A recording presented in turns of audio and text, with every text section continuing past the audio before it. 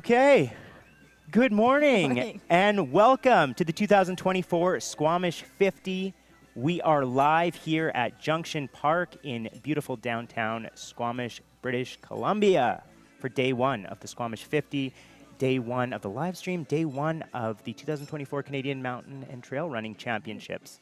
I'm Nick Jarvis, and I am joined by two women who are far more qualified to talk about the Squamish 50 than I am.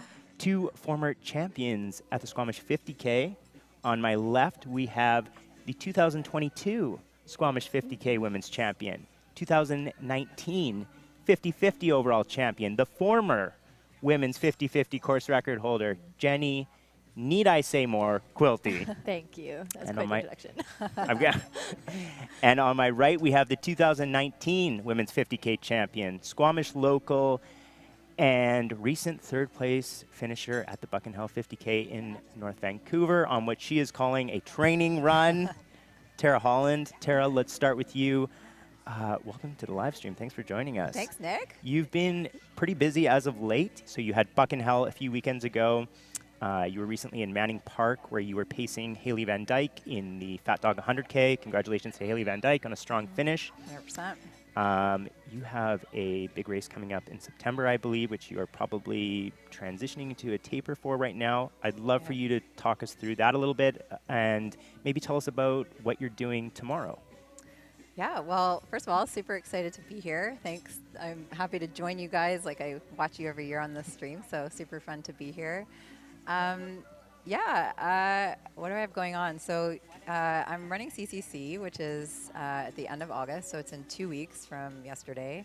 So I just started my taper yesterday. Been training pretty hard. I'm tired and ready to taper. This weekend's the perfect way to sort of kick that off, I think. As you said, I was in Manning last weekend at Fat Dog, which was so much fun. Just that race is amazing, like super good energy. And I was pacing my good friend Haley to her first 100K finish. So yeah, it was just super inspiring and fun to be there.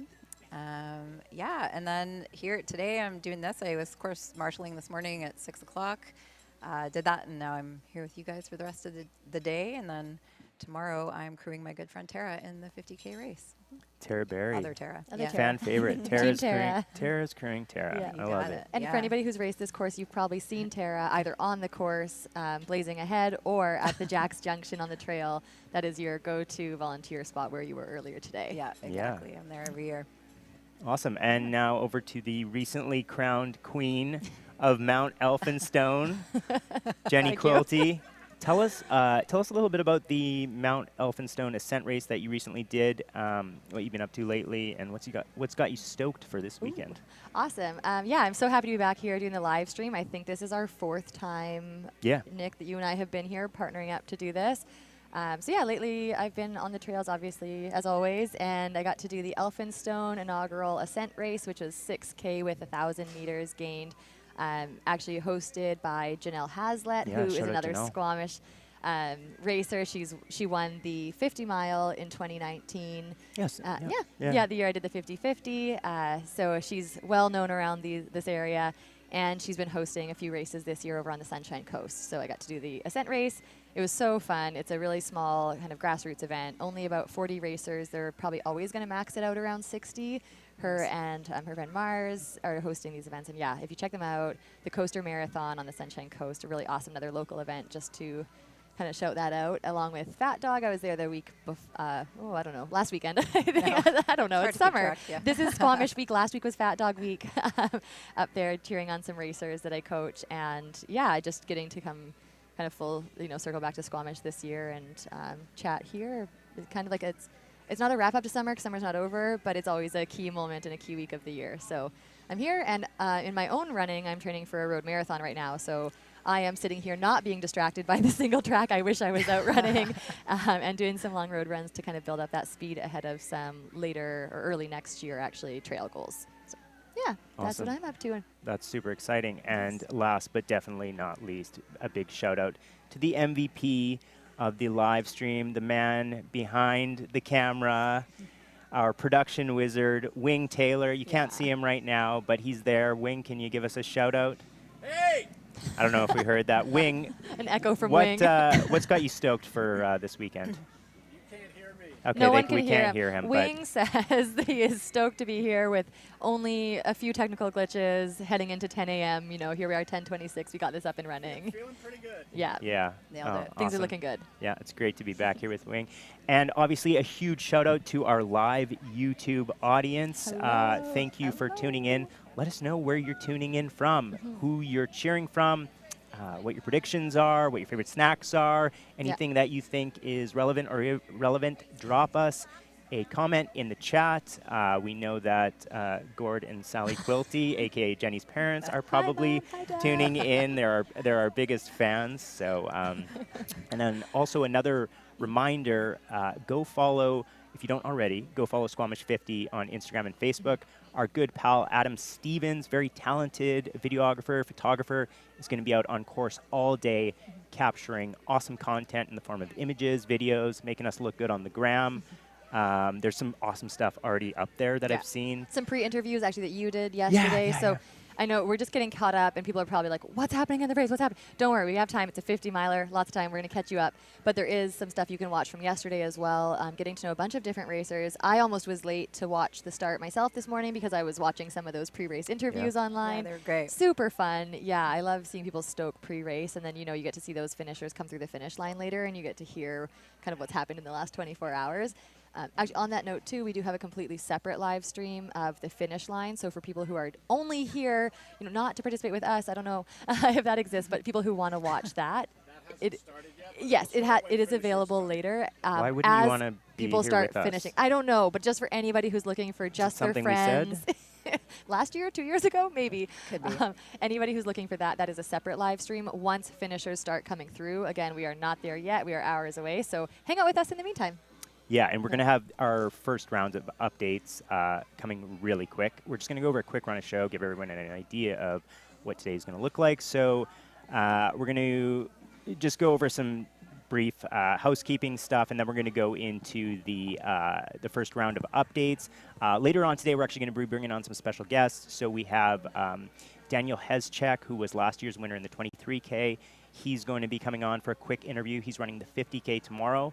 He's going to be joined by his, his crew captain tomorrow, the 2024 Barkley Marathons champion. If you don't know who that is, Ihor Veris. So I know Everyone knows who that is. Yeah, exactly. I know everybody in Manitoba is stoked for that interview. So that's coming up at probably around maybe 11:30.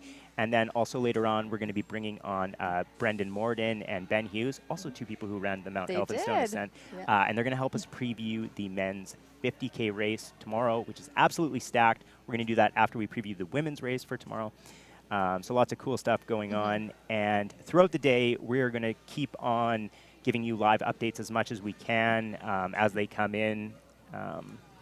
Jenny, do you want to go through some housekeeping items? Absolutely, yeah. Some of my favorite things to start off with, volunteers. So as we all know, these trail races really only happen because of volunteers. So a huge shout out to anybody who has volunteered or is volunteering this weekend. I think it'd be so fun to make people guess how many volunteers we have, but I don't think they would even guess this high. This year there is a record number of volunteers, so again, huge shout out to the community, people who come to the race to cheer and also give some of their time. We have over 400 dedicated volunteers this weekend. That, like, in a small town like Squamish, I just don't think people even realize like how many people, you know, come and invest their time and energy to be here this weekend to help make it happen. So huge, huge thank you to every single one of you. I've seen the flags on course for the first few kilometers, and wow, like that alone is a full-time job. So thank you to all the people making this happen for our racers so they can have their best weekend out there. We also want to give a shout out to the sponsors and our landowners, as well as recognizing that we're on the Squamish First Nations traditional territory. So throughout the weekend, we will see some amazing videos put together this year by sponsors, another new thing to our live stream this year. So we have some professional sponsor videos we're going to drop in because us just kind of shouting them out, you know, doesn't do justice. So huge thank you again to all the people who make this race happen and make it possible for us to run this beautiful area and on these trails. And then we also have, lastly from right now, the Trail Trash Program. So there is a really amazing thing that Gary has always done with all of his races and the Coast Mountain Trail crew has always done, where if you find trash on the trails and you bring it in, you actually get to swap it for a pair of Smart Wool socks. So huge shout out to Smart Wool. and the team here at Coast Mountain Trail and Squamish 50 for making that happen. So if you're ever out on a course, easy garbage, pick it up. You might get some socks. Might get some socks. Yeah. Absolutely. Okay, I feel like we should go into our first update. I would still Oh my put gosh, the the medals people on are the- on waiting. there. Yes. People are waiting. Okay, so for a bit of context, the three of us were actually out on I'm just thinking the because they're course going to get throughout really the hot day. unless Jenny, you and I were at the first aid station, which was Capra. That was like about the 10K things in your in, left and hand, then those are Terry, fine you out. were I course don't think they're going to marshal get at less. about 14K. Put like a Yeah, cloth 14K. over them or Right something. after, They'll just so you guys had basically they had done the kind of road and dike trail section, and I was right after they had started the actual trail. Yeah, so. it's such a Yes. fun split You point could to do see. whatever you The want 'cause first you're the 10K for boss. people who don't know of this 50 miler starts in town, like basically right here behind us. And then they run about 10 kilometers or 6.5-ish miles to the first aid station behind Canadian Tire, hosted by Capra, one of the main sponsors this year, running store here in Squamish. It's so special. Like there's bubbles. It's, what is it, 6:15, 6:30 in the morning. Yeah. There's bubbles. There's people dressed as unicorns, Costumes. ducks, chickens. It was a sloth. duck. It was not a chicken. Yeah, we'll have to show photos. They're already probably up again on the Squamish Instagram. But yeah, we have some updates from there because we obviously had to be there. Yeah, Obviously. okay, so what Yeah, happened place there? to The first updates we saw, so that was about 10K in. We had Chris Balestrini, no surprise there, coming through in first. It was the same as last year. He was the first male through there. A couple minutes later was Scott McGuire. And then Another local? Yeah, another local, exactly. And then about 2 to 3 minutes back, we had a huge chase pack of about 10 men in there. Marcus Ribi was one of them. So those 3 men came through. For the women, Yeah, that so was... we had Christina Randrup coming through in the lead at the 10K mark, looking super awesome and happy. I had to tell her, don't stop and say hi, just keep running. She's such a happy racer. Right behind her on her heels was Robin. Mildren, yeah. Mildren, Last year's 50K champion, yeah. Yeah, and again, really strong, really excited to see Yeah. her coming into the 50 mile this year after winning the 50K last Yeah, year. second fastest time in the 50K ever, too. Really impressive. Like so fun and so cool that she's come in and decided to go up the distance, not just to redo the 50K. Yeah. Super fun. I'm super excited to hear from her on that later, hopefully. And then in third, Priscilla Forgie, again, really, really great friend of mine, recent top 10 at Western States, and second place at Chuckanut 50K this year. Yeah. So again, not overly surprised by those top 3 coming through the first aid station, but Yeah. really excited just to see how they Those are managed that closed. first road 10K, and then they swapped into I the just thought I trails, would and announce Tara it so has that everyone update. knows. Yeah, so Yeah, you, so- 14K, things changed a little bit. A little bit, yeah. And again, only 4K later, but just having that trail, there's a little bit of climbing, and it gets Fair. a little bit technical in that section. So by the time I saw the women, Priscilla was in the lead. Robin was right on her heels, though, so they were pretty close together. And Christina was in third, but again, there wasn't much of a split among those 3. So change of position, but still close together. Yeah. And then the men also, so Chris was still in the lead with Scott right on his heels. And at that point, when I saw them, Marcus was a little bit behind Scott, maybe like a minute, not even a minute, I'm guessing, like 30 seconds or so. And then there was a gap behind him to that chase pack that you were talking about. So Marcus had moved kind of, he had moved out of separated that himself chase from the pack chase and pack. was more up when those top 3 were Right. separate from the rest. And yeah. then so 6K later at the Alice Lake aid station, which is about 20K in. Again, so now that they've had about 10K of flattish road and now 10K of trail, things sort of continue to separate a bit. So I believe Chris Balestrini was still leading. I think Marcus had moved into second by then. I think that might have been later, but I'm not sure. Oh yeah, so sorry, no, it was Chris Balestrini, then Scott McGuire. I think Scott did a quick shoe change then, and then Marcus was pretty close behind. And then for women, I think it was still Priscilla. And I think Robin. Darby Kai. Darby Kai, So Darby right. Kai has moved up. Darby Kai is a local BC runner. Her name may be less known because Darby Kai is this mysterious runner in the way that she doesn't use Strava. She's Doesn't not have social online. media. If anybody knows anything about her, pop it in the chat. She's a unicorn out there. She wins a lot of the races. I was going to say, I know that. I know, that. if you go on Ultra Sign I've Up, raced her. She wins her races. She wins everything, yeah. She's amazing. And yeah, I can't wait again, hopefully, to hear more from her later. But yeah, so she had moved up into the field, and then Christina Randrup, I think, was just behind her. So in that next section too, so 10K at the road we see them, and then 10K later we see them at Alice Lake. not only do they hit the trails there, but they actually do the first significant climb of the day, which is quite technical. Right now, the trails are quite dry. Tara, you've probably spent lots of time on them and can speak to that. Sandbox, yeah, they're super dry. So it's a pine forest, like dirt floor, but yeah, it's very sandy, very dusty, which is going to make for just interesting conditions for grip out there today on some of the descents. But yeah, this first climb, quite steep. Probably even for the lead pack, I'd say involves a few steps at least of power hiking over roots and rocks. And then a nice, really quite quick cruisy descent into Alice Lake. And that's when they meet their potentially their crew for the first or second time, depending on if they use them at the first aid station. They're 20K in. As Nick mentioned, Scotty McGuire did a shoe change, probably, I'm guessing, switching out a road shoe, getting into more of a techie shoe. I don't remember what he was starting with, so I didn't notice I his wish feet. I took a look. Yeah. Wasn't staring at his feet. Usually, honestly, I am. I can tell you what other people were wearing. But I know. yeah, did a quick shoe change, probably strategic, so he was maybe willing to risk a minute there to get into something for the rest of the trails ahead. Yeah. And thought that would be worth it for the road section. So yeah, we'll hear from that later. But anyways, that's just the rundown maybe of those two sections and maybe what contributes to some of the lead in the 10K versus the swaps we saw already by 20K. And yeah, it is interesting with how flat and runnable that first 10K is. Things do separate once you get into the trails. So that was interesting to see. You see where your legs are really at, right? You head up the hill and you kind of you can maybe rein things in, or there's people who strategize by being like, I'm going to hit this road fast because I know it won't fatigue me, and then I'm going to dial back, or who knows, right? Like lots of It's easy to go out too fast. It's also easy to go too fast. It's really easy. Yeah. I want to jump ahead a little bit here to Fred. So this is just before the Galactic Descent. So we've got the huge climb up to Galactic. This is about 46.5 kilometers in, and this is our last update for the females. So we had Priscilla Forgie still in first place, but then we have Darby Kai Standrick in second.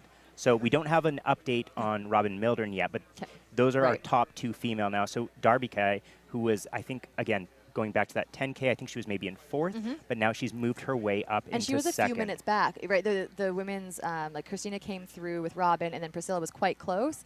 And then I remember it was a few minutes, we went, oh, there's Darby Kai. And okay, so this is kind of not so much of a chase pack, but it was a little bit spread out. And again, I think, you know, as we talked about this morning and kind of predicted, once they hit those trails, Darby Kai probably just clicked into that trail mode and is doing her thing. I think she just started super smart. Like, you know, she looked very comfortable when I saw her, like, just well within herself. And we'll get into more detail, I think, about these runners, because I find Darby Kai and Priscilla, it's a very interesting battle because they've both run the 50 mile in the past, and their best times are only separated by a minute. So this is going to be really interesting to see how this plays out.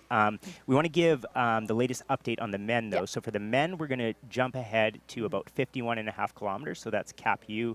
You might know that as Quest University. It's now Capilano. So this is at about 53 kilometers just before climb trail starts.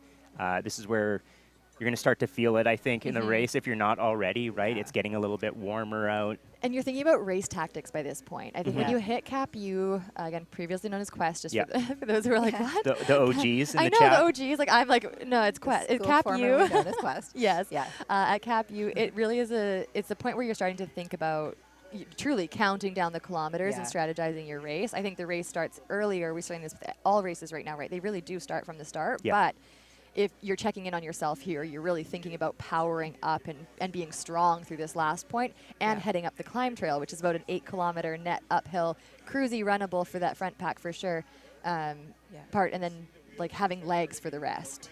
Yeah, so let's give an update then, because we've got our top 5 men through Capu. And so again, this is about 53 kilometers. So they've actually gone through Capu and they've started up Climb Trail, and that's a pretty respectable climb, actually. A lot of people think Galactic is the big climb, but really Climb Trail is tough. So our first male, still in the lead, he came in at about 9:58, so this is about 40 minutes ago. Chris Balestrini, so he's still looking great there.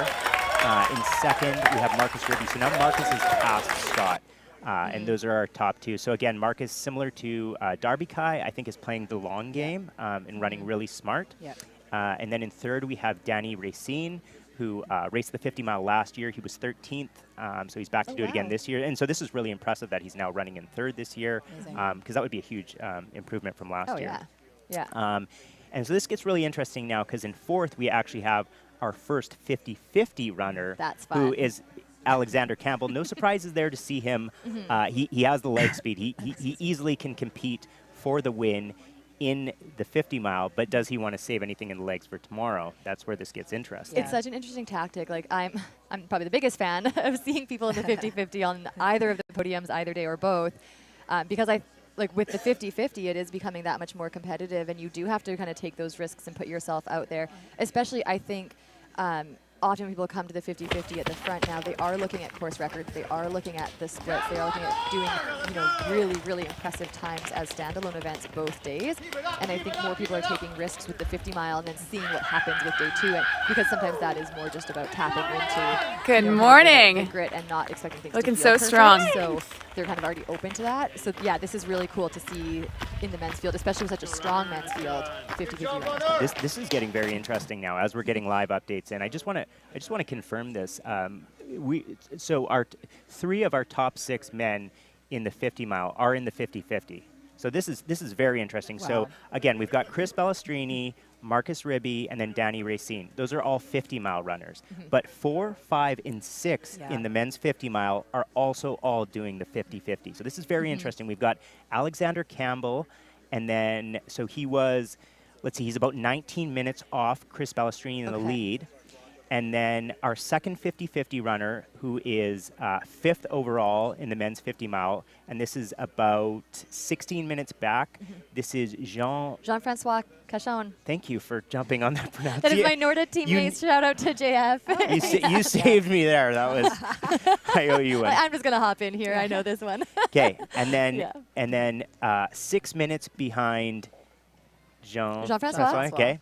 Is our third 50-50 runner. And so this is Justin Davey. And so Justin Davey, this is kind of an interesting story. Justin Davey's from Manitoba. He actually got his spot at the Squamish 50 mile because of the place he finished at the Saffron Centennial 100K. So Ihor won that race, but Ihor passed up coming to Squamish. So then that got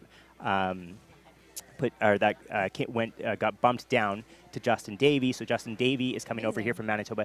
He is a very fast guy. Okay. Cool. So clearly. For context, in the 100K in Saffron Centennial, Justin ran the first 50K right behind Ihor. So stuck with him the first 50K. Ihor had to really work to drop him at the end. Justin Davey is a very fast road runner. He's from Winnipeg. Oh, neat. He's got a lot of leg speed. He's a 1:07 PR half marathoner.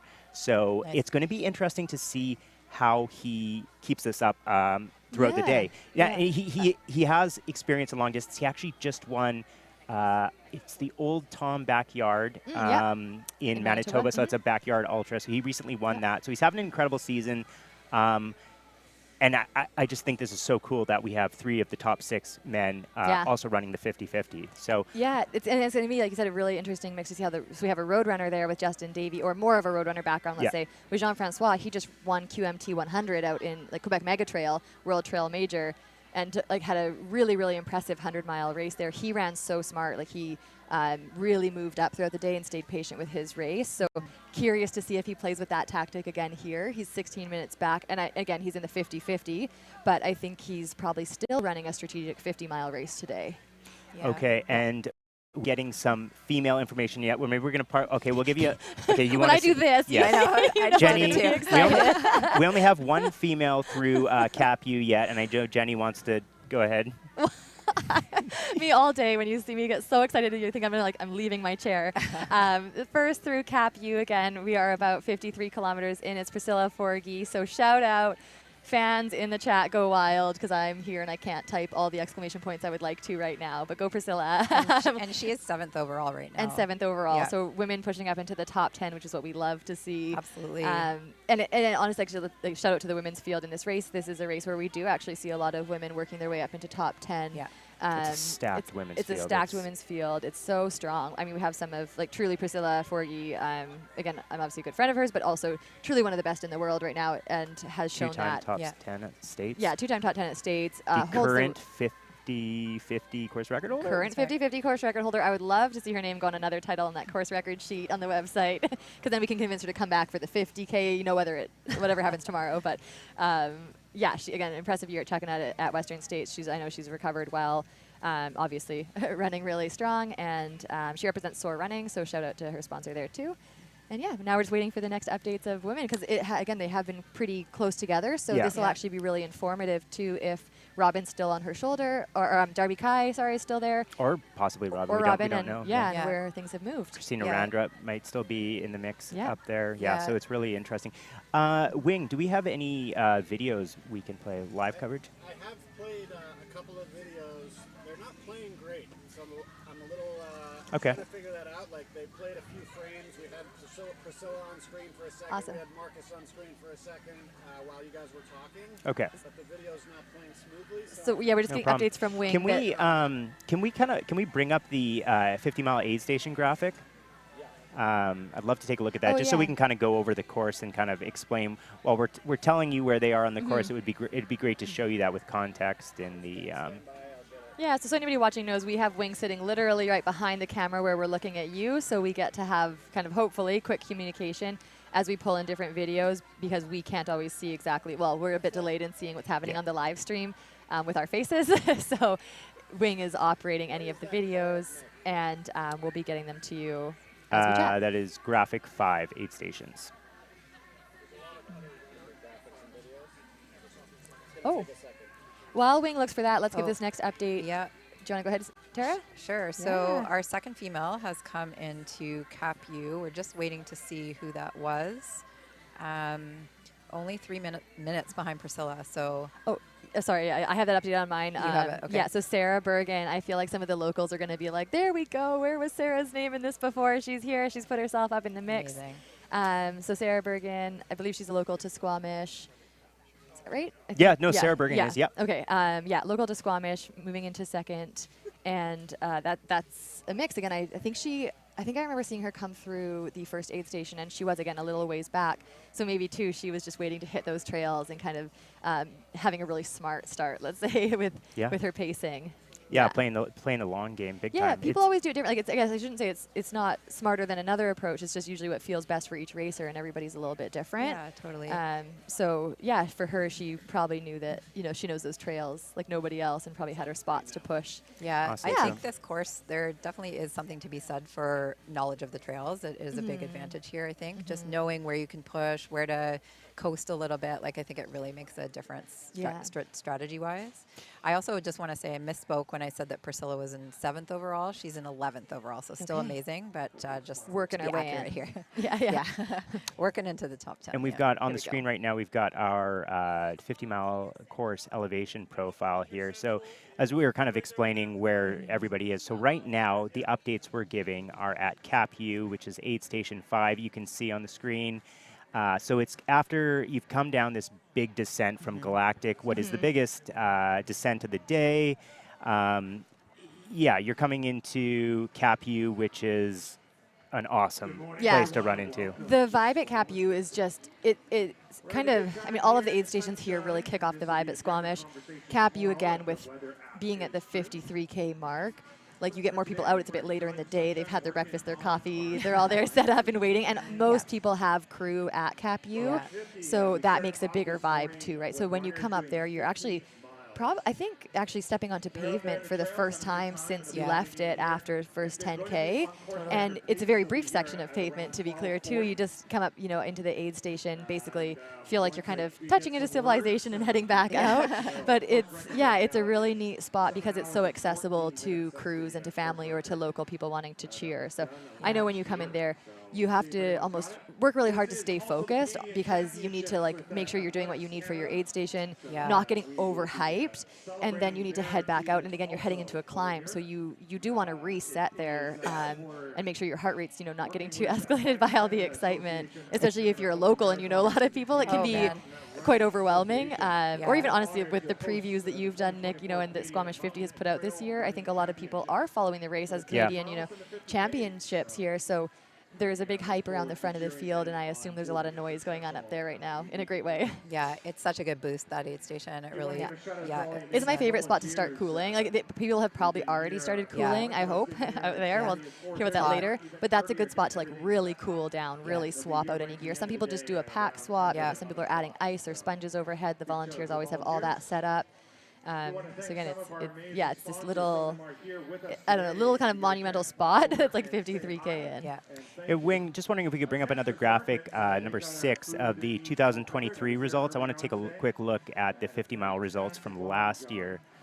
Let me know when that goes up on the screen, because I think that would be interesting. Take a look at. There's some. We've got Chris Balestrini there again, but a lot of a lot of new runners this year too. Pop over and say hi to Solomon, Sujo, and Nat.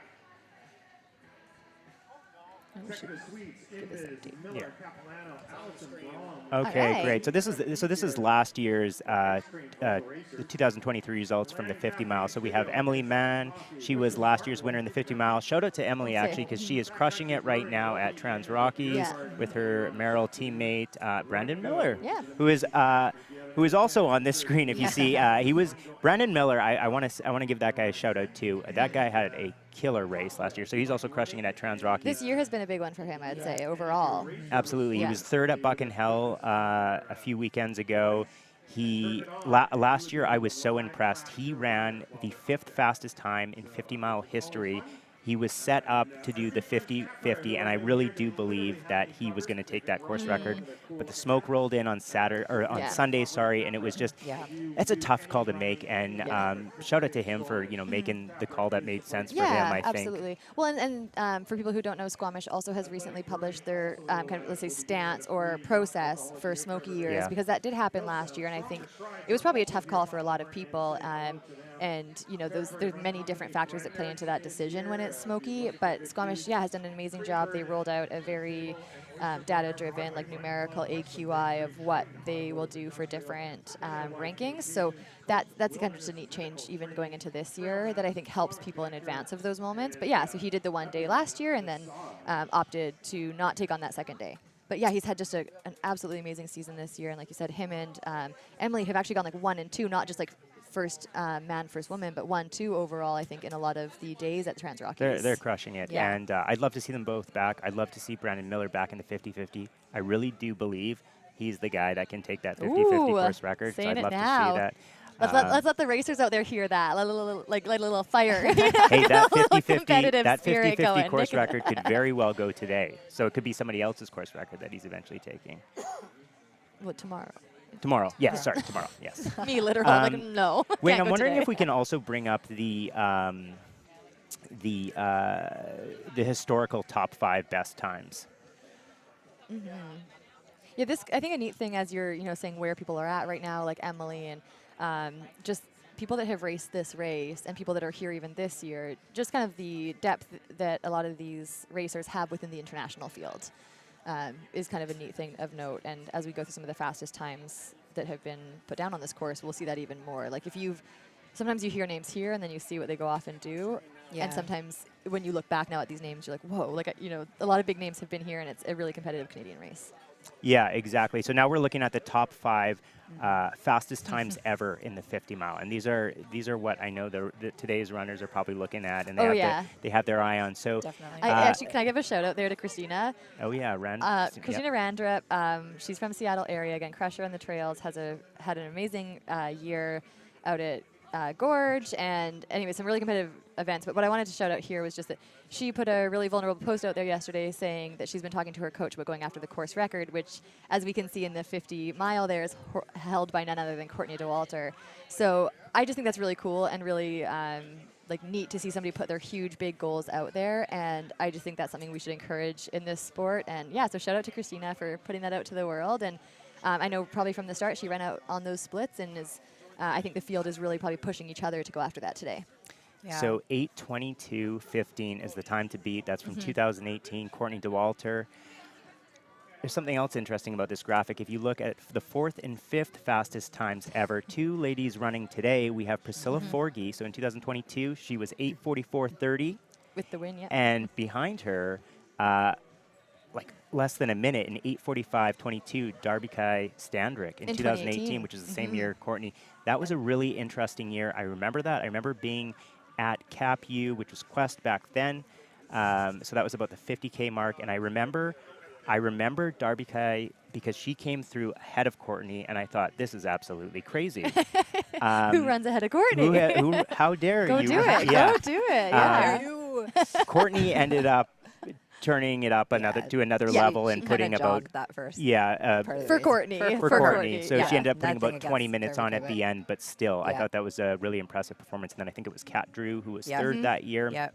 So let's take a look at the men's top 5 times. Now, this is what's really interesting about this is 3 of the fastest 5 times came last year. So we had Carl Ogston in unbelievable performance, 7:14.40. He went under Dakota Jones' 2016 course record, but also Chris Balestrini went under Dakota Jones' course record in a time of 7:22.28. Yeah. And Chris is racing today. I don't know what his splits are in comparison to last year, but he seems to be having a great day out there. Yeah. There's our aid station Fireball in the chat, breaking some splits for us. Yeah, exactly. So on the spot numbers. It helps so much to have some experience on the course too, which Chris will be drawing from last year. Like Carl, when he set this record, had run the race before and won it before, I believe, right?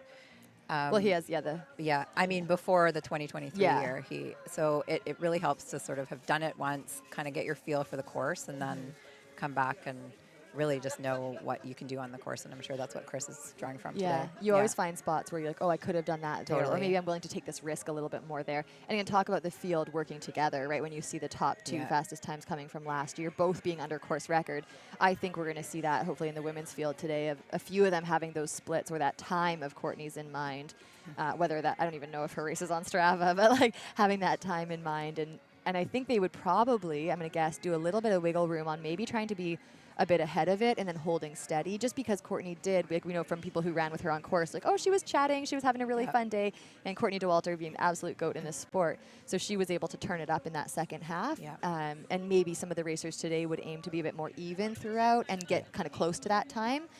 So again, we'll get to hear from them however it shakes out at the end. But it's so exciting. Yeah. And we do have an update now from Capu that Christina Randrup did come through in 3rd place female, and she was only 10 minutes behind Priscilla in 1st. Wonderful. So There's that a 10 lot of minutes shuffling is going on. A lot of shuffling. I can't wait to hear about how that was on course, that dynamic of the back and When it forth. Again, happened. Sarah clearly moving up, just up, up, up. People probably are like, who is that? Where does she come from? Are you 50-50? That's always the fun stuff on course. So this is really neat. Okay, one thing I think we should talk about is what makes this year, what makes last year special, the fact that this is also the Canadian Mountain and Trail Running Championship selection race. So what does that mean? Are you going to answer your own question? Yeah, exactly. So that means that this weekend's winners in the 50 mile and 50K are going to represent Team Canada at the next Worlds. I think the Worlds are in Spain, I believe. Yep. I keep wanting to say Innsbruck, but I know that was the last one, I believe, right? I think so. Yeah, I believe it's in Spain. Very mountainous course. Very mountainous. They are actually, like, the reason this race is picked and with their team selection criteria, they are, from what I understand, is they're really looking at racers with mountain racing or like a lot of vert within a race and technical trails experience, which is why they've probably chosen to work with Squamish for this year and last year, because you are getting tons of vert, tons of techie trail, and it is hopefully a really great representation of what the athletes will be able to do when they're representing Team Canada. Absolutely. Yeah. I'm going to step out for a second because I see one of our guests arriving here, so I'm going to let you guys continue on. I'm going to greet our guests, and then in about 5 or 10 minutes, we're going to bring on our first guest, which is Daniel Hezek and Ihor. So I think there's going to be a big spike in viewership, probably from Manitoba. Alert Manitoba. Yeah, exactly. So tell everyone. I have to go to a change. Before you go find them, do you want to tell people what you're going to be talking to them about quickly? Did you just say that? Did I miss that? Because I was thinking. What am I going to be talking to them? Yeah, about to Ihor and them about, like, what's the interview? We're going to talk about the whole Manitoba trail scene. We're going to be talking about Daniel, who's running the 50. Up. Yeah. Okay, yeah. Okay, we will be back shortly. And he's out. Awesome. Thank you, Nick. Good. Okay. All right. Yep. Awesome. So as the day goes on, we're going to have continued updates. I think one of the neat things this year is we do have some people out on course to give us more live updates than we've ever kind of had before. So for those of you in the chat, this year, one of the main changes we've had is getting people out on course to follow our top, hopefully like 5 through 10 as the day goes on, men, and same 5 through 10 women on the course, so that we do get to give these really fun updates as the day plays out. But Tara even, like, yeah, maybe talking a bit more about this next section ahead of them now that we're 53K in. They have the big climb. We have some descents. Yeah. It's starting to heat up, and actually we are noticing a little bit of change in the air quality. I think it's still at a very safe level. Yeah. Getting updates from Wing. Change direction and push the smoke out of here shortly. We're excellent. We're getting good updates from Wing. We're just saying, I want Tara to tell us a bit about the section of that trail and maybe what you think is going through these racers' minds in terms of the conditions here in Squamish. And yeah, we did just get note the smoke has kind of moved in for those of you who can't see here, and it is kind of moving out. It's quite light, like, to be clear. It's not yeah, we can see the mountains hazy. so from here, so that's good. There have been years where we couldn't, so yeah. We do have a good view of the mountains in front of us. If we could pano for you, you'd see them. But yeah, Tara, what do you think is kind of happening out there for most of these racers as they get into this point in the course where it is heating up? It is noticeably maybe dry in the air compared to our usual for humidity. Sure. Well, like you were saying, so this, like both you and Nick were saying, when they hit Capu, they've just come down a huge descent. So you really kind of pound your legs a bit on that descent. I think that's one of the techiest. It's very technical. It's been washed out a lot over the years, right? Definitely. And so, if depending on, how seasoned your quads are to doing that sort of thing, you definitely feel that descent. And then you turn around and go straight back up that climb trail. So that, to me, that's actually the crux of this race, is that not just the big ups, but that combo of like the long, steady down, technical, and then turning around and going back up. And as you said, Jenny, it's a runnable uphill. So it's really hard to switch those runnable muscles on. So I think the people that have saved a little bit at that point and can actually kind of run well up that climb trail, they're going to put themselves in a really good position. I think in the year, in 2022, when I won the 50K, that was a section where I felt like if I could run, that's actually, rather than the downhill or a faster section, that's where I felt like I could build a gap just by having that little bit of extra effort up that climb. I'm thinking of the racers that they're going to, hopefully they're cooling off, getting really on top of their electrolytes here, because usually it's this later part of the race where we'll see if anybody was short on those or maybe had their fueling go sideways. I would be taking probably 100 milligrams of caffeine heading into that climb just to give that extra energy turnover. And you start to finally get some sun too. Like the rest of the course up to this point has been pretty much in the shade in the forest. That's a great point. Yeah, and so it's starting to heat up. We're at, what time is it? Yeah, 11 o'clock now. So yeah, those electrolytes and hydration are really important at this stage. Yeah. And yeah, we've got Wing, but you can't see Wing, but he's over there getting ready for the sun. Yeah, as our runners come into this section, like Tara said, it is more exposed, and there is actually quite a few more exposed sections. Also, I feel like in this section of the course, you actually kind of move away from that humid jungle feel that you get going up Galactic, where it's always in the shade, like it's a really deep forest section. Yeah. And depending on the humidity levels, like that can make that section feel hot, but now it's actually kind of more dry heat almost in this back half of the course, which again is really interesting. So with that too, on course we have NAC as the sponsor, and the aid stations are so well equipped with various options. But for some of these front runners, we noticed this morning they're going out with one handheld. And actually, Tara, we were commenting to each other about this. There's one handheld. There's actually not that many aid stations on course. There is over 10K between some of them, and again, big significant climbs. So it's always interesting to see how that strategy goes and kind of plays out. I think especially, again, with the handheld bottles that maybe you're 500-600 mils. Yeah, exactly. Yeah, it's an interesting course, especially for people who have maybe done faster, flatter courses to be going in with handhelds. And exactly. It's one thing when you're seeing an aid station every hour and can easily refill, but so we'll see. It's super exciting. They should be, not too far from that next checkpoint that we have, so we'll update you as soon as we have word. So after that climb trail, they dip straight into a very steep, very technical descent. Yeah, they do. It's very short. It's like basically you climb up for 6.5K, 7K, and then you do the equivalent descent in 1K. So we send up, straight down. Pretty much. It's like a very technical black diamond bike trail. So for people to even maybe like as the race goes on, one of the neat things about Squamish is there's a very few points where you are ever doubling back on your own course, but this is one of them where you actually get to cross under one of the you go over the bridge. On the way up, you run under this amazing mountain bike feature that is a big bridge, essentially over like your head, and then on the way down, you go right over top of that, over other runners climbing up. So that's a really special spot, I think, on this course, because it is kind of the first time you get to interact with other racers. That's true, It's too far apart to be a checkpoint in terms of where you're at with who and who's around you, because anybody who's actually close to you is already behind you, probably on the descent. But yeah, it is a really, really fun spot for that. I know a lot of people often want to avoid that bridge, but they flag it directly over. You are not allowed to go around it. You must go over. In weather like this, it's great, but Yeah. when it's wet, that bridge is so slippery. So It's- slippery. Yeah, it's treacherous. Yeah, but it's wet part of the wood fun. in the forest it's of Squamish. Yeah, I've is definitely wiped treacherous. out on it before. for Yeah, sure. I always say, again, Yeah. for people watching from all over, there's, like, it's beautiful. We get shade, so it's not like the dry desert. It is techie. Once you are above the 49th parallel or above the border in the West Coast, it is Beast Coast, but on the west side. As a trail comparison, a lot of people, you know, from the East Coast think West Coast trails, they think of California. That Right. is not what we're No. running here. These are mountain bike trails. I don't think any of these trails were built by hikers for hikers. Definitely These not. are for fast people on wheels, and then we Yeah. do them by foot. Yeah, exactly. Yeah. Yeah. And yeah, maybe we should, before Nick sits down with his interview with his guests, let's run back through the men's positions and the women's positions that we have so far. I know, again, we don't have like a running banner of these. We're just doing them verbally every now and then. Oh, and there's a bug, probably right center on the camera there for you. Welcome to Squamish.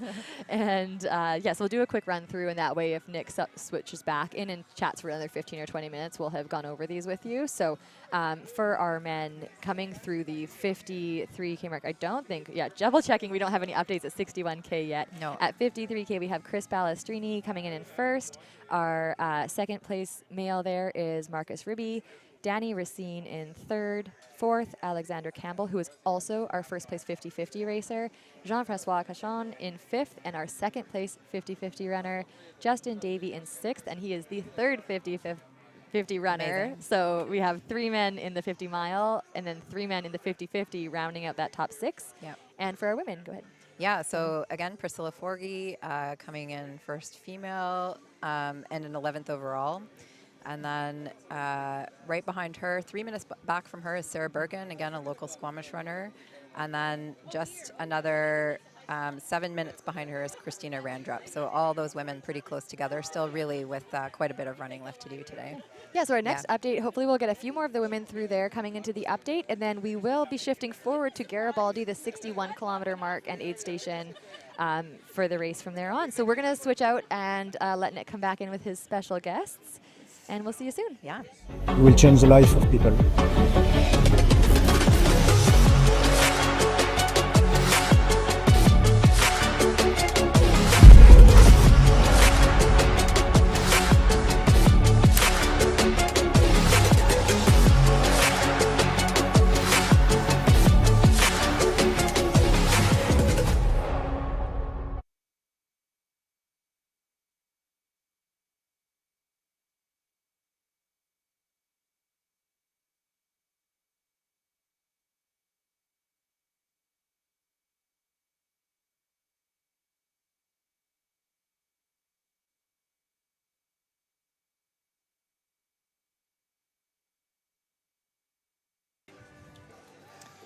Okay, we are back here. Joining us now are 2 runners who have had quite the impact on the Manitoba trail running scene. On my right, we have last year's 23K champion, Daniel Hezek. Daniel, welcome to the live stream. Oh, it's great to be here. It's good to have you back.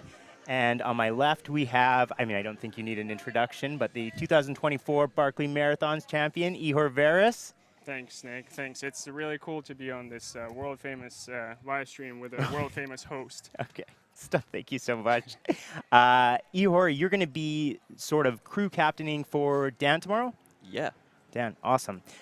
We should also, I don't know if we can see our shirts here, but we've got the we've got our Big Sky Runco shirts on. I did a bit of a change here. That is the that is sort of your partner store in Manitoba. So I want to give a big shout out to them because Ihor and I were recently in Manitoba for the Trails of Tova Suffer on Centennial 100K race. When we went out there, we stopped by at Big Sky Runco, and it was just the nicest people there. Just I've never walked into a running store for the first time and just felt right at home. So we went there before the race, we went there after the race. They also put on a fantastic aid station at the race. The nicest people. Oh, absolutely. I could not ask for like a more supportive running store. Actually, like they are just such nice people. Yeah. When I was looking for a sponsorship, they were so quick to say yes and give me even more than I could imagine. Like, it's just so nice working with them. They're so supportive. And honestly, just I love going to the store because it is like a really nice, just looking running store. Yeah. Fantastic people. They have a great selection of road and trail running stuff. If you're ever in Winnipeg or just Manitoba in general, go check out Big Sky Run Co. Okay, so last year we had a bit of what I call a Manitoba takeover at the Squamish 50, I think. We had a bunch of runners come over, including you.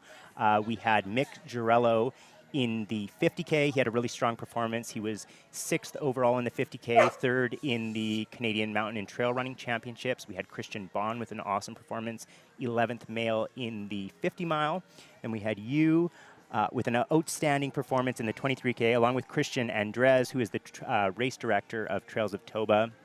We had the women's 50-50 winner, Jenny Labrie. Now, technically, she's from North Vancouver, but I believe originally she's from Manitoba. Yeah. So I imagine you'd like to claim her as your own, probably, course, from yes. Manitoba. Yeah, so huge trail takeover by Manitoba. I want to shout out to all the great people there. They're fantastic. And we actually have a lot of Manitoba runners running today. And I guess this whole weekend. We have one familiar face that I can see filming us right now. That's Doug Quark. I believe he's running is he running the 23K? Yeah, 23K? second year in the row. He did it last year as well, and he's back for more. Awesome. Together with his wife. Yeah. Awesome. And we also have, I think, our 6th or 5th male in the 50-50 right now. You raced him earlier in the year. I did, yeah. Very talented guy, and I think he's going to do really good today. Yeah, I just want to make sure what place he is in. So that's Justin Davey, and he's 6th overall in the 50 mile, and he's the 3rd in the 50-50 right now.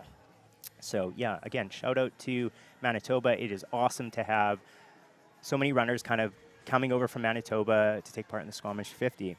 Okay, last year you had an outstanding performance in the 23K. So your time was actually only about 1 minute and 45 seconds off the course record held by Alexander Ricard.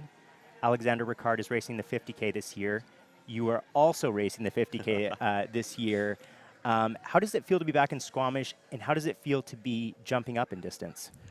It feels amazing to be back in Squamish. I fell in love with this place last year, especially just the mountains, the water. I feel like I could see more of the mountains this year just because there's a little bit less haze. Yeah. So I was super excited to get the chance to come back. Going up in distance, that is something that still terrifies me going into this race. But I feel like I needed to look at an opportunity to challenge myself. Yeah. And this was one of the things that I was wanting to do. So the goal is to run a smart race. The goal is to make sure I stay fresh and then make sure that second half is better than the first half even. And listen to this guy right here. Yes. Do everything he says. Well, I'm pretty sure I heard some pretty good advice from yesterday's from Gary Robbins. Yeah. Just go out as hard as you can right from the start. And just see how long you could hold on. Yeah. I also want to ask you another question, because on Instagram there was a funny comment where somebody was asking you about running the 50K this year, and then I think you tagged me in the comment, and you're like, "Oh, I just did it because Nick Jarvis told me to in last year's live stream interview." Is that true? Did I persuade you to jump up to the 50K distance? I feel obligated to make everybody happy, and so it's just a critical flaw for myself. No. Next year you're running the 50-50 then. Or the 50 mile. Let's see. Jump up. On. Yeah, progressive. So let's go to the 50 mile. Absolutely. 80 kilometers, we can do that. Okay, I want to talk a little bit about what you've been up to this season. Specifically, tell us a little bit about the Manitoba half marathon you raced in. I know you were racing along the likes of Cam Levins. Yeah. Oh my gosh. The fact that we've had Cam Levins come to the Manitoba Marathon for the past 3 years in a row is nothing short of amazing. He is such a pleasure to toe up on the start line against, and then just see him gradually take off in the distance as you get past your first mile. But yeah, this year it was really muggy in the morning. It had just rained, so a little bit slippery on the course, but overall I was really happy with it. And it's just always, again, the Manitoba Marathon, is probably one of my favorite road races. It's just so special to run back at home, and the people that run it are also just amazing. So I always love to they're super supportive of me. I really like to support the race, and always seem to get really fast times there too. It's a fast, flat, and friendly. So I heard you had a very fast time. Ihor was telling me about it. I believe it was 105 something. I did 65:59 in Toronto last year. Wow. That's his PR. Okay, Yeah. so that's what he was telling me about your PR. Wow, that is incredible. Jeez. It's hard to wrap your head around that. It is very hard to wrap. For Australia runners. Yeah, especially. absolutely. Wow. Okay, well, this brings me to my next question. Moving up to the ultra distance is kind of a big leap. So what's your mindset going into tomorrow's 50K? Honestly, have fun. There's a few goals that I have in mind. One of them is have fun. That's always the first goal. Second goal, finish. I mean, if you're having fun, it's a lot more chance that you're actually going to finish. Third goal is to surprise myself. And hopefully, fourth goal is maybe to surprise some others too. So that's awesome. I love all four of those goals. Those are fantastic. Coming from Nipawa, am I saying that right? Yeah. It's okay. Coming from Nipawa, Manitoba, where the landscape is a little bit flatter than out here in Squamish, how have you been getting in your vert training to mimic the course tomorrow? I wish I could say I got a lot of vert training. Not coming up to Squamish, and as we were driving in today, it did make me have to step back and be like, oh, yeah, there is a lot more elevation here than than Nipawa or Winnipeg. But yeah, I still feel confident that I'll be able to get through it, because I did have, like, kind of leading up into the race, we spent some time in Kenora, spent some time running some trails in Clear Lake, riding Mountain National Park, doing Bald Hill. I feel strong. I've been doing some really good weight training. I have an excellent weight coach at the University of Manitoba that helps me out. Awesome. Who's that? That's Adam Stevenson. Awesome. He is one of the greatest people I know. And that's out of a long list of great people I know. Shout out Adam Stevenson. But he was really good at just like helping out with building the strength in the quads, the hamstrings, everything that's going to be needed for racing up and downhill, getting that single leg strength training in. So while most of my runs were fairly flat, with some like rolling elevation changes, I think that complementing that with some really good strength training is really just a great recipe for a good hills when you can't really get too many hills in Winnipeg. Absolutely. So, okay, you're familiar with the back half of the course because you ran that obviously really well. Second fastest time ever on the 23K course. What's your approach for the first 27K of the course tomorrow? First 27K is trying to just kind of like stay calm. I think it is just a matter of being okay with, the goal is not to blow up, really.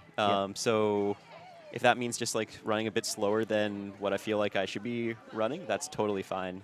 The Galactic Scheisse is not necessarily one that... it's a favorite. Yeah.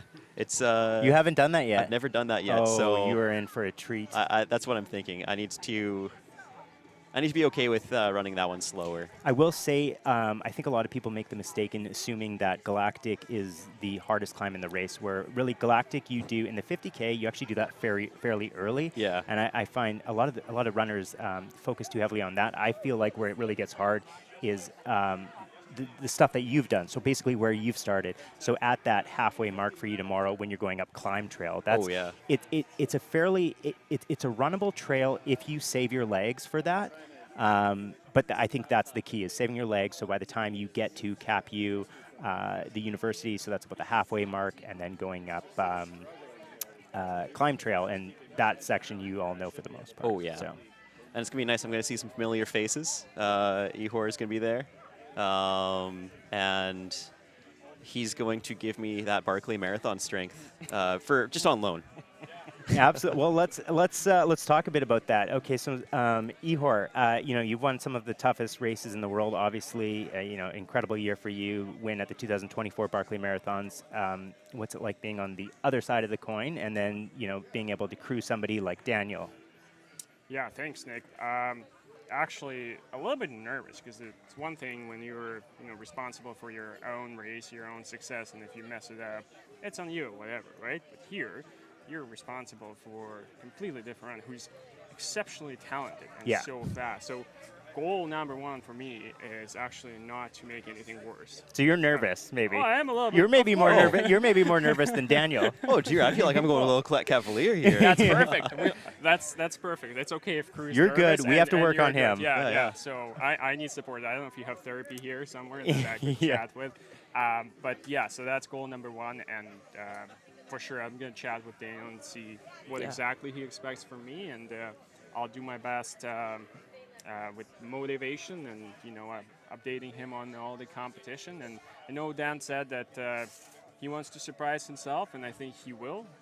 He will definitely surprise everyone else here. He will not surprise me because I actually know what he's capable of. Well said. He's gonna shine there, and I'm gonna do all possible and impossible to help him with that. I think he's a very talented guy, and I think more people have to hear about his name. Yeah, I think he's going to crush it tomorrow, and I'm looking forward to tomorrow. So pumped for him. Yeah, same. I absolutely agree. So we've seen, some noticeable growth in the ultra running and trail running scene in Manitoba recently, especially with events like Trails of Toba, the Saffron Centennial and Race the North Face. So they've got such a big growing community out there, which is so cool to see. How does it feel to sort of be a part of that community and see, and I guess this is kind of a question for both of you, but see Manitoba really come onto that trail scene? Maybe Ihor, we'll start with you. Yeah, you saw it last year, the amount of Manitobans showed up here and crushed it, destroyed pretty much all distance, hit their PRs. It's kind of incredible to see that from people coming from Manitoba. And I do say often, Manitoba is not for beginners. The people there are very, very tough.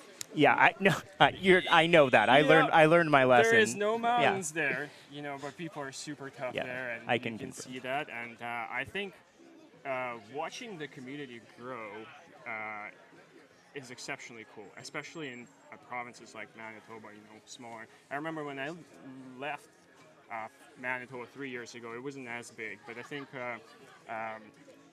with people like Dan, who's kind of popularizing sport outside of Manitoba, and with people like Christian Anderson, Nicole Wadden, our dear friends, who are organizing a lot of friends and organizing a lot of events, getting lots of people into the trail race, and we'll see this sport grow on and on.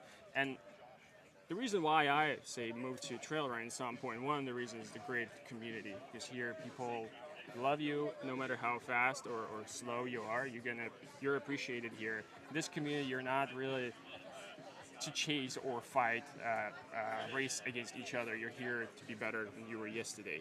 Yeah. You're chasing your own demons and trying to be to get the best out of yourself, and that's the reason I love this community. I love what you grow in Manitoba and in Canada overall. We have so many talented runners, including Dan, who I feel like they're kind of in the shade of U.S. runners, and overall Canada is always in that shade, not in the spotlight. But we need to bring a bit more light to these talents, to get more sponsorship money for them. And I think Canadians going to be out there, on the international arena, competing for the best spots out there on the podium. And Dan will lead. Starting with this guy. Pressure on. Oh, yeah. You have anything you can add to that? I feel like you summed it up pretty good, but. Yeah, I feel like I'm kind of on the other side of the coin where I'm coming into this community, and it's just like a community that really welcomed me with open arms. I fully agree with this idea that there is just this amazing sense of community here. And I find that there's a similar community in the road running community, but I feel like even just in the trails, there's just that really good vibe of we're not necessarily all here. It doesn't matter how fast or slow you're running this race. We're all going through the same path and trails, climbing up those same hills. And it's this personal growth that you see that everyone celebrates is really special. I love the fact that the sport is growing of running and trail running in specific is growing in Manitoba, because it also just starts to highlight how beautiful Manitoba is. It's awesome, yeah. And gets people kind of just more engaged in the natural landscape that we have. Otherwise, I mean, if you don't really step outside of the city of Winnipeg, or you don't realize what cool stuff you have. Yeah, no, absolutely. Well, thank you both so much for taking the time to talk to us today. Daniel, best of luck tomorrow. I know you're going to crush it. We look forward to speaking with you tomorrow post-race. And also good luck to you, because I think you're more. I think you probably won't get any sleep. You've got the nerves, and I need you to stay cavalier and keep him calm. I'll get all the nerves, you know. Okay. So it's all good. That's how we're gonna roll. We're getting some classic Squamish wind in here, but yeah, thank you both so much for joining us. Oh, and thank you. We'll be talking to you tomorrow. Okay. Absolutely. Awesome.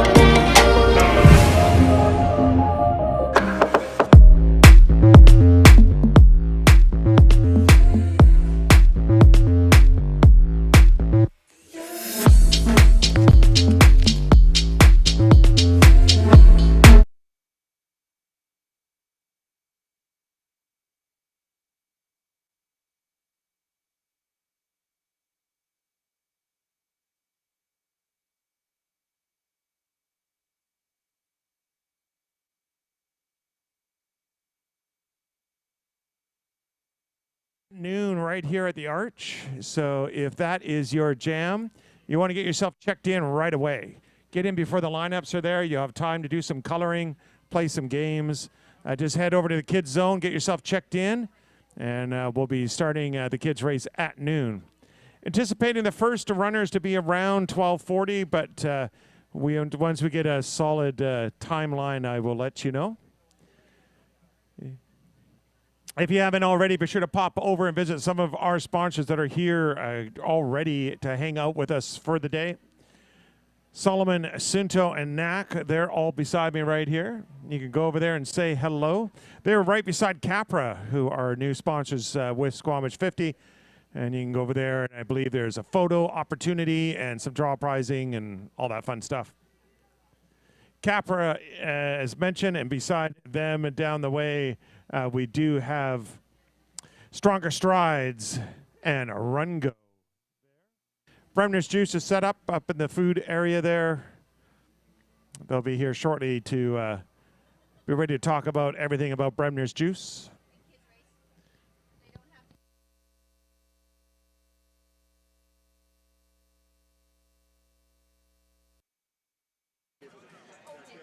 All right, we are hopping back in here to give you a bit of an update on the women's field and the men's field through the 50-mile race, in between some of Nick's interviews to preview. Well, he's going to be coming back to preview the 50K course for tomorrow and some of the men's field there.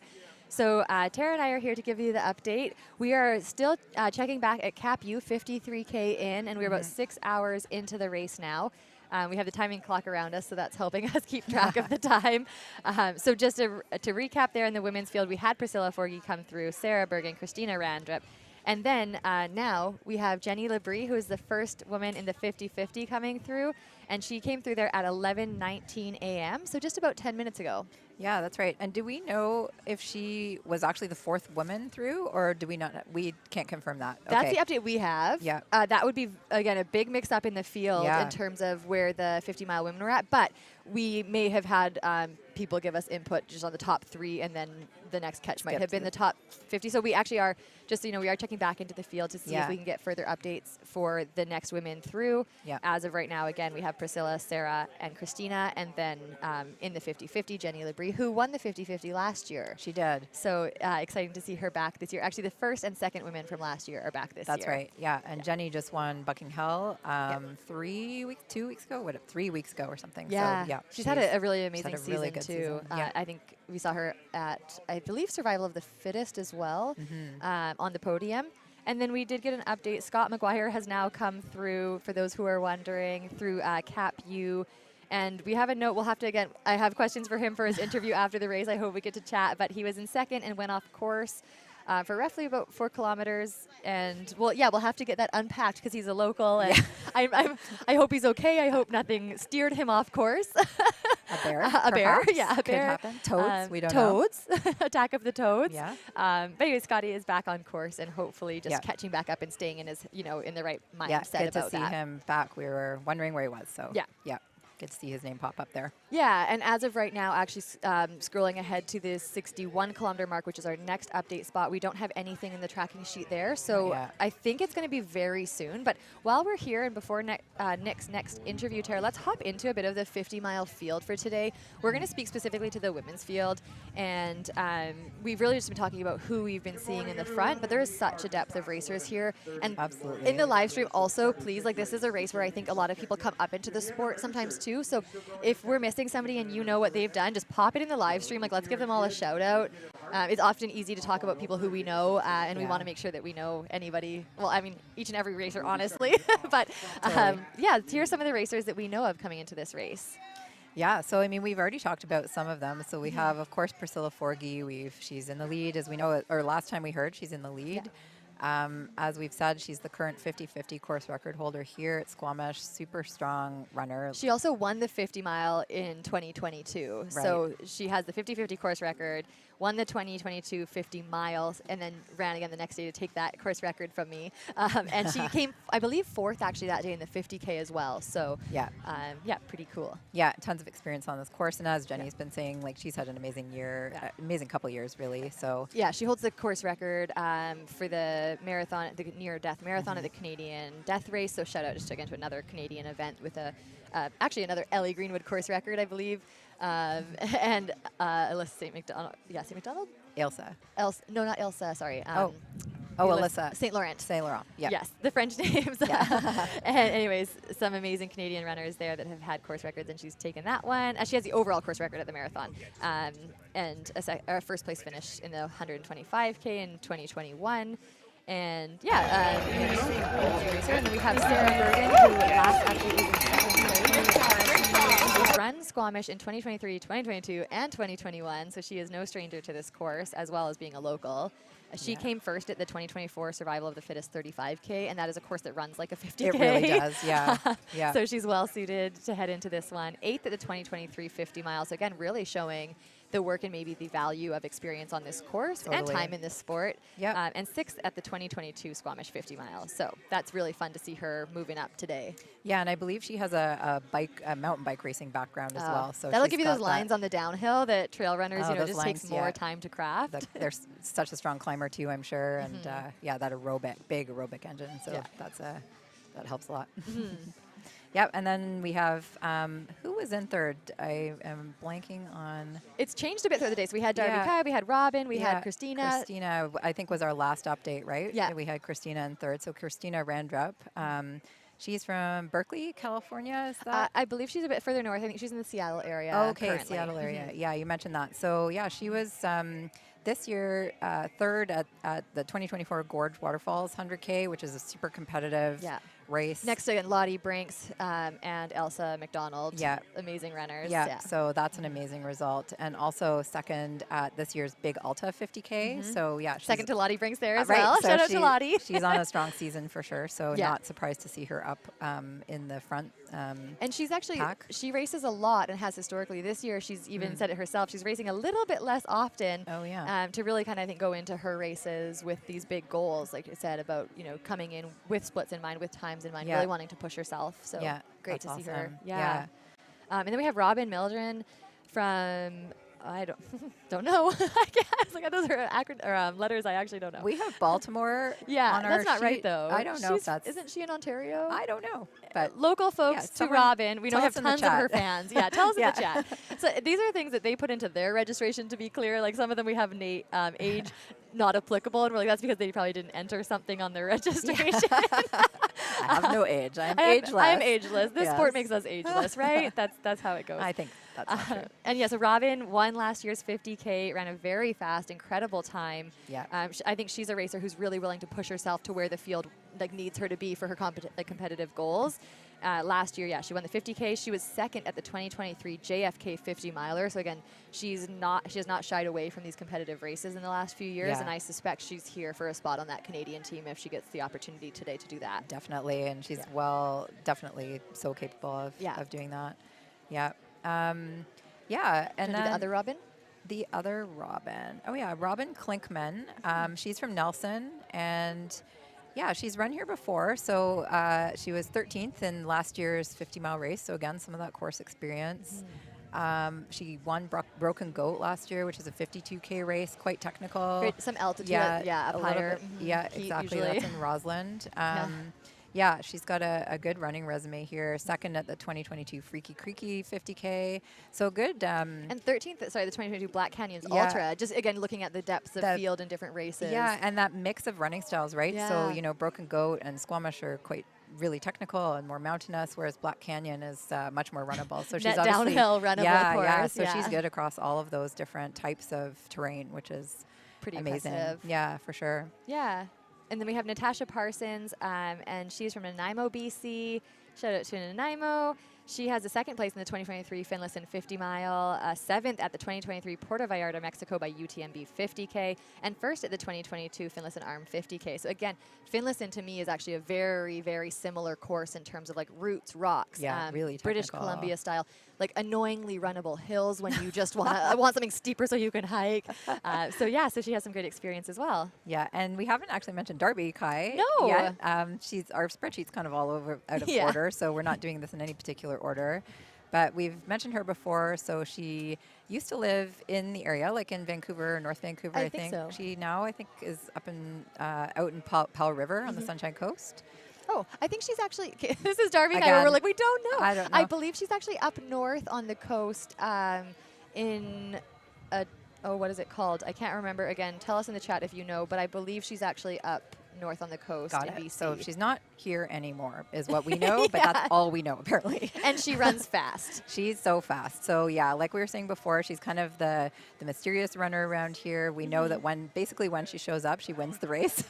So, she's definitely in our top picks for the win today. And just has a stellar running resume. Yeah. So most recently she won the 40K at Broken Goat. This year's Broken Goat, it's normally a 52K, and it was reduced to a 40K because it was insanely hot. Yeah, it was on in that a race heat day. wave. Yeah. Yeah, so she won that race. Shout out to Pace Trail Series for those tough decisions. Yeah, tough decisions, but the right one, and that's such a great race series. She won the Wild Horse Traverse this year as well, which is also pace, I believe. Yes, also pace, in Kelowna, BC. Yeah, and again, a very different type of race. It's more runnable, I would say. No, maybe. Having been there this year. Yeah, fair enough. No, it's actually, that race is really interesting. Again, we don't want to spend hours going over the field today, but it's just neat that it's a very compact vert. So you get about 2,000 meters in the first 30K, and then it's flat and smooth. So again, thinking of that turnover, she's got both. And she set the course record at that race this year. Yeah. And then maybe, again, we'll probably come back to a lot of these people as the day plays out, but I know Nick's going to do his next interview previewing the men's field. So just a quick shout out. Ellen Whitman, we have you noted down here for the Klondike 100K, first this year. Heidi Freelish, a Brooks professional athlete for Canada. So shout out to Heidi. And she's won the 2024 Slay the Dragon 25K and a few other Canadian things there, as well as maybe notably third in the 2023 Calgary Marathon 50K next to Elsa McDonald and Kat Drew. So two, again, other names. Kat Drew especially has come through Squamish many times. And then Lena Glassbrenner from Germany, international athlete here, fifth at the 2024 PIUT. I don't know what the PI stands for. Ultra Trail 50K. Andorra by UTMB. And then, we have Natasha Parsons there as well. So again, shout out to all the women out in this field making it super deep this weekend. Yeah, it's And an amazing field. it's an amazing field. So yeah, we're going to turn back over to Nick, who's going to talk to some special guests about the men's 50K field to kind of get you all excited for tomorrow while we wait for updates on the 50-mile race course. Absolutely. We'll see you soon.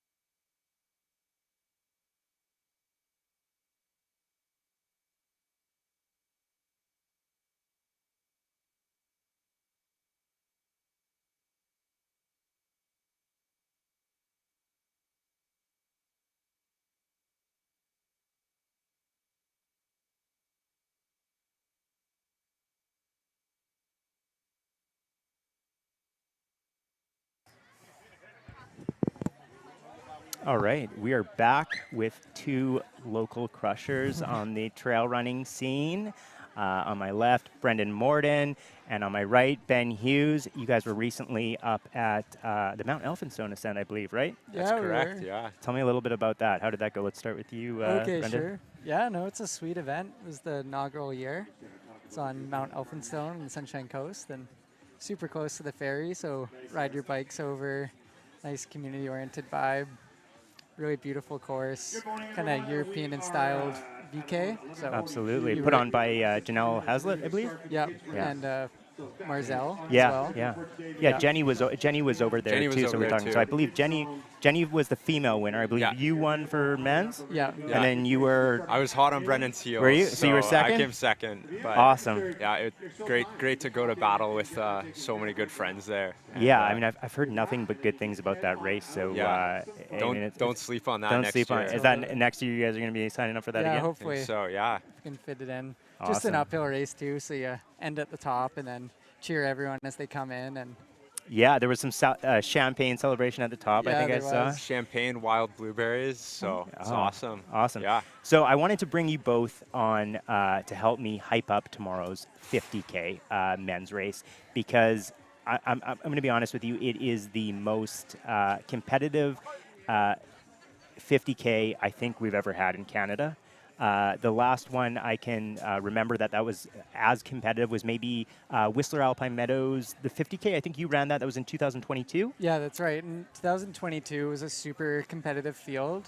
It was a bit more split with some really strong Americans. Yes. Opposed to today, I think it was Racine, Ryan Becker, Max King. That's right. Yeah. Opposed to today, I think we're seeing more depth from Canadians. Yeah, absolutely. But incredible Canadian field. Yeah. Definitely the most Canadian depth. Yeah, well, and it's awesome to get the perspective from you two, because you have a lot of experience racing a lot of the guys in this field throughout different races.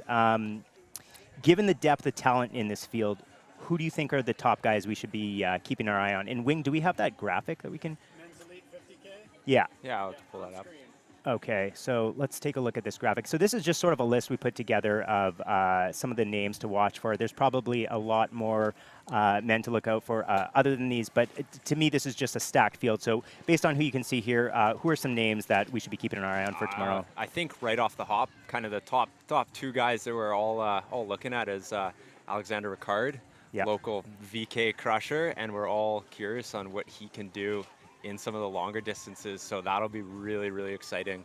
Yeah, so he's the current course record holder in the 23K. Yeah. But now he's stepping up in distance. So similar to Daniel Hezek that we just interviewed. Is this his first time? Is this Alexander's first time racing an ultra distance? I believe he's raced the 50K quite a few years ago. Was this over in Europe? Yeah, or it was in Quebec? Okay. He raced the Marathon de Mont Blanc. Right, in that's Europe, what it was. Which I would say is like comparable to this 50K, because it's a lot of vertical. Yeah. So I'd kind of compare it to a 50K effort.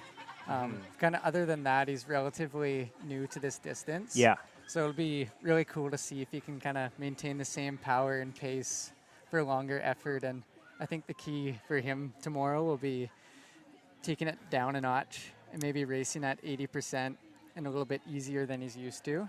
Okay. To be able to maintain.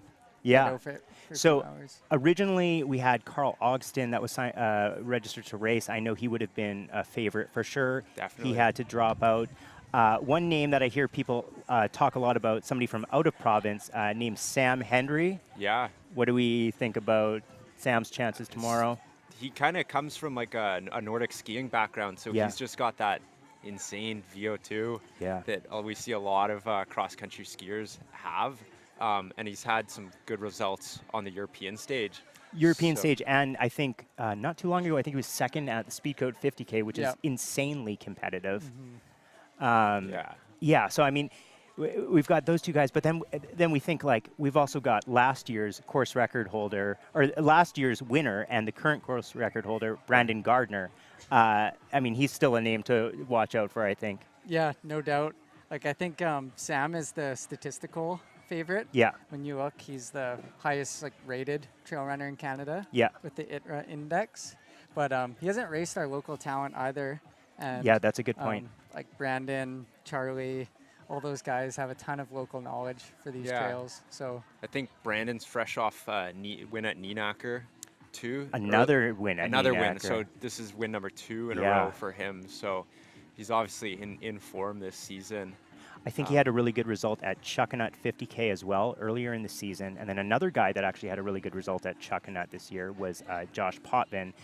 Josh Potvin was supposed to race, I think, so Josh Potvin, I believe, was supposed to race last year in the 50K, but I think he got sick before. Yeah, that's right. He had some sickness, but he raced 2 years ago. Right. And he came second to Nick Elson. And he was actually, I think he was ahead of Nick by about 7 minutes almost, like going into Quest. And I think that was his second trail race ever. I think his first was Buck in Hell. So he was still kind of learning the ropes. He comes from he's a really talented road runner, and I think has a lot of strong results on the road. So it's been cool seeing him year by year slowly getting more and more into the trails there. Okay, so does this race or course or distance favor any particular runners that you can think of? What do you think, Brendan? Brendan's ran the 50-mile course before. Ran the 50-mile course, yeah. It takes an all-around runner to kind of find some success on this course. Being fit is not just quite enough because it's quite technical. So it'll be interesting to see, I think today with how deep the field is, how aggressive people take the downhills could be where the race is won. Okay. I think there's a lot of strong climbers and a lot of people that can be in contention there. So it'll be really interesting to see if any gaps are created on the downhills.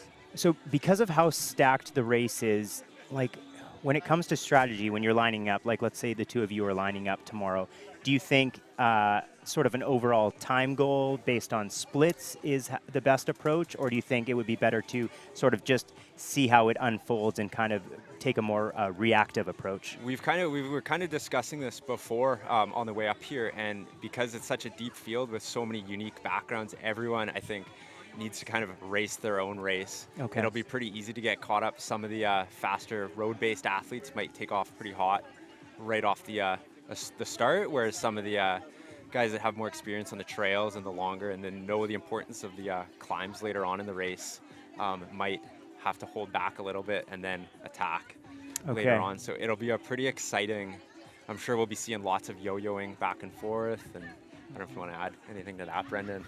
Yeah, no, I totally agree. I think it's smart to have a plan and to have some splits on the key kind of aid stations. So Quest, Far Side. It's definitely okay to go a few minutes ahead of that if you are feeling strong, but I think it's super important to not get caught up start of the race. And I think it will go out quite hot. I think Alex and Sam are going to hammer right from the get-go. Do you think they go out right from the beginning? I think they will. Okay. And yeah, I mean, I can kind of see, like, if I think of who goes out, yeah, I can think of those two. I would imagine Josh would probably be running out hard with them too. Josh has the road legs for sure. Right. He does have the experience of racing this course before. Yeah. And I think he's learned from that for sure. And I think I'm gonna expect a pretty tactical race from Josh. Yeah, and also when I think of tactical, I think of Brandon Gardner. Like, I think he's a very mature runner, smart. I think he's the kind of guy that maybe doesn't get caught up in a pace if it's going out too hot. Mm-hmm. I think he's going to probably maybe stick to his plan, or he's more likely to stick to his plan. Yeah. Yeah. Who's a lock for the men's podium, do you think? I think Sam Hendry, for sure. We haven't talked about Sam Poher. Yeah, from Quebec. Yeah, okay. He's had some injuries this season, apparently. Yeah. So it's hard to say what kind of form he's in, but I definitely went right off him or Mark up there too. Like Mark, Brandon, Charlie, Josh. I think Sean Stevens. I think we haven't even touched a local guy, name that we've seen like since I've started running. His name's always been up there, and last year's runner-up, second, right? Yeah. So a man that knows this course really well. I think he could do the course blindfolded. Yeah. Yeah, he's unbelievable. And you know, it's funny, another name that I put on here, and so we were at Buck and Hell, and I don't remember if there was that aid station we were coming through, and we were like, oh, who do you think's gonna? And you said to me, there's some guy with a headband or whatever that looks fast. Oh, and remember headband guy, and I was like, yeah, I know exactly who you're talking about. You know how there's some guys that just look fast. Xander Geddes or whatever. I hope I'm pronouncing that right, but he was actually ended up finishing second at Buck and Hell. So there's a lot of just really interesting names out there. There's also Amir Ahmadbeji, I believe. Yeah, Brendan actually knows a little bit about Amir. Okay, so from what I understand, he is originally from Iran, and I think he has the highest ITRA score out of any Iranian runners. He does, yeah. That is insane. So he now lives in Vancouver. I think I looked him up a bit. A lot of his racing before he got to Vancouver was in Turkey, I think. Yep, and he's raced in Europe as well. He's ran a pretty fast time at Tiers and Al in Switzerland. Right. He moved to Vancouver about 6 months ago. Okay. He raced Meet the Minotaur. Yes, that's this right. season. But yeah, he trains well and he's super fast. So it'll be cool to see what he can do. And then be really cool to see what Liam Hobbs can do from Nanaimo. He's the youngest elite runner on the field. And how old is he? He's 21. 21. Wow. So okay. It's always kind of cool to see a young gun. Nothing to lose. Nothing to lose. Yeah. So that is a huge thing on a race like this. Just going out. And you'll learn so much from racing a field this experienced and. Yeah, and another cool guy I'm just looking here at the list, Charlie Sycamore. Yeah. Like that guy is just like crusher. I raced Charlie in June at the Xterra Pemberton Trail Run. Yeah, you were telling me about it. He was rolling smooth. He's another guy that's just very consistent, always dialed, mature runner. He's not a guy that's going to blow up or anything like that. He's going to stick to his strategy. Really strong runner, I think. Yeah, he found some really good success too at the Y East. Yeah, in just recently, Washington, right? just I think he did recently. was it 28K? Yeah. Yeah. Yeah, I think he finished fifth place in a really competitive field. So Yeah. Yeah, we had quite a bit of actually this field racing there. Yeah. Mark was there as well as Josh Potvin. Yes, that's right. Charlie was the fastest out of all of them that day. Yeah, and it's interesting. A lot of the names on here were also at Chuckanut earlier in the year. Now, Chuckanut races a little bit differently, right? It's one of those races that's going to favor road runners maybe a little bit more. So, thinking back to that, I believe Josh Potvin was probably the highest placing Canadian that's running tomorrow's race on there. But we also had names like Brandon Gardner. I think Brandon Gardner was maybe second behind there. I know Charlie was in the mix. Mark Fawcett Atkinson, who we were just talking to over there. I think he also raced Chuckanut? He did, yeah. Okay, so one thing I want to talk about, we talked about this a bit yesterday just on some of the content we were doing for social media, and that's whether or not Brandon Gardner's current course record of 4:45.12 goes tomorrow. So far, it's just been a consensus that it does get dropped tomorrow. What are our thoughts on that? I think it will get dropped. Looking at the weather too, it's going to be cooling down a little bit. We might get some rain.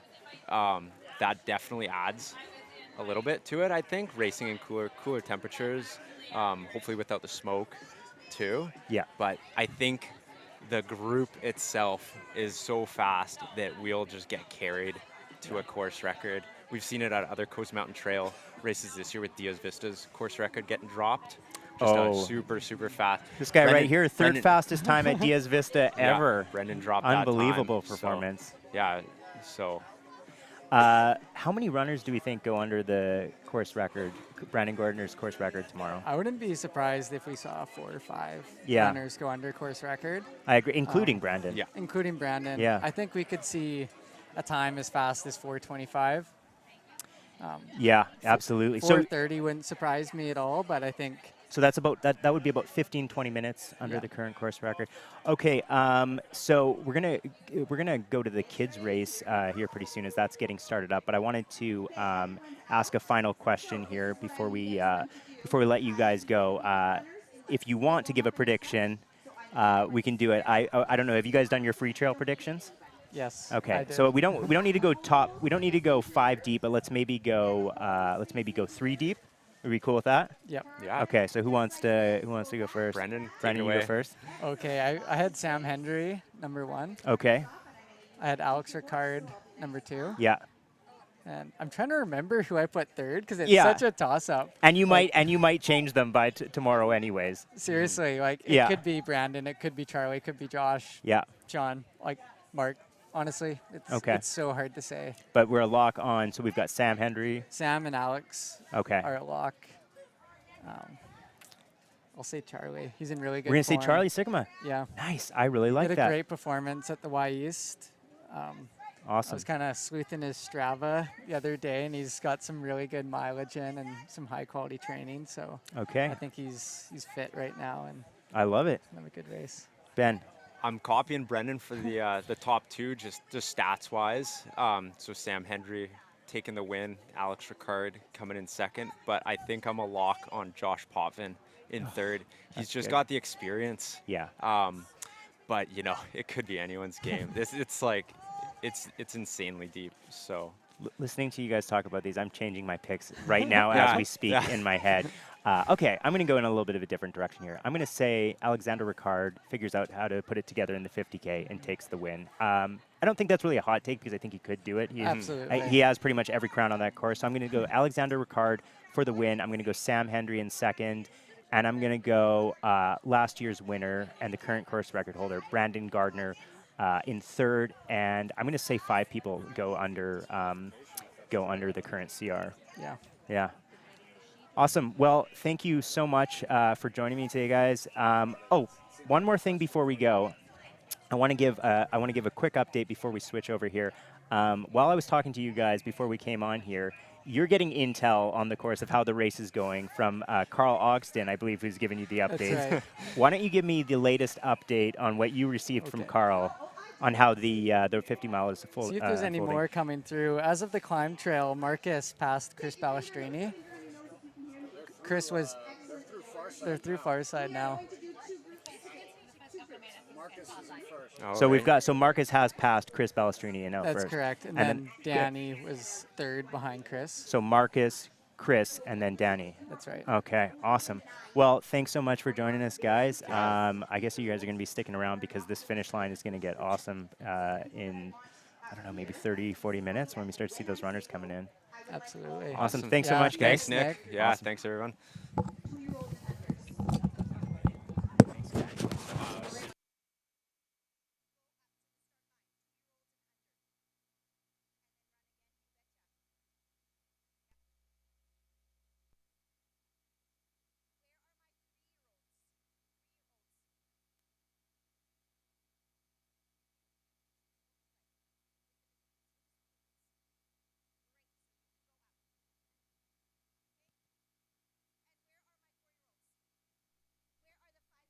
Fence down.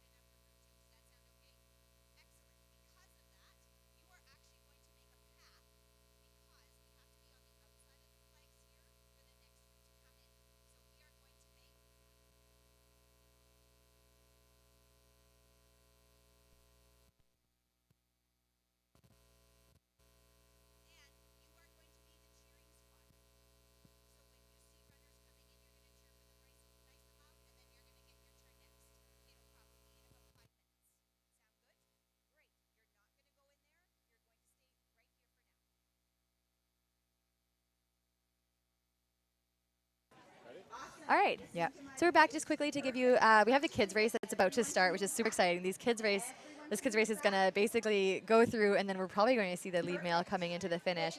But we did want to hop back in and just provide any updates we can for the women's race coming through. Our last update is at Capu. Again, we've talked a lot about that today, 53K in. In the 50-50, again, we have Jenny Labrie coming through there. Genevieve La Liberté. I may be giving that the Genevieve La Liberté. Thank you. I was like, I am not French. It just rolled off some way. It's all good. And she's second in the 50-50 for females. And then we also have Nicole Thomas through in 11:59, so just 2 minutes ago. Now, we did hear that this position is unclear. Again, we have some difficulty on this course with where reception is and where it isn't. Yeah. So we are trying to get these updates. However, for any Nicole fans, Nicole has come through. We did also hear in the 50-50 that the third woman through did actually miss a turn and has missed some of the sections of the course. So my hope for her is that she just, gets her head down and goes back around, reconnects those trails and carries on with her day, because that's a tough thing to face when you're in the 50-50. Yeah, for sure. And then jumping ahead, so we have another aid station at Garibaldi, 61K in. Again, probably due to reception and service issues out in the backcountry, we don't have updates on that one. And we're jumping forward to Farside, which is 68.5 kilometers. Farside is an incredible aid station with, again, it's the end of the race, essentially. We see them next at the finish line. Yeah, and 11K to go after Farside. Yeah, basically. one good climb, and then you hit the road for the last 3 or 4K, so it is a relatively fast section, especially in a race like this. And our updates, which I think Nick may have just mentioned, but they're coming in live. We had Marcus Ribi through in first at 11:46, so he's already on his way here. Yeah. Chris Balestrini in second, that's a shift, and Danny Racine in third at 12:01. Yeah, and it looks like Chris Balestrini is about 8 minutes behind Marcus Ribi, so he's really put the hammer down in that last section, and he's pretty far ahead going into that last 11K. It might be one of those races where we actually don't know what's happening until they're crossing the finish line. I think so that is exactly let's get ready for that, and let's hype it up with some kids race. All right. Send it over. There we go. This is the first wave of the kids race heading on out. My money is on the fact that the parents will not make it around the full loop. The kids have been training for this the whole time. So they are heading on around. Following the pink flags around the park here. What was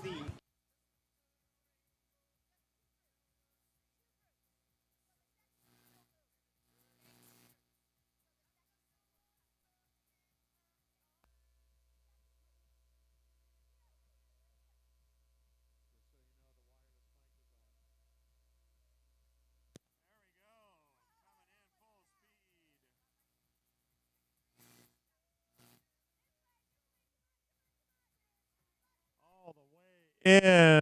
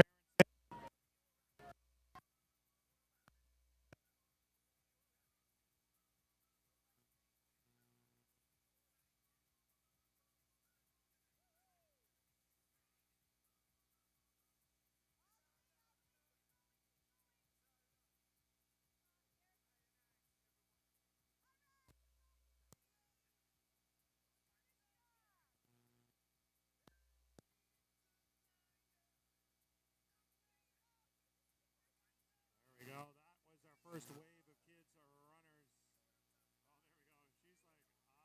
Oh, there we go. She's like, I want one of those. You have to run 50 miles first.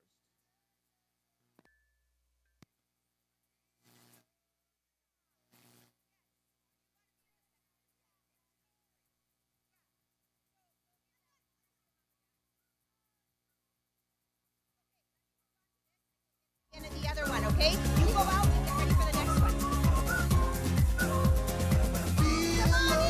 There we go. That's how I would do the run. Just get someone to carry me around. That'd be fantastic. Come on, keep going. Coming in, wearing the sweatband around and into the line.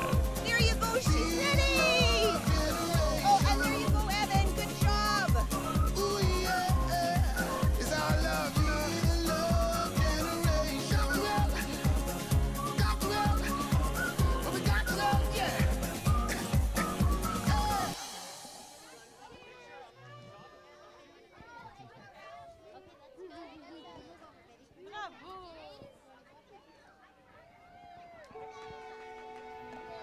Oh, there, that's it. I just missed it.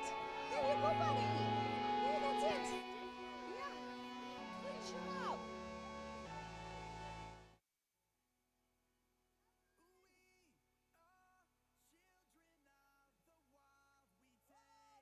Oh, speed bump.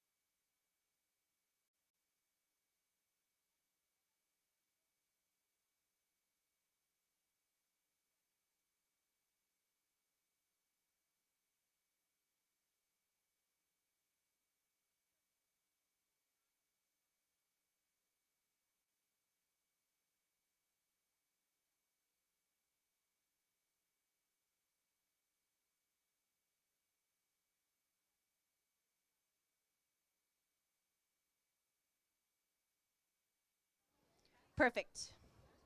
You're 7. Come on up. 7-year-olds on this side. Yep. Can you go on the end? And Quinn, I'm going to put you right here. I'm going to put you right there. Is that okay? How much laps you have to do? You're going to do 3 laps. But if you say after 2, you're like, you know what, I just can't do any more, that's okay too. Okay? Either 2 or 3, you choose. Okay? Okay, 5-year-olds. We're still at 7. 100%. Oh yeah, no problem. If you are a 6 or 5-year-old, come on up. 6, great. And right here, excellent. You can go right there, perfect. Yeah. Okay. Just 1 second. Hold on, hold on.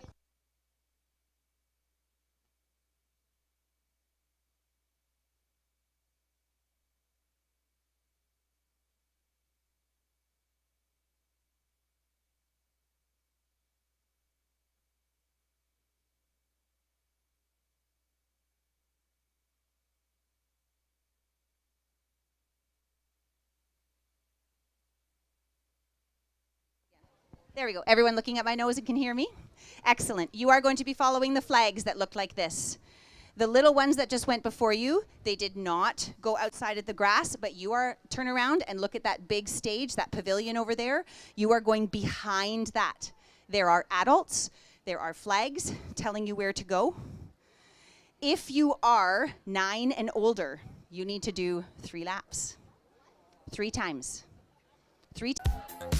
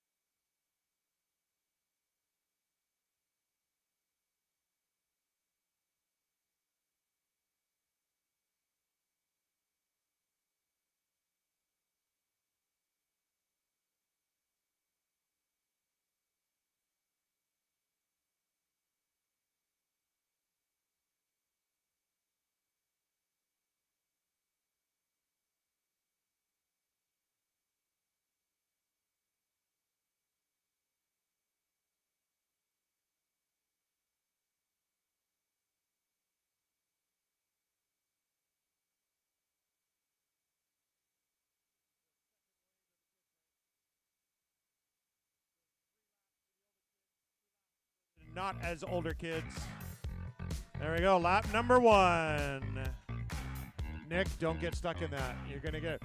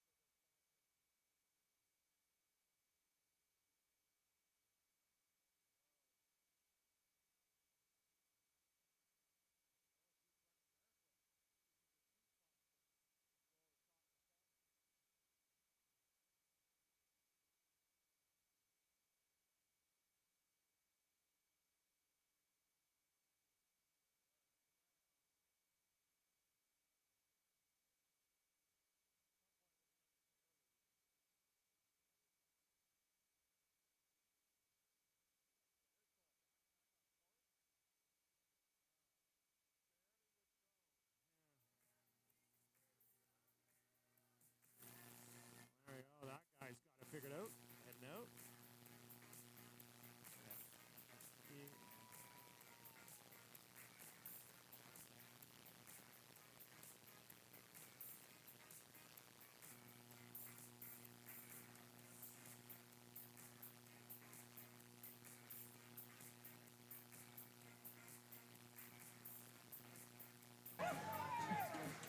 All right, so we are coming back, Jenny and Tara here, coming back while the kids' race is ongoing. And just like Nick just did with our special guests, we are going to chat through some of what's coming tomorrow. So as people know, Squamish 50-50 is a 2-day race. We have the 50 mile today, 50K and 23K tomorrow.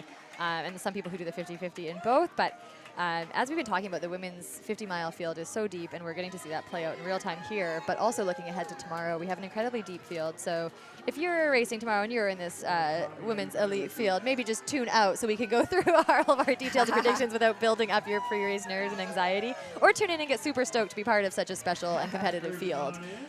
So yeah, let's dive into who's racing tomorrow. Tara, kick us off. Yeah, so we've got, as Jenny was saying, a great field. Should we just go through these in order? I'm not sure if we'll have time time to get through everybody. Yeah, sure. But yeah, we just have these alphabetically right now. So we've got Ashley Graham. And sorry, I'm going to pass it back to you, Jenny, because my spreadsheet is doing some weird formatting, so I can't actually read it. Yes, Yeah. fair.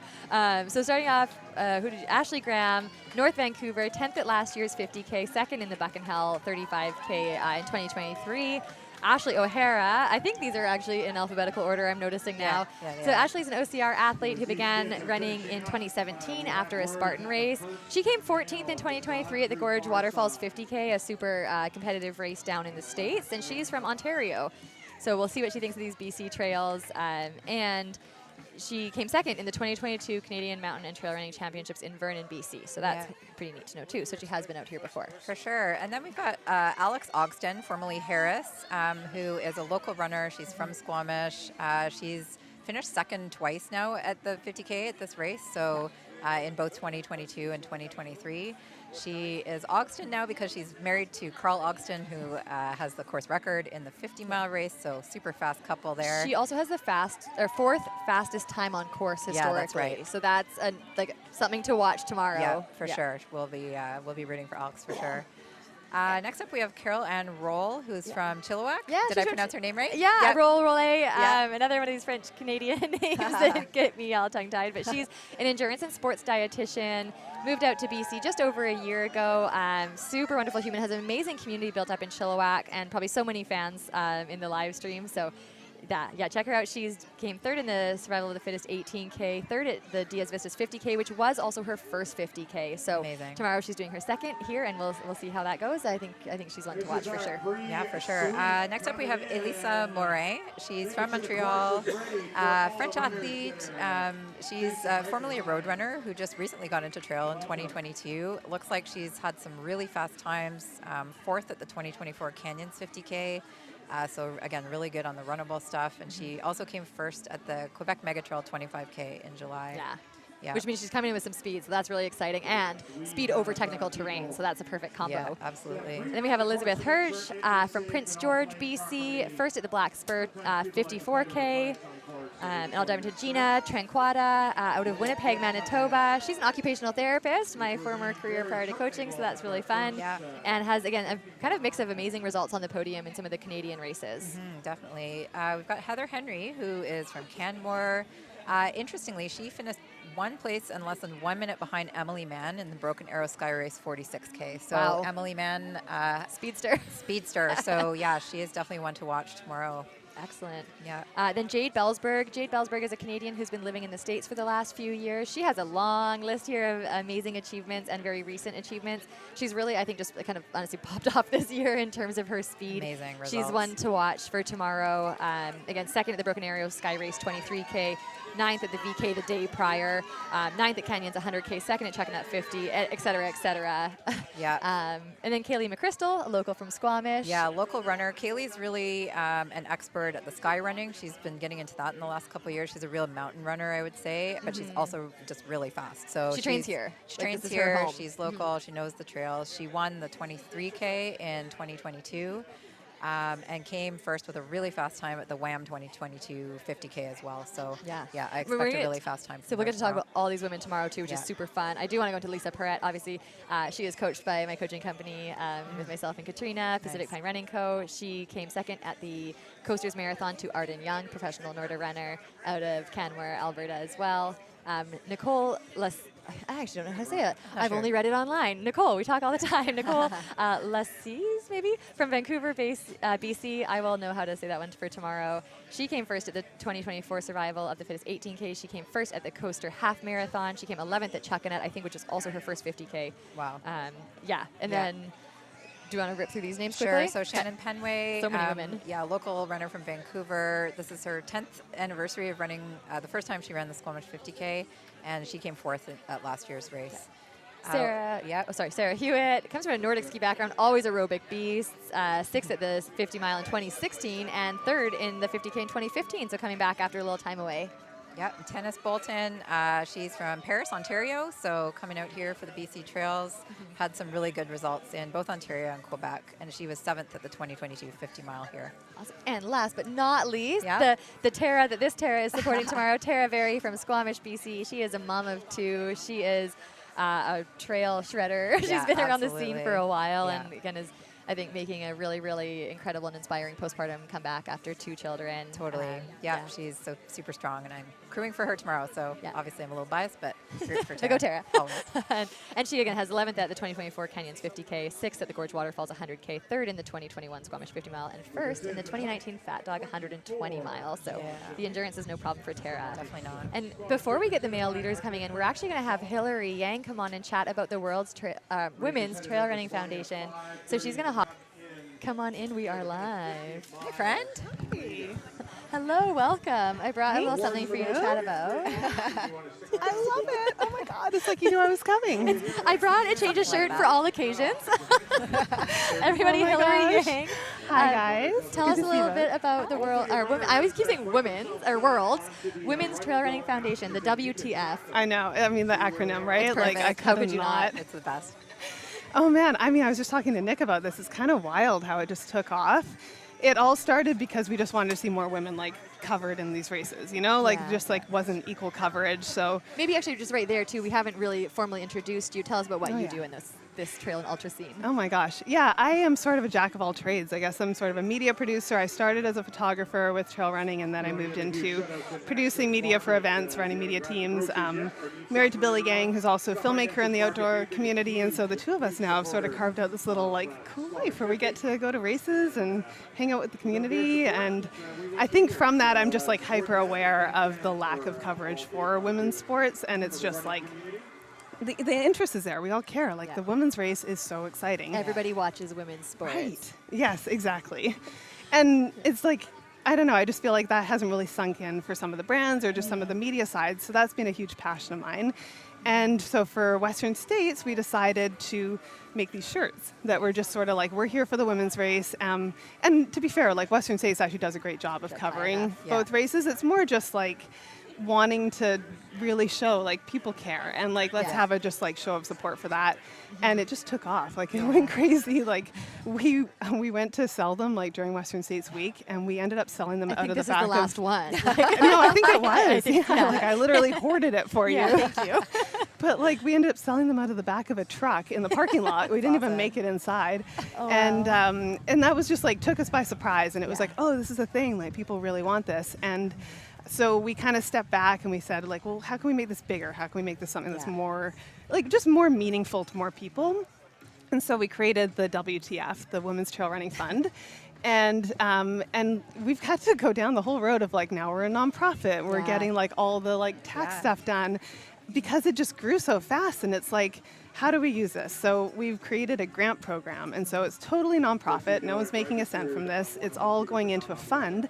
And then we have an advisory committee made up of 10 women from around the world, which I'm really excited about. And all of them are sort of leaders in their communities. And then they're going to determine who gets these grants. And the grants are going to go towards telling stories about women that previously haven't been told. You know, like not just front of the pack, like whole pack, just like, let's just like open up the people that we're talking about, because that's how you get more people to join these races and to be part of the community is when they feel included and they feel like they're represented in the stories being told. It seems like there's a big push for that to be right, like to have that full inclusive, like uplifting all women in sport, all different backgrounds, like you said, all different levels, because that's how we open the door to more people.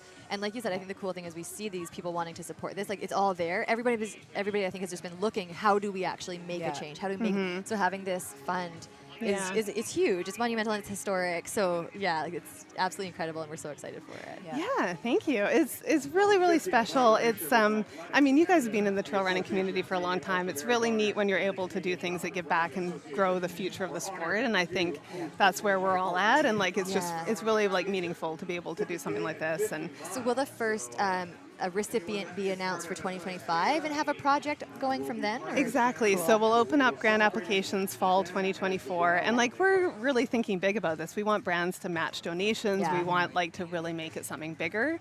And already just through the t-shirt sales, like when we opened the online store a couple weeks ago, we shattered the printer's records for the most like products sold in a day. They were calling us. They're like, we have to call our factory in Malaysia right now to get more stock. Like, I heard this on your podcast. Side shout out to one of your the other Trail Network podcast. Trail Network podcast. If you want the breakdown on this, listen, tune in. It's so great too. Again, that's a lot about sharing stories, connecting people, especially women in this sport. So another really great thing that you're doing. Thank you. Yeah.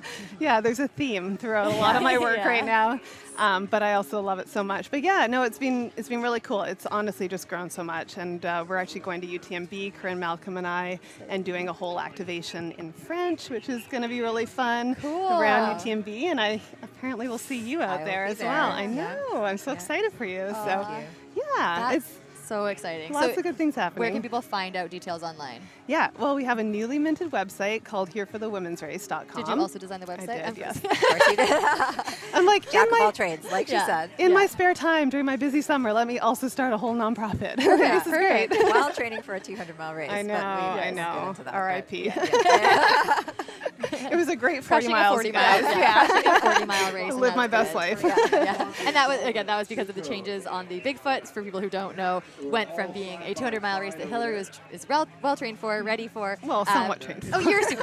You're fine. You're great. It's all mental, right? Had switched to being an out and back due to some of the fires going on. So again, shout out to a race making difficult decisions. Yep. Shout out to you for knowing what was driving you in that participation and deciding to see the course, do the 40 miles, and have fun that way with it. Yeah, I had a great day. Honestly, I ran around Mount St. Helens. It was beautiful. Like, I think good takeaway from that is just like listening to your guide and what feels right for you. And for me, it wasn't about running 200 miles. It was about the adventure. And I think different goals for different days. And it's all part of that, right? Yeah. And it's so much fun being back in Squamish, too. I know. I have to say. Welcome back. Went for a run on the trail, saw people running through like the Alice Lake area, and I was like, oh, beautiful. Yeah. That's amazing. Well, yeah, thank you for all that you do in this sport. Thank you for all you do for women in media.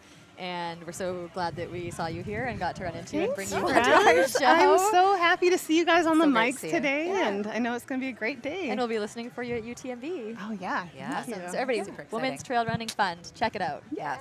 Thank you. All right.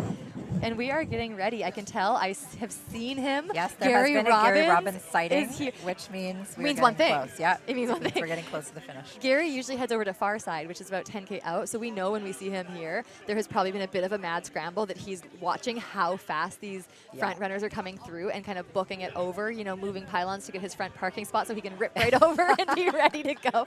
And then he's on for months prior to today, but then he's like really on to the point where I know he barely, you know, gets bathroom breaks and anything like that, basically for the next few hours and all of today and tomorrow. Yeah, exactly. So hopefully he's taking care of anything he needs to here, getting sorted and getting ready to celebrate these amazing races and the splits that we're seeing today. So let's just check back. I'm going to the Farside update. I actually don't see any more updates yet. No new updates so far. But yeah, our first Marcus Ribi again came through Farside at 11:46. So that was about just under 45 minutes ago. I think he's going to be here in the next roughly. I'm going to call this for about 10 minutes. Yeah, He's on fire today, and he'll be running a little bit scared, I think, too. He did have an 8-minute lead at Farside, but still, he probably doesn't know that. And there's been quite a lot of movement. So. And he's got Chris Balestrini behind him, so he's going to be running There's a chase. And, you know, in these trails, like you mentioned, even if he has an 8-minute lead, you don't know that because you're in the trails. You are twisting, turning. Like, you don't know if somebody's 30 seconds behind you, 1 minute. And really, that's an impressive lead that he's put on. I'm actually very surprised. And I'm curious because maybe it was a low point for Chris, and maybe he's coming back.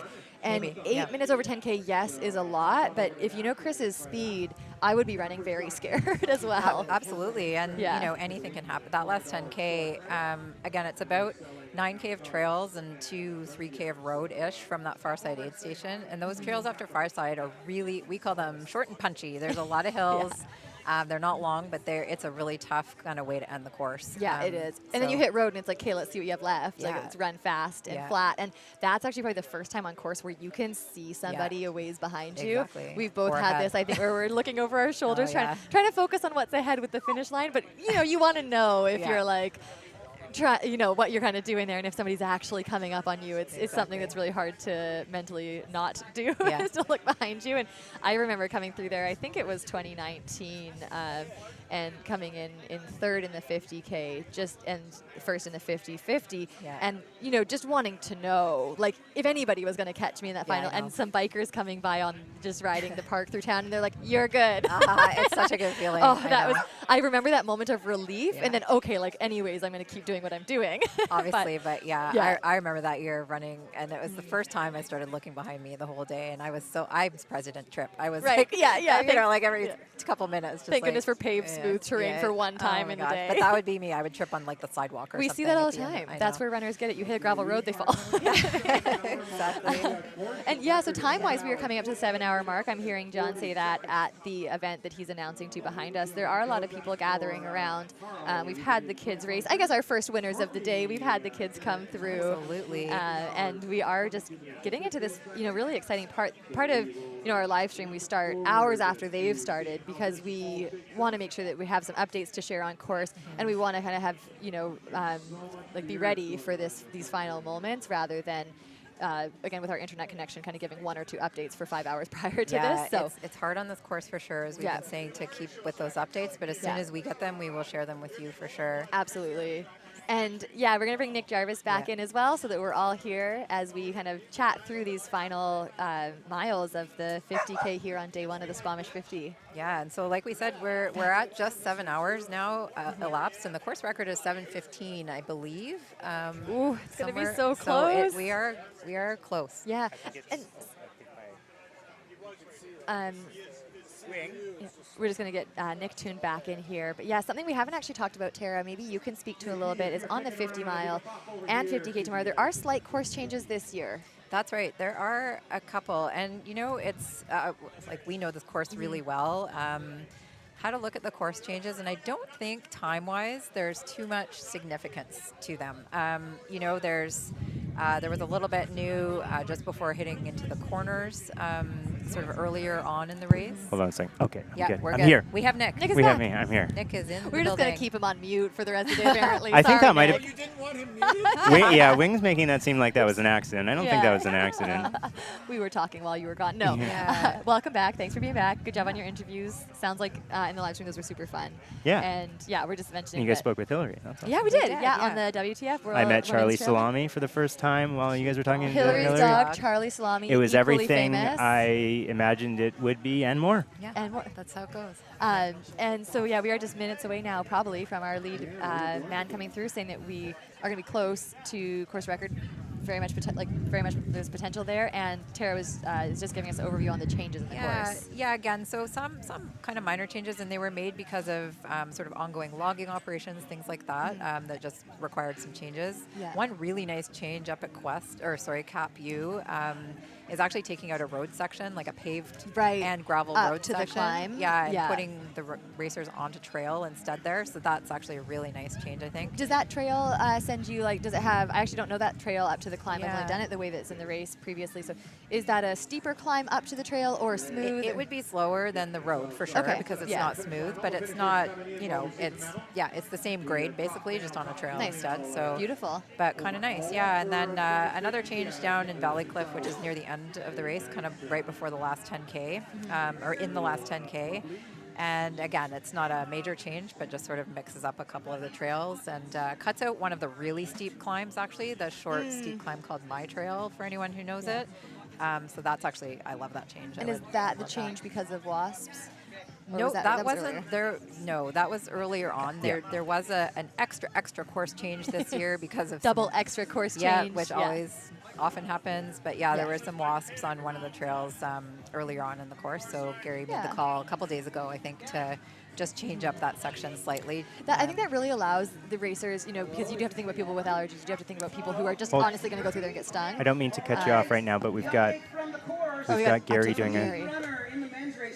Mountain of Phlegm, the last big climb for the race. We'll get an update of them being in the Smoke Bluffs shortly, and from there to the finish is a couple of really fast kilometers. That runner is Marcus Ribi. and that runner is off the front, and that runner is looking like they are going to be the clear-cut winner here today. Wow. I do not have the update for second and third from far side, but they were close when they departed, and my best guess is third might catch second from what I saw personally when I was there, but we'll let that play out. This is to let you know the men's winner will probably be here in about 15 to 20 minutes max, and we'll keep you updated when we get the next radio call on course. All right. Nothing like a great live update from Okay, Gary. so that was from First time Gary's on the mic today. That's also if you've ever been to the finish line here at Squamish, as soon as Gary gets here, because he's on the course. Okay, you guys already said that. Yeah, sorry. When you were muted, we actually talked about everything you wanted to say next. That's good. We know it's time to take it seriously as Yeah. Gary's here now, and so he said we're going to expect the first place male, and that sounds like it's still Marcus Ribi. So in the next 15 to 20 minutes, I think that puts him out of course record contention. He would have to be here in about the next 10 minutes Yeah. if he's going to be under course record. Yeah. And this is Gary's prediction. We'll see. Let's Exactly. So we've keep got open. Put it to the test. So we've got somebody. Actually, I'm just getting an update from Ihor right now, who I know is Nope. at who is at Smoke Bluffs, which is about 2 kilometers out, I think. 2-3. Yeah, 2-3. It always seems longer feels when like 5, when you're feels running. odd. Yeah. Yeah. But so nothing there yet. Okay. And now something Gary said that was interesting is he said it sounded like from what he's seen on the course that the third place male might overtake the second place male. Is that right? And so that would be Danny Racine potentially overtaking Chris Balestrini. So Chris led almost, I don't want to say all day because obviously there's some big gaps here, but he was leading through the 53 or 52K mark at Capu. So, and he had led up to that point. Yeah, throughout the whole thing. And so that's really interesting. And the interesting thing, again, we touched on this a little bit earlier. So Danny Racine, he was our 13th place male in last year's 50 miles. So this is a huge improvement from. I'd love to hear maybe how he thought his year went last year. Who knows? Maybe he felt he had a really off day. Maybe he had a challenging race that we didn't get to talk to him. And I'm curious. Hopefully today is the day he obviously wants to have. It's a pretty great looking day by the sounds of it. But or what he's done, over the year to come back and be in a equally, if not more, deep field and be throwing this race down. Yeah, exactly. He seems to be a crusher on the local Quebec trail running scene, which is extremely deep. There are so many talented Quebec runners, and a lot of them that have come over, men and women, to race this weekend. So in today's 50 mile and then tomorrow's 50K. I'm also really curious. We don't have this update yet, but while we're mulling over what maybe is happening out there, I'm really curious. We have the top 3 men through. Will our next 3 be the top men in the 50-50? Or will they have overtaken some of these men that have dropped off maybe or switched out of the top 3? I'm quite curious to hear that. Suspense. So what's the last update we had on the 50-50? I believe that was at Capu. Was that at Capu? Yeah, okay. It's been quite a while now. Yeah, we've mentioned there is an aid station in between Capu and Farside, Garibaldi, which is Garibaldi, but we think we don't have service from our people that are there on the course, so we don't know what happened at that aid station. Yeah, I'm not sure if it's a pretty big gap between. We're kind of blind for the last 30K of this race, and Farside updates are also coming up once people are kind of removed from there and back in service. Yeah, which kind of makes it fun. And it's like, okay, they're at Far Side. And then all of a sudden, they're at Smoke Bluff. Welcome to the Canadian backcountry. That's right. But we should be expecting Marcus in here anytime now, which is going to be super exciting. I mean, Marcus is having an incredible year this year. So earlier in the year at Diaz Vista, he broke the long-standing course record that was previously held by Ed McCarthy. I believe that was set in 2014. A long time ago, yeah. Yeah, and so that was. Where do you even find that record? That's not on Strava. Is that the paper record? Exactly. We can actually probably pull that up here just to confirm. You don't have the year written down. No, so it was. It was a long-standing record, and it was currently set at 4 hours and 57 seconds.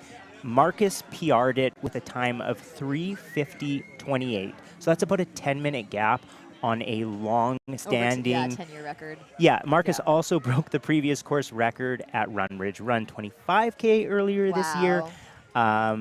He is having a season. And sorry, And those are local courses that have had, I want to say, some really incredible runners on them, right? Like they're not that other ones don't, but just again, those long-standing records and a lot of fast times that maybe have come close, but not quite, and then to take it by over 10 minutes. I think that also shows, as we've been talking about today, is the strength of a field that's working together and seeing this depth come out even in these local races, and people doing things like those races to prep for ones like this. Yeah. Almost staying local to race local, and the I think the benefits of doing that sometimes. Yeah, some of that race course specificity can really pay off sometimes. Well, and Marcus is no stranger to this course, so he's been racing this since back in 2016. He was third in the 50K.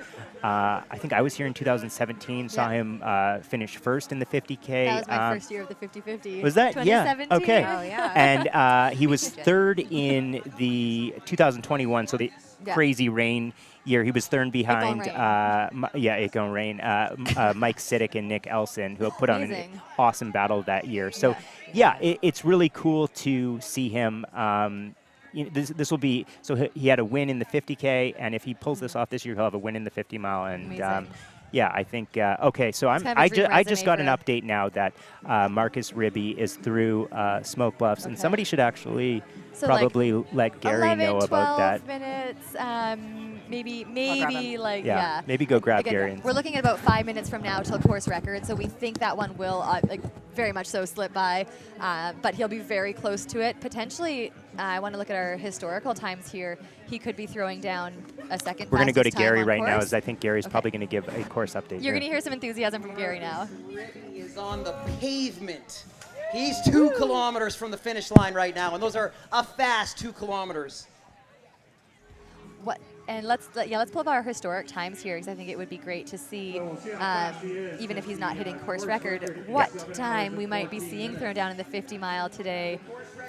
Okay, so so 7:14:40 was the course record set by Carl Ogston last year. 7:22:28 Balestrini last year. It'll be neat to see if Chris bests his time, just with how the end of this race is unfolding. And Marcus will almost certainly go under that second fastest time. So under Chris Balestrini's time? Potentially a new second fastest time today, despite the course changes, which I think is actually great confirmation that there aren't drastic time differences that's a good point. between this year and last year with the course changes. Yeah, absolutely. So we're looking at possibly, I guess, a new second fastest time ever on the 50-mile course. I'd say so. If he's already through Smoke Bluffs. We don't have confirmation yet on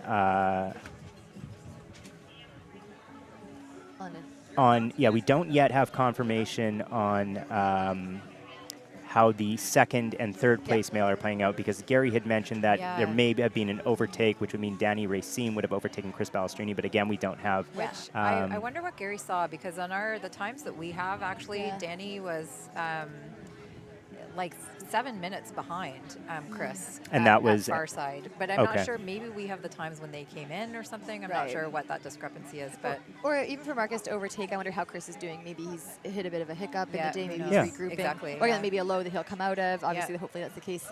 But these top three have been running an incredible race all day. Absolutely. And Chris went out, regardless of how it goes, and we get to hopefully talk to him at the finish, but hopefully he holds on strong. But he set the pace from the way out, from the start of the race, and that takes a lot of bravery. And it's not, I'd say, uncommon in 50 miles to see those positions mix up a little bit. And we're only seeing really now that movement in the top three, which I'm really also excited for when we get updates on the rest of the field, because I suspect, again, this field is so deep. Top 10 are exciting to talk about, and I'm looking forward to seeing how the rest of this is played out. Yeah, and so I just got another update from Ihor, who is at Smoke Bluffs.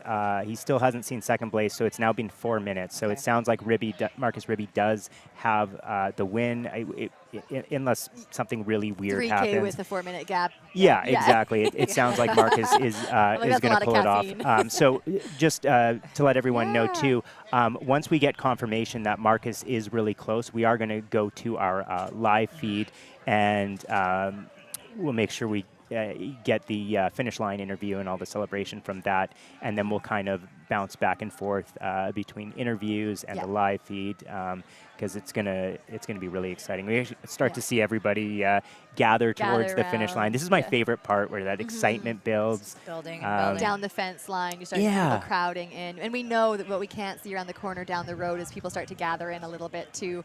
There's over 400 volunteers signing up for the weekend. There's also equally as many people just cheering around on course and helping out, depending on when their volunteer shifts are, or if they're crewing people or family members.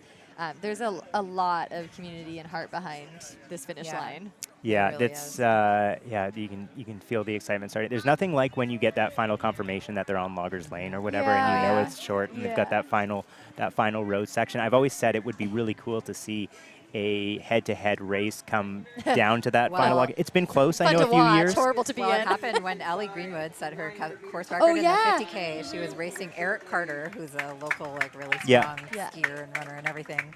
They were racing in that last stretch. That's incredible. And I think, you see the pictures from back in the day, right? And she's got like the hydration pack, so differently than now. And shout out to Ellie. Like, I'm going to talk about long-standing course records. Another one, and that will be an interesting one to chat about more tomorrow in the 50K. But that's a long-standing course record and an incredible time that she put down, and really kind of leading the way, I think, in a lot of what women aspire to right now and competing and times that they are looking towards. Yeah, definitely. And she's out on course volunteering both days. Always. She was at package pickup yesterday.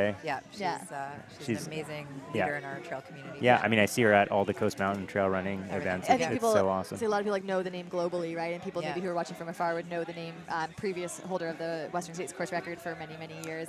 And we actually see her locally, and I think that's just a I've always said if there was a Mount Rushmore of women's ultra running, she would be on there, hands down, no questions. No question. Yeah, absolutely. Yeah. Also, that'd be awesome. Let's get Hillary on that. She could probably make that happen. a Mount Rushmore for that's right. Of women in trail. Absolutely. Okay, absolutely. So what are we thinking? Maybe a kilometer out for Marcus? Yeah, we're probably into the countdown here for or so minutes. I'm guessing so. Yeah, so it's at 7:15:39. So okay, so we can officially say that the course record is off the table now. But if Marcus can get here within the next 6 minutes? Let's do math 6 on the live stream. No, we said we wouldn't do it. We said we wouldn't do it. 6.5 minutes about. They let me come back, but each year they take away more math from me. This is where we'll mute Jenny's mic. So 6.5 minutes, which I think makes sense based on how things are playing out right now. And again, everybody's starting to hover closer around the finish line. The wind is here. The wind is picking up. So actually, that's a great point to make, because the wind, the way it's coming in right now, as they head down that road, there's going to be a slight headwind. They're going to feel that. And it's kind of a tunnel. Like, we're in this park, and we have this beautiful amphitheater kind of blocking us a bit, and we still are feeling it and seeing it. On that road, you're in the tunnel. So I imagine there's a little bit of that feeling of heavy legs, end of a 50-mile day, just over 7 hours of running, and then a slight headwind to end your day, because that's truly Squamish. Totally. If you run here, I think, without a bit of a headwind when you're on the roads, it's not the same. Yeah. And I still haven't gotten another update from Ihor at Smoke Bluff, so Marcus must have. I'm gonna get the gap. Ihor's giving it to me right now, but it's got to be around like 8 to 10 minutes, I think, by now. And as we watch this front of the men's field come in, I do want to say, like, 8:30 is the gap right now. Okay, and 8 minutes and 30 seconds between first and second, but still that's not closed. Yeah, it's so we have, gap. but that's right now. So a running gap of over 8 minutes, let's say over 9 minutes, potentially between first and second here. And just so people know too, I know myself anyways, I'm always just looking back for updates on the women's field. We do have people out on course to cover the top 10 men and women who are specifically assigned to each of those. Our trouble is not attention to covering those, it's reception and service and where those people have moved to. So just know that, and we do have some ideas for tomorrow to hopefully get this. Cheers. Here we go, all right, let's watch them finish.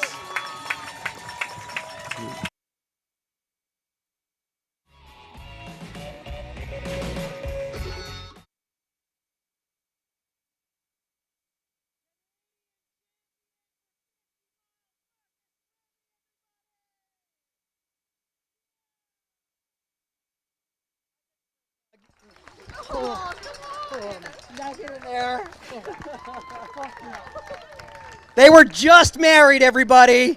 They are newlyweds. This is basically your honeymoon. It's the best honeymoon ever.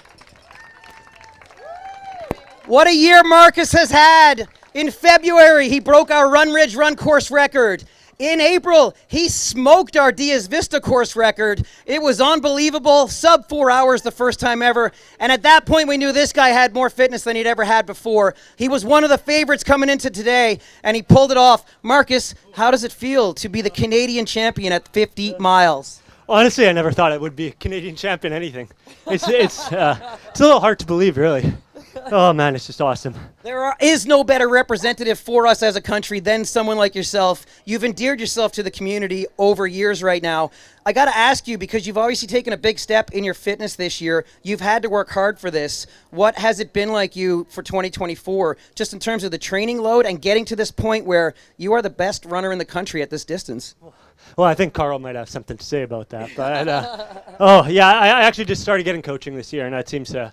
I thought I was doing a good job just doing my own training schedule, but I guess not. Your old man wasn't coaching you before that? No.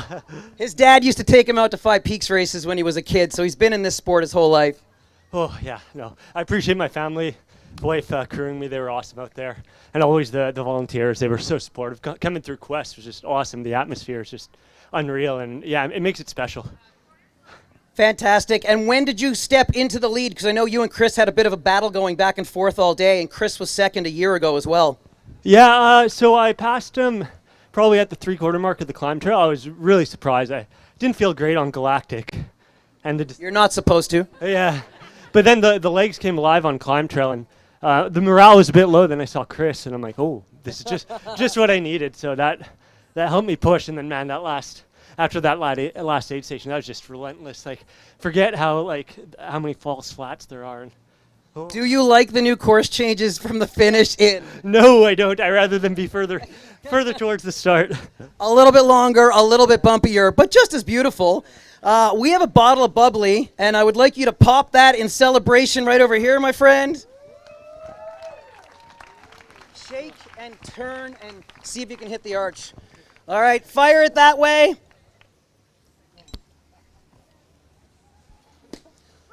There we go. And I'm going to pass off to Matt Brown to continue our finish line interview for just another minute here, Marcus, and then we'll let you get to your family. Matt, go ahead. Okay. Marcus, we won't keep you too much longer. Let's let you dry off a bit. Here, want some? Yeah. Oh, that is. Gary? Get that on all of us now. Yeah, that's what we like. I'm here all day. You know, it doesn't get better than when the champion dumps that on you. Marcus, we'll just give the viewers at home some of this too. Oh, can I at least sit? Yeah, grab a seat. Yeah. Grab a seat. Here, let's pull this one out. This is Gary's seat. Yeah. That's right. Yeah, do you mind, Gary? It's yours. Everything is yours today. You're the champion. Gary talked about your year for you, but today is a special day as well for you when you mentioned, you're a newlywed. Yeah. How often do you think about your life changing to where you are today, and now you're a 50K champion, but you're a Canadian champion on top of that? 50 miles. Well, you're originally a 50K. What's today mean for you overall in your life? It's just I still can't really believe it. Like, growing up, I never thought I'd be a champion of anything. Like, not an easy title to get, and especially in the past few years, trail running has gotten more and more competitive. You can see the times come down. I mean, you look at Carl and Chris's time last year, and it's like it just keeps getting quicker and quicker. So, being able to win is just it's a little surreal. I was aiming for 7:30, and I was 12 minutes ahead. So it's like, a little. It's still in disbelief. You talked about your family being here. For you, this is a community that means a lot to you. You're a volunteer at Survival of the Fittest. Your dad at 70 years old, ran it. For you to win CMTR events like this, local races, how different is that, and how special is that? It's kind of cool because I've noticed recently a lot more people are saying hi to me on the trails, and I don't necessarily know them, but they know me, and it's just kind of a cool. It only gets worse.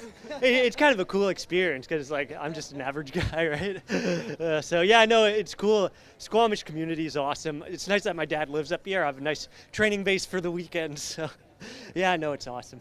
Just an average guy that runs 50 miles in just over 7 hours. No big deal. Yeah, unfortunately, the sponsorship money isn't there for Canadian athletes. Like, no one out there is a full-time athlete. So it's tough. Everyone works a job, runs after work. So it's tough. But I mean, days like this are so rewarding.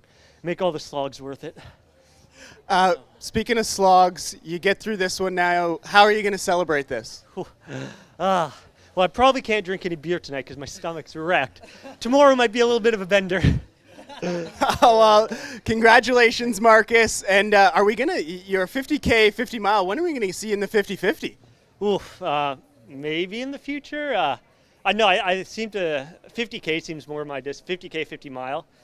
step up even further. That'd be a whole different ball game. But honestly, I'm actually most stoked to qualify for Worlds next year. I've always wanted to go to the Pyrenees, and my goal was like, try get top 2. I really want to go there. Like that was the goal, and to do it and then be able to win too. It's just unreal. I thought Chris would be miles in front. He took off like a bullet, and I hope I beat him by more than 4 minutes because I know he took a wrong turn. So I hope it's a clean win. If it's under 4, it's like not quite as clean for sure. Well, it's certainly pretty special, and you are now the Canadian champion, the 50-mile Squamish champion. Marcus, go celebrate. Marcus Ribi, your Squamish 50-mile champion and Canada's. Oh, it's more than a clean win. It is decisive. From Athletics Canada, I have Chris Winter. Chris Winter was an Olympian. He ran in Rio a couple of years back right now, and he's been key, instrumental in building the relationships to allow us to support our runners, to send our runners to international events like this. And Chris is going to talk a little bit about the World Championships and the qualification and the people that are racing out here right now. Cool. Well, thanks for putting me on the spot. Definitely wasn't planned. Huge congrats to Marcus. Awesome result. Couldn't happen to a better guy. So super pumped to have him.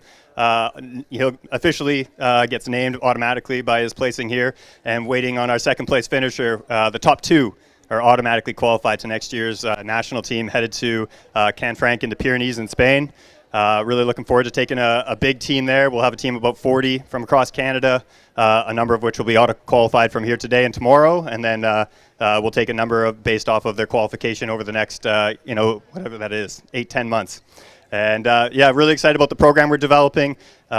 Huge supporters of Squamish 50. Really appreciate them, being the home for the Canadian Championships those last 2 years.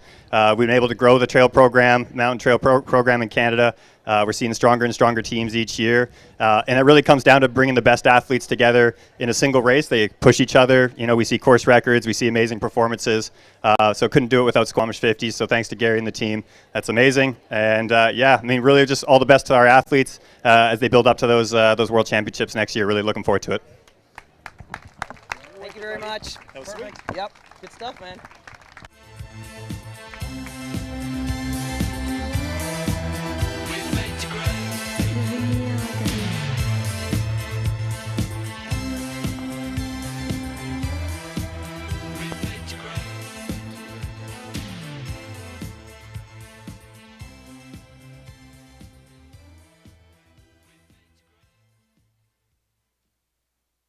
And there's a ghost, living in my head, and there's a hope, burning in my bed. I'm young and wild.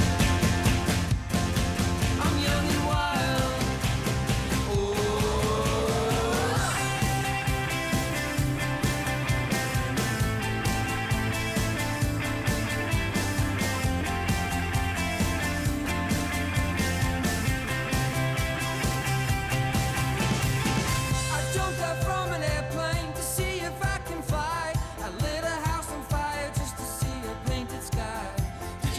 Deanne.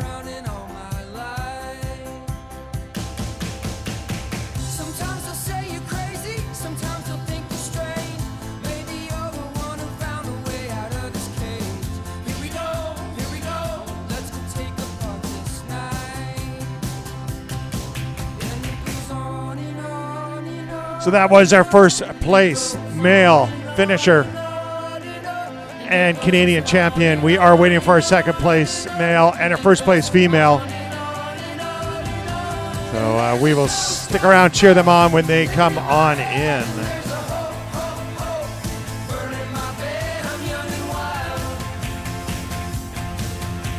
We do want to give a shout out to all the amazing volunteers. I got here just after 4 o'clock in the morning and they already had this place halfway set up.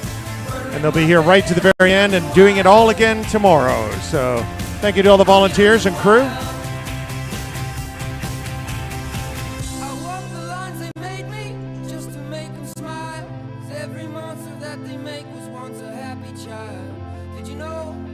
Okay, so update from the course. The top 2 women very close within minutes of each other. They are through the final aid station. They're racing the last 11 kilometers of the race towards the finish right now.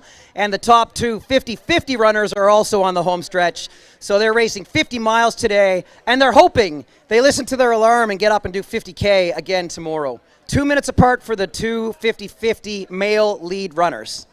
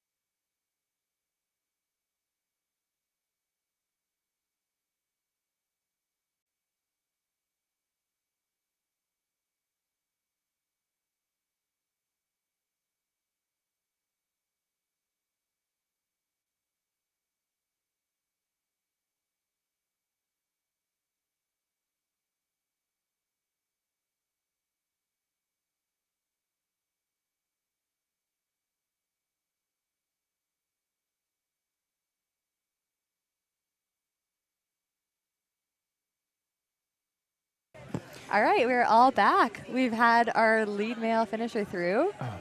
This is getting exciting. This is really awesome. Okay, we got a lot of updates to go through. Yeah, we Maybe do. let's start with the ones that are going to impact us Yes. quickest the most. So why don't you give us an update on two runners that are already through Smoke Bluffs? Okay, so as we know, Marcus Ribi just took the win, running the second fastest time on this course ever. Next, we have Danny Racine and Chris Balestrini through Smoke Bluffs. Yeah, and I think Chris Balestrini came through about 3 minutes ahead of Danny Yeah. Racine through Smoke Bluffs. They've been back and forth then. Yeah, That's exciting. So it's been pretty interesting. The one note that I thought was funny that Ihor said is he said they both look rough. So they both as they should. They're leaving it all out there. It's gotten hot. It's 1 p.m. Yeah. We're 7.5 hours in, as they should. Yeah, They're doing it right. If you're coming through Smoke Bluffs looking good, You've left room. You've left room. room. Yeah. So I'm thinking that we will expect both of them in shortly. What are we thinking? Like maybe less than 10 minutes, right? I'd say, for sure, less than 10. Okay. Yeah. So while we wait for them, we've got a really good update for the women's race, I think. Yeah, so why don't we absolutely. go to that? Yeah, really good update. So coming through into far side, which again, that final aid station, 68.5 kilometers in, still leading. Let's get loud in the live chat. Priscilla Forgie coming through, really exciting. She's been holding down first.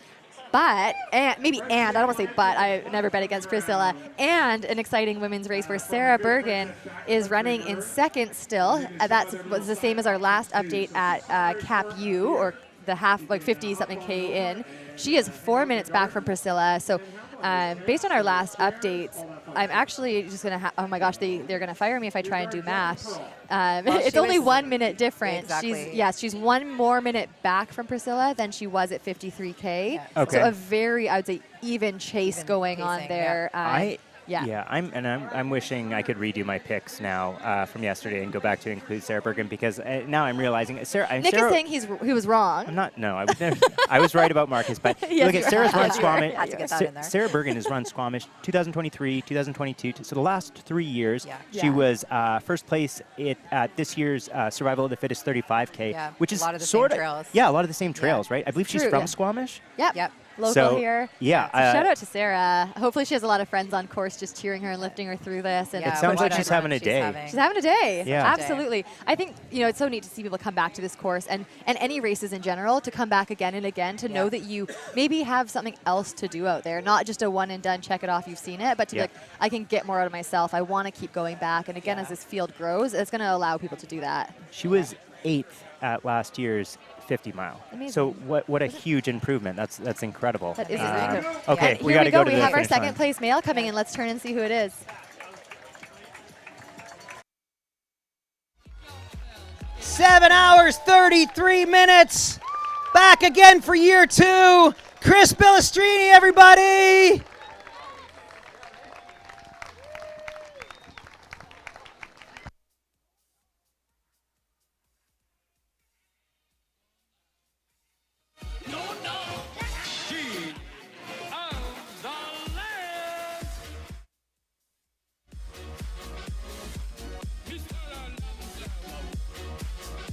So Chris is an automatic selection to the Canadian team now, as should be the case, because he is one of the most talented runners, period, let alone trail runners in the country.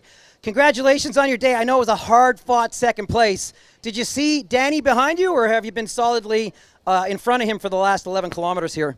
I didn't see anyone coming, which I think is a good thing, because I think it would have got to me a little bit mentally in that last 10K. Coming through those woods, it's a totally different experience when you're 70K deep. And yeah, no, I didn't see Danny coming, but I saw Marcus go by pretty quick, and after that, vision was kind of blurry. So. Marcus came in about the same time that you did a year ago, so he absolutely lit on fire towards the end of the race there. What was it like for you out there today, knowing the field was so deep, and deeper than last year, and still being able to fight tooth and nail to get another second place finish? Yeah, that's the thing, is like the level keeps getting higher and higher and higher every year, and having like all these men and women out here that are competing for the national championship really brings like a really cool atmosphere to the race. And Marcus and I actually, like, we were roommates in Austria at Worlds last year, so things went pretty well for us, so maybe we'll be roommates again, and things might go well for us in Spain. But no, the level of competition is just incredible, and honestly, like, it's one thing in the long distance trail races, if you get past and then you're in second place, and it's like, okay, like I don't know if there's anyone like 10 or 15 minutes back, but here you just have that constant thought in the back of your head after seeing that start list that there's just going to be phenomenal runners out there. So you're always kind of have that in the back of your mind, and just gets you to keep pushing and pushing and pushing all the way to the line.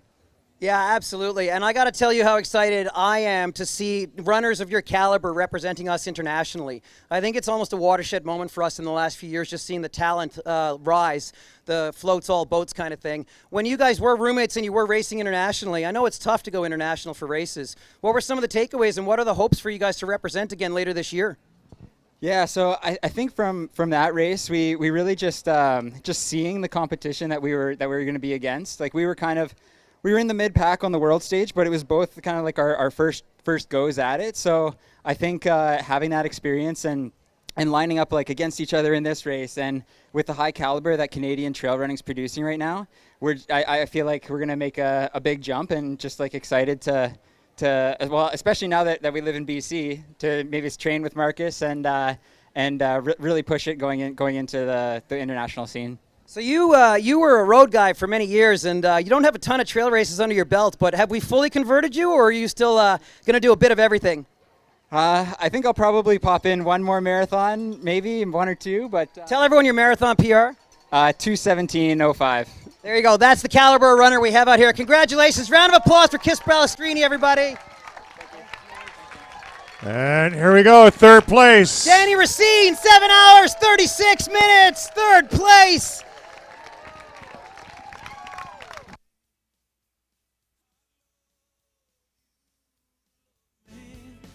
Danny, amazing run and amazing outfit as well. Definitely staying cooler than everybody else out there. Tell us about your choice. You got Pri on the front here. How does that influence your choices, your running, and your pursuit of the top guys out there on the trails today? Actually, it was really a matter of efficiency and dealing with the heat. So I went with the white collars, and it was I thought it was a great T-shirt of mine. So I cut some holes in order to be a bit fresher. When you came into today, you were one of the fastest guys. You were a favorite. What was your absolute goal, and did you attain that out there today? Yeah, kind of. It's kind of a redemption for me. Last year, I walked half of the course. I finished in 9 hours, and it was... Small improvement this year. Yeah, it was brutal. So first goal was a redemption goal, and that's good for today, yeah. But the guys up front was so fast. I really thought, like, until 6 hours in, that I was gonna get back on them, but it never happened. How does it feel to be standing here right now knowing you are third in the Canadian 50-mile championships this year, Danny? Yeah, it feels good. Thanks so much for the event. Absolutely. Round of applause. Third place, everyone.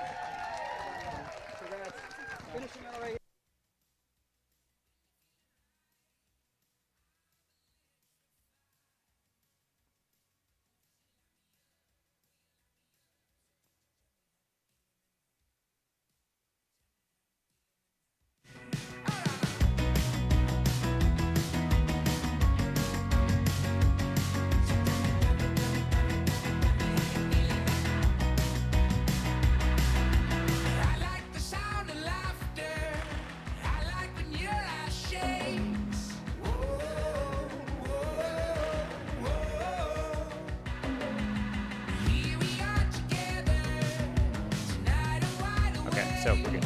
All right, we are good. We are here. There we go. It's like we have a fun musical background. We are here with Marcus Ribi, the winner of today's 50-mile race, pulling in such a fast time, our second fastest ever time in the 50-mile. Congratulations. Thank you, thank you. Thank you for coming over and sitting down with us when you are fresh off a 50-mile. How are you feeling? Tired, tired for sure. Yeah, I know. I'm like I said in the post-race interview. I'm so pumped though. It's still hasn't set in, but yeah, the happiness kind of takes away some of the fatigue. So I'm just riding the high right Elated now. until you crash. Yeah. Give me a few minutes and I'll be napping over in the field there. Yeah, I'm already going to go rogue on some of the questions we wanted to ask you, but you mentioned in that written interview with Gary that a big motivation for you was Team Canada, was racing in the Pyrenees. How is that settling in for you, and what are you excited about there? Oh man, I just I've been lucky enough to go twice. And like Austria last year was just such a cool adventure. Like I said, the Canadian team's getting really competitive. We're like, especially on the women's side, like we have such fast runners out there. So hopefully the men can start to pick it up to match them. But it's just it's cool to have a team atmosphere, because running is a very solo sport, and you kind of go there. And last year was like 20 runners, top runners, and you're all hanging out in the hotel after your event. You drink beer together and hang out. You get to meet Canadians who kind of live abroad but made the team. So. Honestly, it's all about the experience. I don't expect to win those events. It's just cool to be able to be a part of it, for sure. You're throwing down some great times, so don't sell yourself short. It's been so much fun to kind of follow the race along throughout the day. From obviously we're getting updates kind of randomly throughout. So Chris led for a lot of the race, and then we finally got word that you had passed them. That was super exciting. Can you maybe walk us through the race day experience, how it unfolded? So it started quick, as I expected. Like Chris was off like a rocket. I know with his marathon time, I kind of expected that. Scott kind of went with him. I was almost expecting that too. And then the rest of us were kind of in a big group, probably of 6 or 7.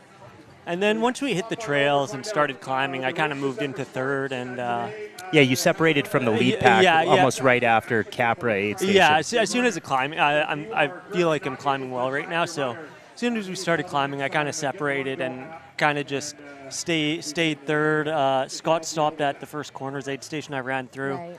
And I didn't really see him much after that. And then from there, it was just a mental battle, like, okay, where's Chris? Where's Chris? I kept getting updates.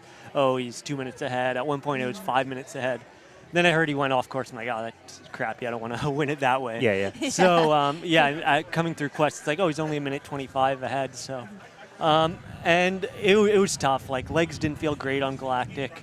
But they started to come around on Climb Trail. I felt strong. And then out of nowhere, I see Chris ahead. I'm like, oh, damn, this is... Like, it was a perfect morale booster right when I needed it. I was able to get a bit more food in and really kind of, just pick it up. And I passed him, put a bit of a gap on. I'm like, hey, I just got to keep going. Did you make it definitive? Oh, sorry, go ahead. This was on Climb Trail. Okay. About 3/4 of the way up. Okay, wow. And then from there, it was just pedal to the metal all the way. Just try hold it. Running scared. Yeah, essentially. And it's a crappy feeling running scared, but.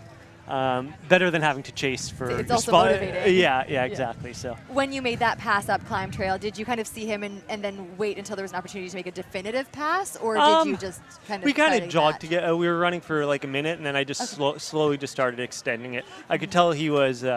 I could tell if I just kept my pace, I was thinking he might struggle. So I'm like, okay, let's just keep it. Let's not just hang in. Let's just make a move. Yeah. If he doesn't see me on the descent, maybe that'll be like a mental switch. So, that's kind of what I hoped for. And from there, it's just like I tried getting splits to him a few times, and I got some. Last one I got was at the last at Farside aid station.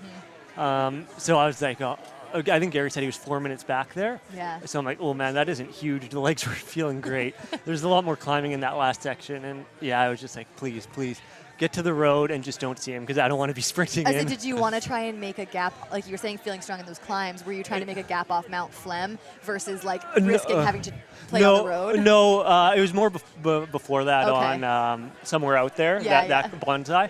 Mountain of Phlegm, it was just a hike. Just surviving? It was just like, come on, just get this over with and let me start the descent. I can kind of cruise in and hope for the best. So. Keeping up those toes on all the stairs. Yeah, exactly. Excellent. Such a fun race to hear about. What was the nutrition, hydration plan for today, and did you have to make any adjustments along the way? A few adjustments. That's the thing. Stepping up to 50 miler, I've only done 2 before. Right. And that's always the thing I've struggled with. When I did it 2021, Atmospheric River, the stomach went. I remember that. There were a lot of pit stops after the last aid station. I did a 50 miler in Switzerland last year, and I was just nauseous the whole time. So this time it finally came together. The one change I made is I was going to do carbs in my drinks all the way, but by not Fred's, right after Angry Midget. By that aid station, I'm like, man, I'm craving water. I need water. Yeah. So I kind of switched to water and tried just getting in a couple extra gels. Nice. And that seemed to help. It was easier to go down than the sugary drink. It's just a nice palate cleanser. Yeah. It's like, oh, Separating the two it's can be refreshing helpful. instead. So that kind of helped me get back on track Neat. and stay on track. I think it says a lot when an athlete's experienced enough to have a really solid, well thought out plan, but then also adjust by feel on the day and be able to trust that. Yeah. That really shows you've come and grown through those probably more challenging days nutrition-wise. So good job. Yeah, it's always my biggest fear. Like nutrition can just go off. That's my number one struggle. So it was nice to kind of be a bit better with it today, and I think that helps with the result because people are really pushing the envelope in how much you need to get down in races now. So it's like try to get 300 calories and. Yeah. So, I mean, the amount of sugar I've eaten is just absolutely disgusting. Absolutely necessary. But yeah, like my teeth have like 20 cavities just from that 7 hours. Dentists look at you and they ultra runner. Yeah. So I can't wait to brush them out. Yeah, that'll feel really refreshing. Any use of caffeine out there? There's just some caffeine in the gels. I'm not a coffee drinker. So probably hits you nicely. So that's a good boost. So it's like, I don't want to take caffeine pills. I feel like could go sideways. Yeah, for sure. So I just do caffeine in the gels, and it seems to do the job. Yeah. What kind of gels are you doing? So I've been doing goos for a long time, but I put in some Mortons. Nice. This is the Carl Ogston gel strategy. I think you Carl read Ogston his Instagram post from. I've run with him a few times, and he swear, but it's just I have a hard time paying $5 for every gel. Yeah, exactly. I have to work too, so it's like $5 Morton, Morton, if you're listening. Hey, I'm looking for a sponsor. This is Canada's 50-mile champion, so. Any unsponsored Canadian athletes, I think we need to give them a big shout out and see some good contracts coming that way with some funding and gear as well. Actually, on that note, not just obviously sponsors, but if those are there too, any supports you want to give a shout out to? Well, I guess run uphill. These could be friends and family too. Yeah, I mean, friends and family always support me. Like my family's awesome. They like the wife deals with kind of waking up at 4:30 to come crew me for 7 hours. No, exactly. Oh, it's like the best though. Yeah. She used to not look forward to it, but I can tell she really gets into it now. So I've turned her, luckily. But no, the family's always out supporting. It's nice to have that support. And it's just it's nice. Awesome. That's great. And anything that you learned today that you think you're going to carry with you to the Canadian or the World Championships? Do you know yet? Just I'll have to process, but always just the pacing. I've always tried. I've always kind of tried to pride myself on pacing myself well and not blowing up. And so I think on this course, I was so happy with how it went. Yeah. Like being able to pass Chris in the last third of the race, it's just like, okay, I know I paced that well. So it's like keep just working on that. Trust that, being smart. Like you said, that first 10K. Like a 7.5 hour race. There's lots of time to make up lost ground. So it's you seem to have a really good balance of that, even in the first 10K, of knowing it might go out fast, watching that happen a bit, but you were still right there, which I think just proves your fitness. Yeah. And that was okay for you, and you were running your own race already. Yeah. So my mindset with that is like, okay, the last 2 kilometers on the road, if the pace I want to run there is what I want to run the first 10K. Amazing. So it was like anywhere from 4 to 4:10 a kilometer, and I think that's what I do. I'd have to check the last 2 here, but Strava will tell us. Yeah, right? exactly. Strava doesn't lie. So. Oh, that's brilliant. Yeah, that's a really, really important one. Are you planning on being here tomorrow to tune into the 50K? I know you have a lot of friends probably running the 50K. Honestly, I'm looking forward to it. I think I just saw Alexander Ricard over there. Yeah. It's going to be I look at the name list and I'm like, holy crap, this is this is insane. Like, have you done the Freetail Fantasy? I did. Okay. I need to make sure I've locked in I submitted them. I think I still need to lock them. My picks are changing like every 5 minutes. Yeah, it's exactly. crazy. So, no, the field's so stacked, and it's like I said, it's so nice to see. I mean, we have such nice trails in Canada. So, to finally have to finally get there on the competitive front is so nice, and like the 50K, I think is the fastest race Canada's ever put on. So I think it's the most competitive. Yeah, I've looked sure. at for the men's. I've seen data. I don't have it here, but I believe this is both the 50 mile and the 50K compared to all other races in Canadian. At least over the last couple of years, this is the most competitive field. I mean, I'm more familiar with the men's side, and there are like 7, 8 guys, and like.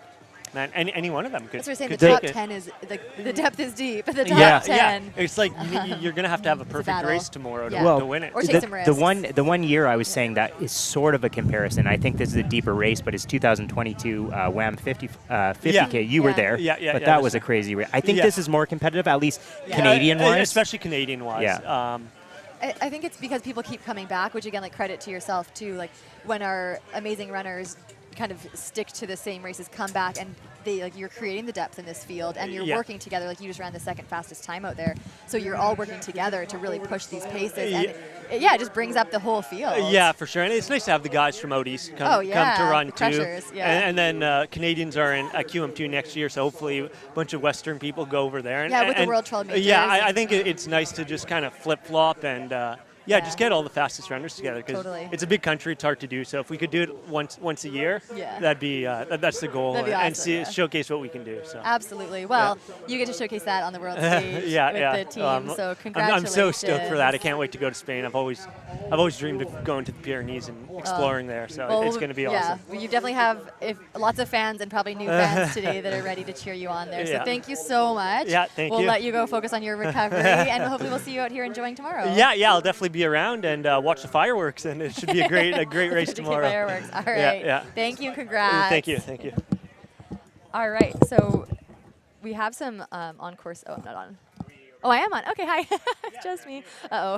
We have some on-course updates that I wanted to run through from Farside. Again, this is our last aid station, last point of contact, really, before the finish line, and some random updates from on-course. Getting bananas handed in. It's that time of day. That's Tara taking care of me ahead of her crew duties tomorrow.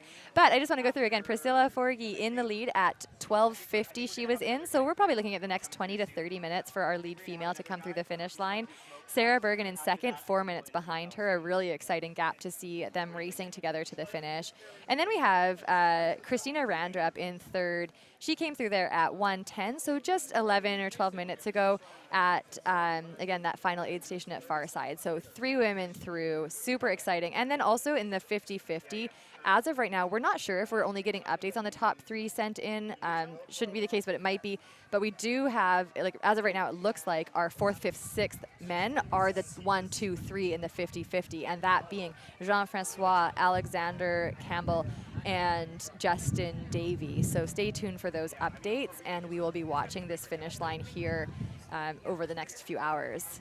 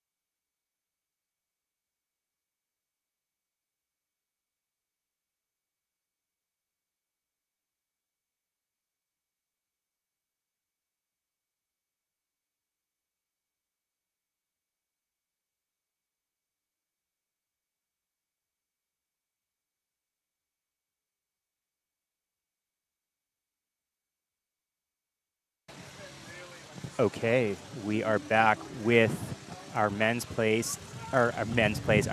second place finisher. Back again for the Squamish 50 mile. Chris Balestrini, great to have you back at the Squamish 50. Congrats on another outstanding performance. How are you feeling? Thanks. Yeah, no, I'm feeling tired. The hip flexors are pretty tight, but understandable. Glad to be. Glad to have just kind of put together another solid day in Squamish. Yeah, pretty happy overall. Yeah, back-to-back second place performances on I'd say the most competitive 50 miles, in Squamish 50 history. That's pretty impressive.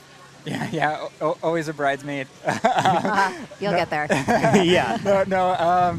Honestly, like the field. I mean, both last year and this year have just been like incredible. It's fun because in the trail scene, there's so many different trail racers, which is awesome because there's so many grassroots events that are organized across the country that people almost spread out quite a bit, and sometimes you're by yourself in a trail race, or you might have one person to run against.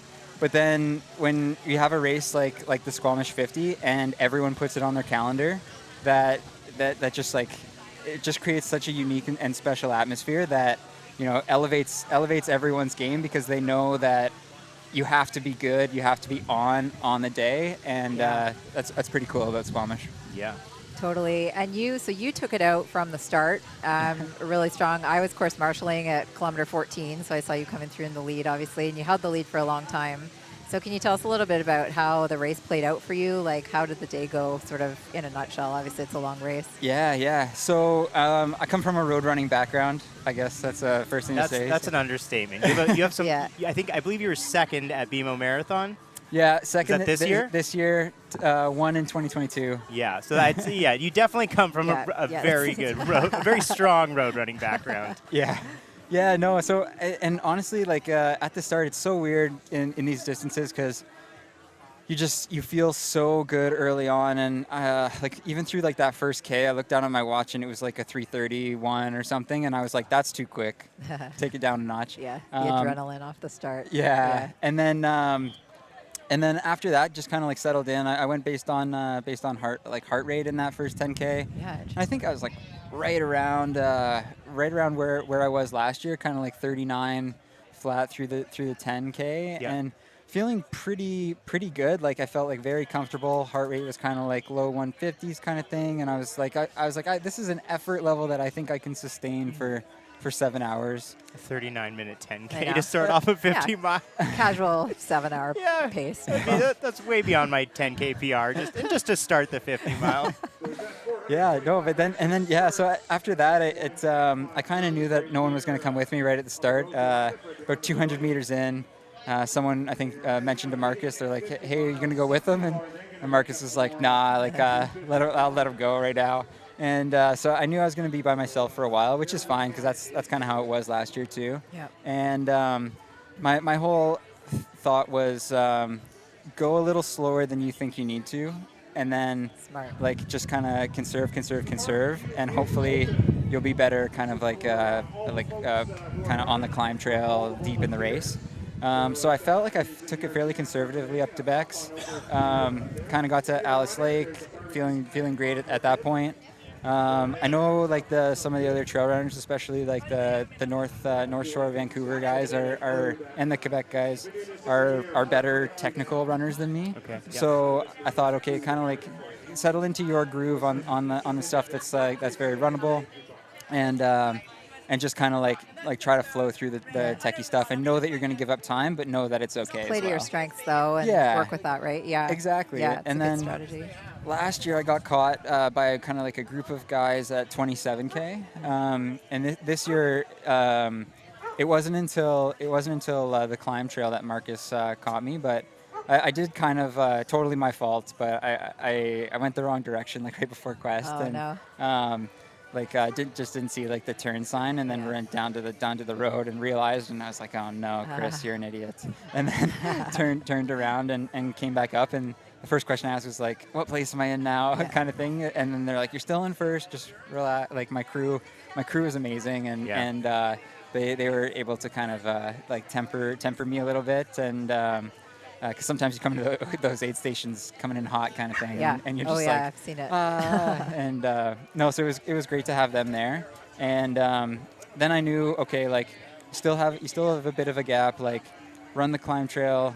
I was feeling better than I was last year, kind of going into the climb trail. So I was like, okay, this could be good, and just kind of go back to the heart rate and kind of run tempo up it. And I thought it was like a pretty solid tempo. I could feel myself starting to get a little bit deficient, and then I saw Marcus come in, and I was like, okay, when he catches you, just settle in behind him and kind of feel it out. But we only stayed together for maybe like a K or two, and then he kind of pulled away, and he's quite a better descender than me, and then on the AM descent, I like completely lost the visual from him, kind of thing. Yeah. And then I went through a real dark patch. And then I was kind of like, oh no, like this could go sideways. So just kind of settle into a pace that you can sustain till the end. And once I got to that far side aid station, I just took in a bunch of fluids. Like I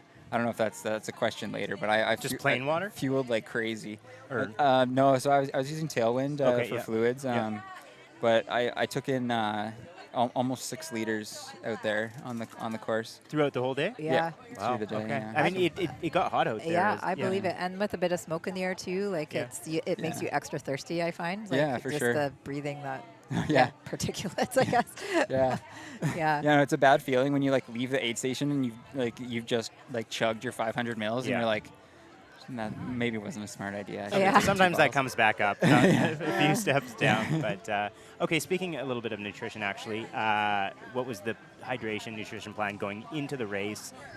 Did anything change? Did you have to pivot to anything? Yeah, no. So plan was basically, I kind of planned for 5 liters of fluids, which was Tailwind at the I guess crude aid stations, and then NAC. Like on course. Hydration on course. Yeah. So and both I'm like pretty familiar with, and both I like really enjoy. So, so that was good, and basically 500 mils.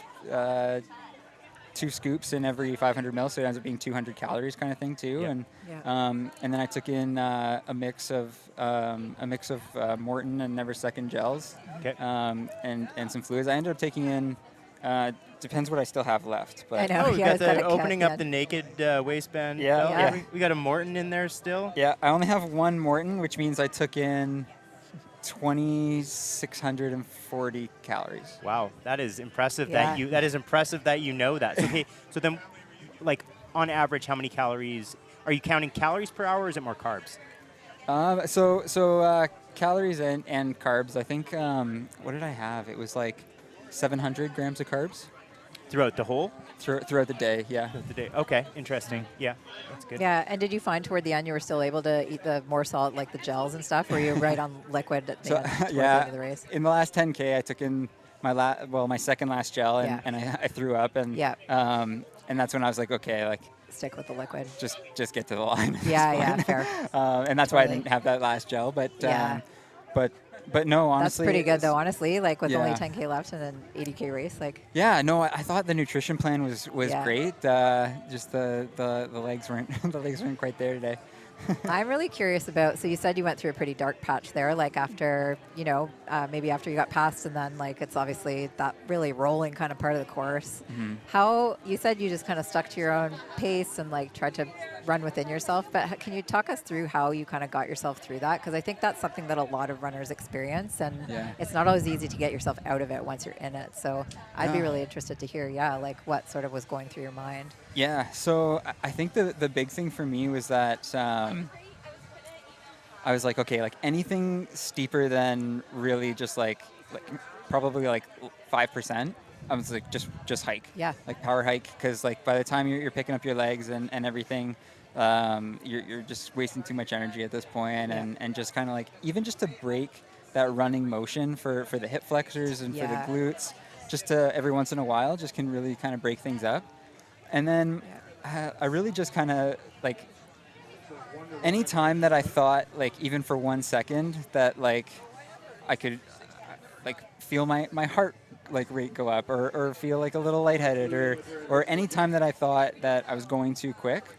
Anytime you think you're going too quick, you are going too quick. Yeah. And because of that, I was just like, okay, like it really, like hiking versus running, on the steep stuff, you're not losing much time. Yeah. So just do that, and then just kind of like let your feet flow through the downhills. And but it's hard because those sections, they're devious, and it's just like on a map they don't look like they should be hard, and they're just so tough because you're up and down. It's you can't relentless. really get into a groove. Yeah. It's a sneaky course. It is. Yeah. That everyone thinks it's the first part, like Galactic and all those big climbs, but it's kind of those little. The back half. Yeah, just killers in the back half. Yeah. I think you recently moved to Penticton. Yeah. Is that correct? How are the trails in Penticton in terms of preparing yourself for the Squamish 50 course? Yeah, so they're great, honestly. Like, so before that, we lived in London, Ontario, and we just had Bowler Mountain. I think I was chatting with you last year. Yeah. Just doing hill repeats up that. It worked out okay, actually. It worked pretty well, I'd say. Yeah, no, it did. And honestly, like, but now that we're in BC and have Penticton, there's so many different trail networks to run, and it's just like, you can, run in a different place every day of the week. And if you want to do like steep climbs, you can find steep climbs. If you want to do kind of more flowy trails, you can definitely hop in the mountain bike stuff. So it's really great. Found like some good training partners out there too, and that makes like a really big difference. I think one of your training partners, Emily Mann, I think she's crushing it right now at Trans Rockies. So that's got to be kind of fun to be, racing on, I guess, the same weekend or whatever. And I was hoping she'd be here because then we could have carpooled. I was hoping she'd be here again too. I thought that would have been really exciting to have her back at the 50 mile. But it sounds like she's crushing it at Trans Rockies. Yeah, she's doing awesome. Yeah, that's awesome. Before we let you go here, maybe tell us what's next. Yeah, that's a good question. If you know. Hopefully some recovery. Yeah. So definitely. In terms of recovery first, but in terms of racing, I think I'll probably maybe do one of the Freaky Creaky races. Okay, yeah. Right, nice. yes. And just kind of like hit some local events and. I guess those are kind of new to you then after recently moving to Penticton. So exactly. Yeah, very cool. So and then I don't know I'm staying with Alex Ricard and the Quebec crew, so they're pretty much convinced me to go out to Mont Saint Anne and do that up down in the vertical. Oh, yeah. So definitely a lot shorter. Like that vertical is 4.5K. The up down is 9K or something. So I'll have to break out some speed work. Yeah. But that's definitely kind of on the list, and hopefully I think I'm going to try to do some longer stuff in kind of the winter and next year. So I might try to find a 100K that maybe suits my strengths a bit, and see what we can do there. Canyons or gorge or something like that. That's what I was thinking. Yeah, canyons or Black Canyon. Yeah, Black Canyon. Yeah. That would be very cool to see you for sure. Black Canyon. Absolutely. One thing I wanted to ask, you mentioned Alexander Ricard. Are you going to be sticking around for tomorrow's 50K? Because I am so stoked for that. I don't know about you. I think it's the most excited I've been for a race. Do you have your Free Tail Fantasy fix? Yeah, but I've got to update mine. So They're because I think Carl's not racing. Carl's not racing, but he's actually, I think he's been out on course all day, kind of feeding updates through. So he was. But honestly, that race tomorrow is going to be so good. Yeah. And I just can't wait to. I'll see how mobile I am tomorrow. But I'll have someone piggyback me to the key spots, or just we'll take a bike. But I can't wait for that race. And I mean, like there's such a talented field, but everyone in the field who's got like a shot at winning is just also they're just nice people. They're the nicest people. It's so hard to pick because you're just like this. You're like, this person's a nice person, and then you're like, oh no, actually these are all just the nicest people. It's ridiculous. A Canadian problem. Yeah. I think the men's and women's fields are just the most stacked we've ever seen them. Yeah. So I can't wait. Totally. Yeah, the women's race is going to be there's so many women in that 50K too that are going to be contending for it. And honestly, every time I talk to them, they're all so humble too. They're like, oh, training's gone like pretty well, but did you hear that this person are in the field, and it's like you're in the field too. Yeah. Like you're definitely a contender, and so yeah, no, the women's race. I mean, the women's race on paper might be like definitely as competitive as the men's race. Yeah. So it's gonna be They're fun. both going to be super exciting to watch. Yeah. Awesome. Well, thanks so much, Chris. And yeah, we look forward to seeing you, I guess, at the World Championships. Yeah, that's. I guess that's the plan.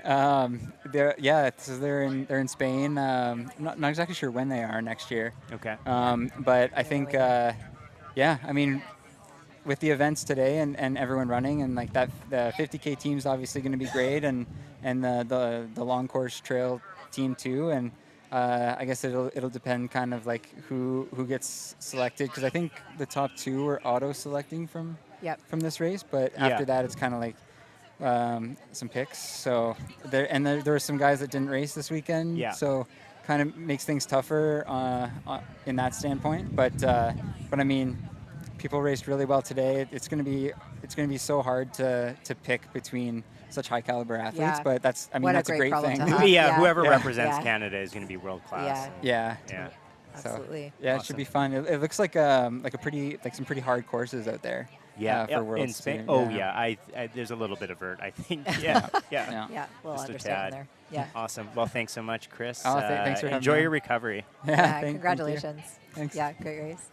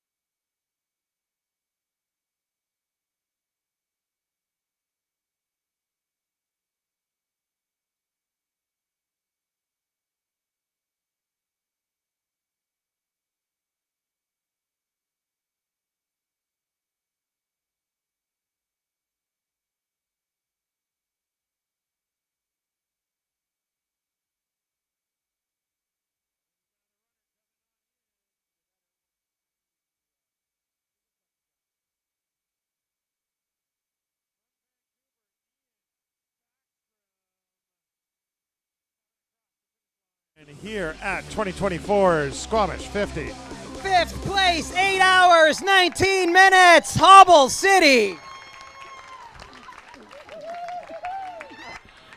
Do not let go, Gary. Do not let go. Yeah. If I let go, he'll hit the ground right now. Congratulations, what a run. Was that within expectations for you? Well, I was hoping for sub 8, but I started cramping at Capu and couldn't run the ups anymore. Well, there were only 4 that broke 8, and as a general rule, we interview the top 3 and then occasionally, but Ian is a team member. He helps us produce the races, so he does a lot of work on the back end, and we got extra cheering for him from all of the team here because it's a phenomenal result. Huge congrats to you, man. 5th place in the Canadian Championships. You got to be pretty stoked on that. I'm super stoked. I can't believe it.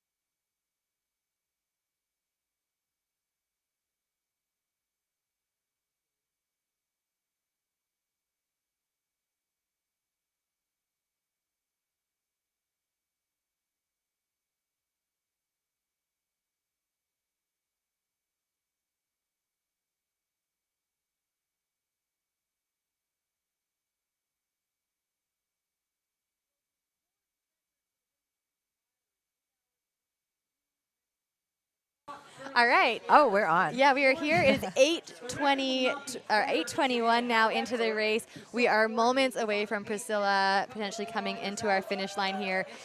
The course record here is 8:22, set by Courtney DeWalter in 2018, as we've talked about it throughout the day. So it is sounding like, unless there's a big surprise and some timing off within our text back and forth, that she will be just over the course record, but coming in likely with the second fastest time ever on course.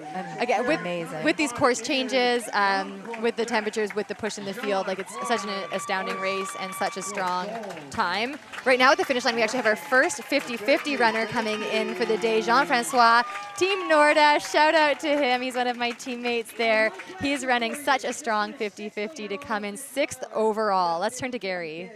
We're going to see you tomorrow morning? Yeah, for sure. Oh, I love it. All right, good stuff, man. Congratulations. Best to ask that question while they still have the runners high going right now.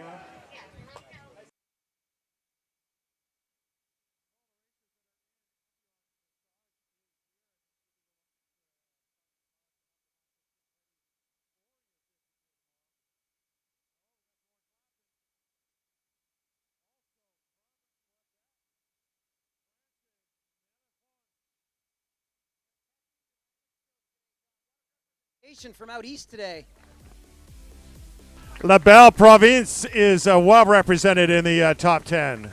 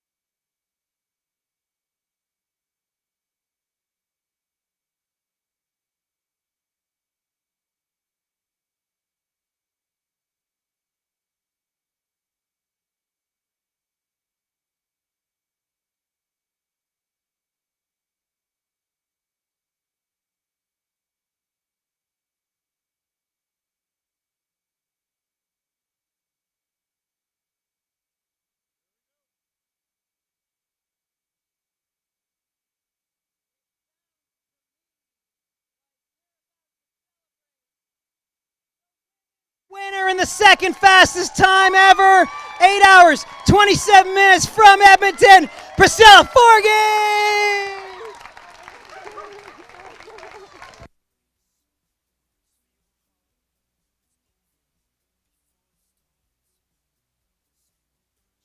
We're going to start by getting your medal and your champagne. You know how this works. You've done this before. And then a Canadian flag for some pictures. The women's national champion at 50 miles. We're going to do an interview, but you got to pop the bubbly first. Point it that way at the arch if you can, if you will. She currently holds the women's record for the 50-50 at this race. This is her second win in the 50-miler, and this is her first national championship. Thanks for coming all the way from Edmonton. You got to just have a tiny sip.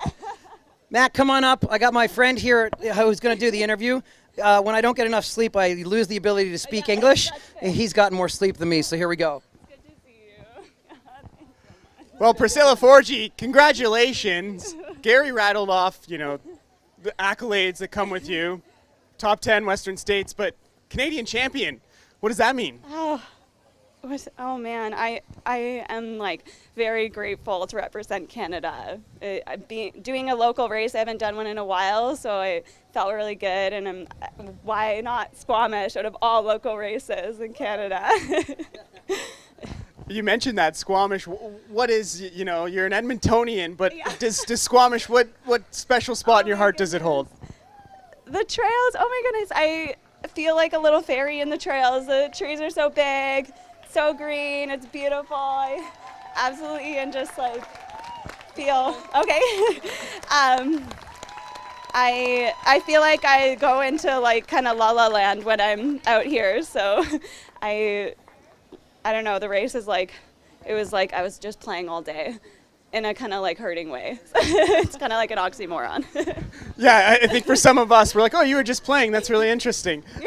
But take us through today for you. What worked for you? Where did all your success come from?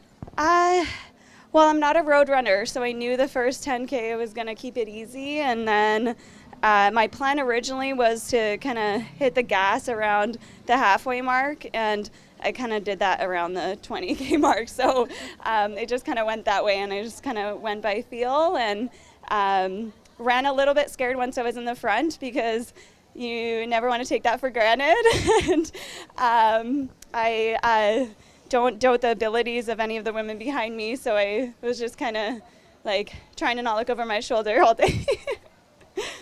Well, you are the face of women's running in Canada now, so speak to that field a little bit today on what it was like with such a strong field behind you.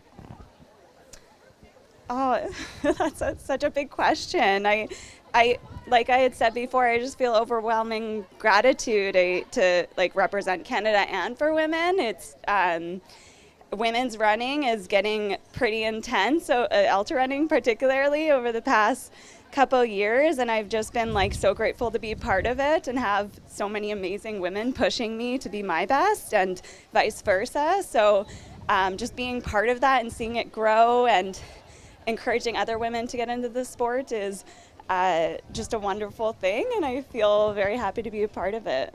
Well, we are certainly fortunate to have you leading the way for us. Priscilla Forgie, you are the Canadian champion and the 50-mile champion again. How are you going to celebrate tonight? Eat lots of food and probably just sit down a lot. Well, it's well-deserved. Congratulations again. Priscilla Forgie, your Squamish 50-mile champion.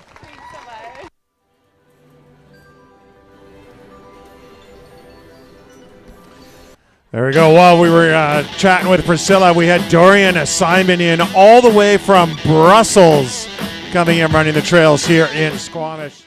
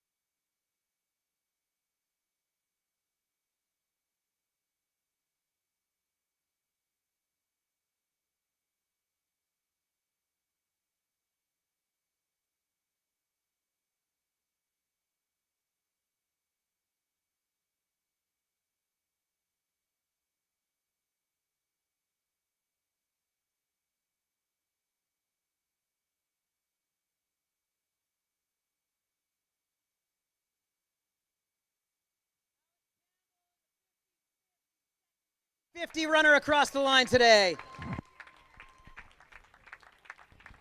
From North Vancouver.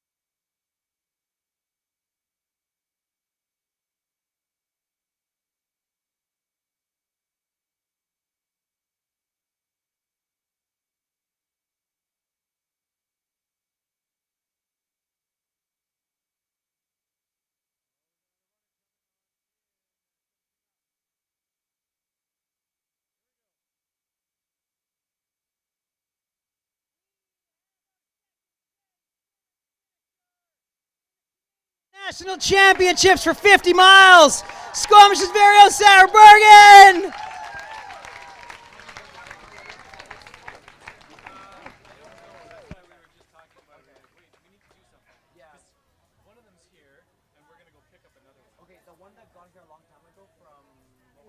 Yeah, you want, well, we got to stand in the direct sun for the camera feed. I'm sorry, Sarah. Right over here.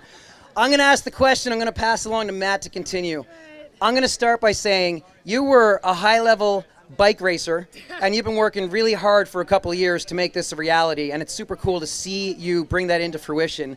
So congratulations on the journey. Talk us through what the last few years have been like to get to this point. Second place, national championship, 50 miles.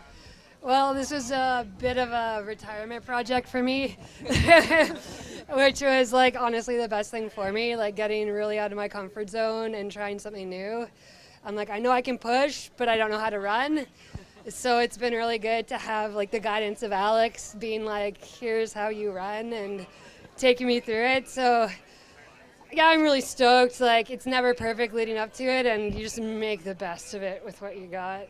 You know, some people choose golf as a retirement, but we're fortunate that you chose this. 2 top 10 finishes before this. What does this mean for perseverance for you to get here and be, you know, the second place in Canada right now? Yeah, like, yeah. I am so stoked, like, especially it's my hometown, and, like, all the friends are out and like good support crew. Yeah, it means a freaking lot. You mentioned your coach Alex Ricard from Ridgeline Athletics, but also being a local here. Who else contributes to a day like this for you? Well, it's just people who get out there with me and do weird adventures. Like, yeah, like my friends Tiff, Adriana, Emma, my partner Felix, and just like the whole running community in Squamish is pretty supportive, and we push each other, and it's pretty awesome. Like, you know, we have this as a training ground. Yeah. Well, we feel very fortunate to have you part of this community, and we will get you out of the sun, some shade, so you can celebrate this big podium finish. Congratulations. That's awesome. Thanks. Sarah Bergen, second place in the Squamish 50 miler.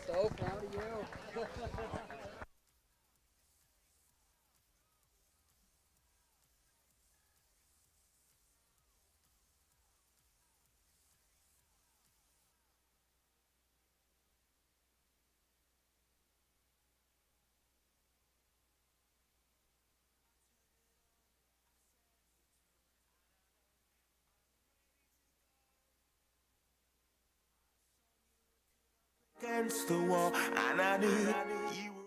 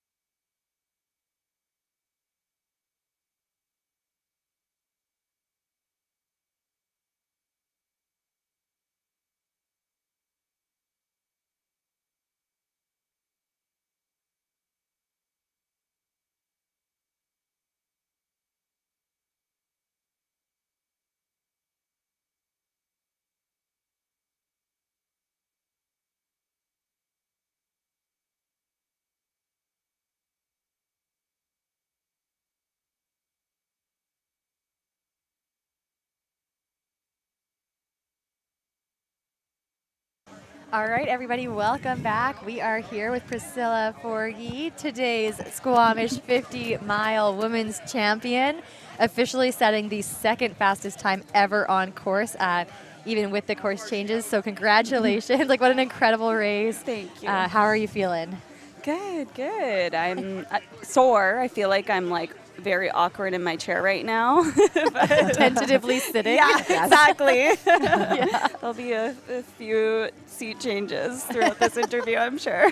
She's just awkwardly repositioning. How was today's race? I think as far as we knew, you've told us a little bit off mic, but now that we're here for everybody to hear, you went into the lead around 14K, but there were a lot of changes back and forth throughout the day. Can you tell us a little bit about that?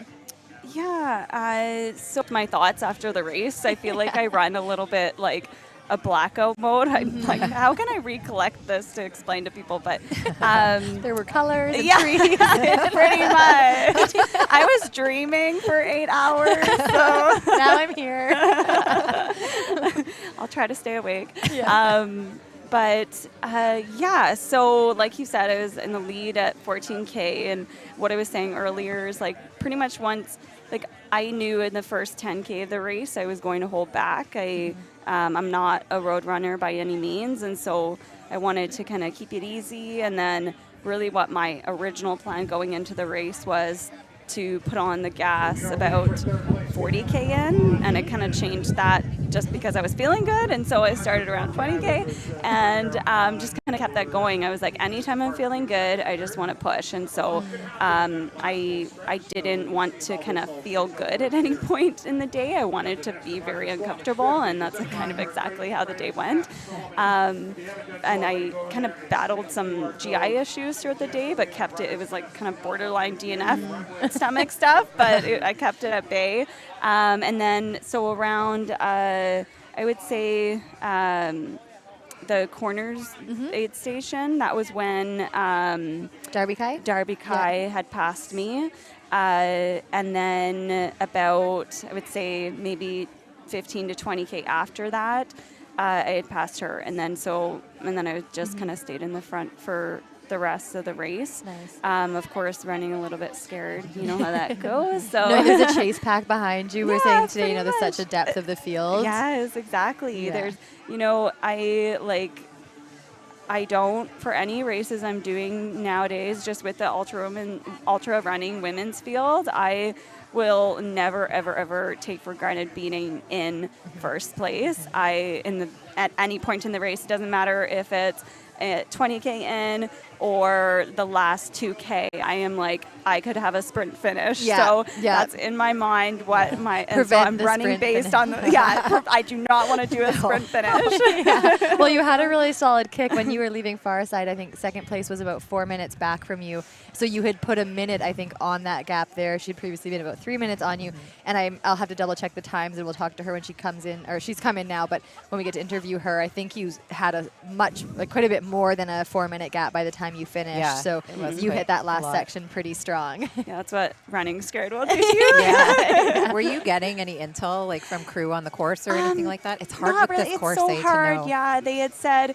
So my crew were super wonderful. They had said at the last time I saw them, they were like, "You're about 3 minutes. You were 3 minutes ahead of the last woman." But then they said someone had said you're doing really well, and it might be further than that. And so I was like, it was 4 minutes. Yeah. I'm Still always scary. skeptical to trust that. So I'm kind of like, I just need to assume that they're like 1 minute and gaining on because me. the most accurate update rate is right after you come in, but then you don't see them for 10K. Exactly. So a lot can change. Exactly. Did you have any, you've been here before, obviously. You have the 50-50 course record, and you won the 50-mile last time when you were doing the 50-50. How about from today? Like, I know last time you came through, I remember you saying, oh, it's so runnable. Any favorite spots, or how did it feel today compared to when you did it last? It's so funny. I know I ran faster than when I raced last time, but I was thinking about that as I was running, because there were some hills I did not run. I'm like, I am hiking this hill. I thought I said that it was all runnable. It's not. It's a lie. Well, it's always a blank memory. Yes, we lie to ourselves. Like I said, I black out a little bit. But this time was a little bit different because I was pushing a bit harder than I did last time. When I did the 50-50, that was kind of my first bigger year of ultra running, and so I was really new to it and probably a bit more cautious, whereas I went into today being like, I want to kind of be on that cusp of DNF if I have to. I don't know if I like really got to that point, but I think if I pushed a little bit harder, it could have been bad. So I was like, that sounds a like little, you were on the right. I was like a little bit cautious, but also like could have, I mean, that's a neat thing to say like on the live stream, because a lot of people think like, oh, you know, if somebody DNFs, like, why didn't they just jog it in? Or, you know, they obviously still were well ahead of cutoffs, but I think it's exactly that. If you're taking such calculated risks that you're kind of going to implode, or like sometimes like you're in popcorn, like it's going to not go well.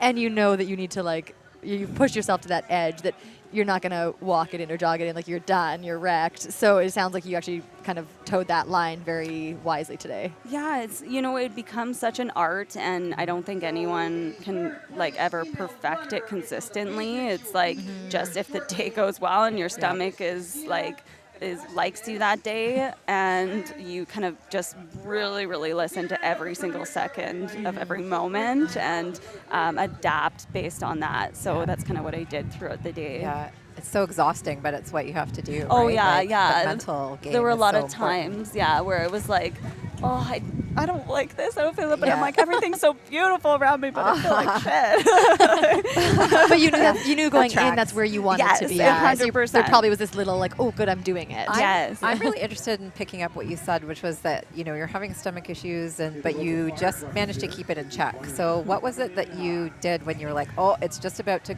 go? Like, did you just slow down a bit, or what was your strategy there? Well, it's such a, like, you know, stomach issues can be so many different things. Yeah. It could be that you're not eating enough, you eat too much, that you're going too fast, you're too hot. And so for me, it was just constantly thinking, what is that? Because there was a point where I'm like, I actually don't think I'm eating enough. And then there was a point where I think I ate too much, or I'm going too fast. So it's like, I'm constantly like, I think it's just getting to know your own body and what you did within the past like 5 minutes to lead to maybe what's been going on.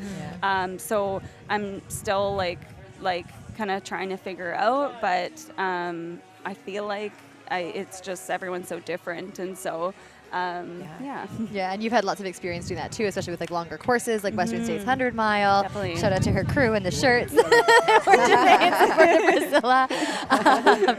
But you know, that's another one where you're paying attention for a longer period of time. Definitely. Did you find it difficult at all today to stay on it mentally? And like you were saying with that, as well as when you're running that fast, you mentioned earlier off mic that, you know, you're really paying attention to follow the flags and to make sure that you're, you know, managing your hydration, your cooling, and staying, you know, on course and pushing the gears. How was that kind of mentally? Well, one thing like I'm going to say is that and I said last time, the course flagging is absolutely amazing. Gary's amazing. Anytime that I was like kind of like went off course a little tiny bit, I was like, oh, that was like my bad, because it's when you're running so fast, you're not looking at your surroundings, you can kind of check out. And so I just kind of kept on having to pull myself back and like be present. One thing I noticed was that because I wasn't feeling like amazing, because I'm pushing kind of my pushingness like kind of on the brink, I got so much energy from everybody around me whenever I would see my crew or spectators. I was like, oh, that felt so good. And there's a lot of that on this course. Yeah, so wonderful. We might get cut off here to go to Christina's live interview. I'm guessing they're going to turn the mics on us. Our third place female just came in. Weird day. My period started at mile 20. I got stung about 15 times at mile 25. I saw a bear, saw a couple snakes, thought I was in fourth, realized I was in third, held on to third. I guess that's a welcome to Squamish moment. We'll make sure the tourism department gets that. Now, can we just take a second? This is the Canadian Championships, but can you say a word to some of the finishers ahead of you, second and first on the field today? Yeah, the field was really strong. I know I know Priscilla from just around. I know she's super fast. I don't know too much about the rest of the field. I don't know many Canadian runners, but everyone was just really strong, and I could feel people like breathing down my back the last half. So it was just a really fun day, and to have that competition feels really good, and to like come away on a podium with that strong of a field feels really good. We appreciate that you said it was still a fun day after the first answer, so that I think says a lot about your character. For you, in a race like this in Squamish, what was the strategy when you mentioned some of the other runners that you were competing against today? I think the first couple miles where it's flat, I went out pretty fast, but I was comfortable. And then I think when we hit the trail, I tried to just like run their race and stick with them, and quickly I wasn't feeling very good doing that.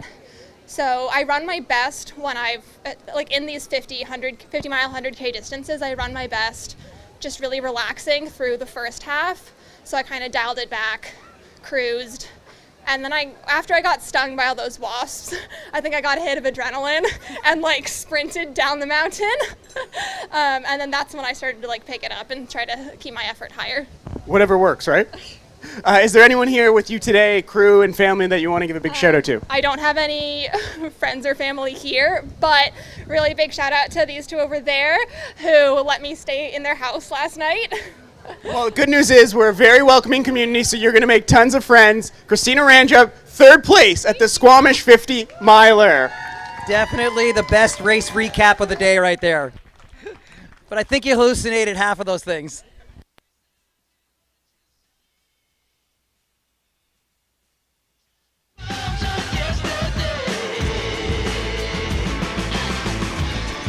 Well, it looks like everyone's going to want to get stung by a wasp in order to hit the podium now going forward. Watch out for the pylons.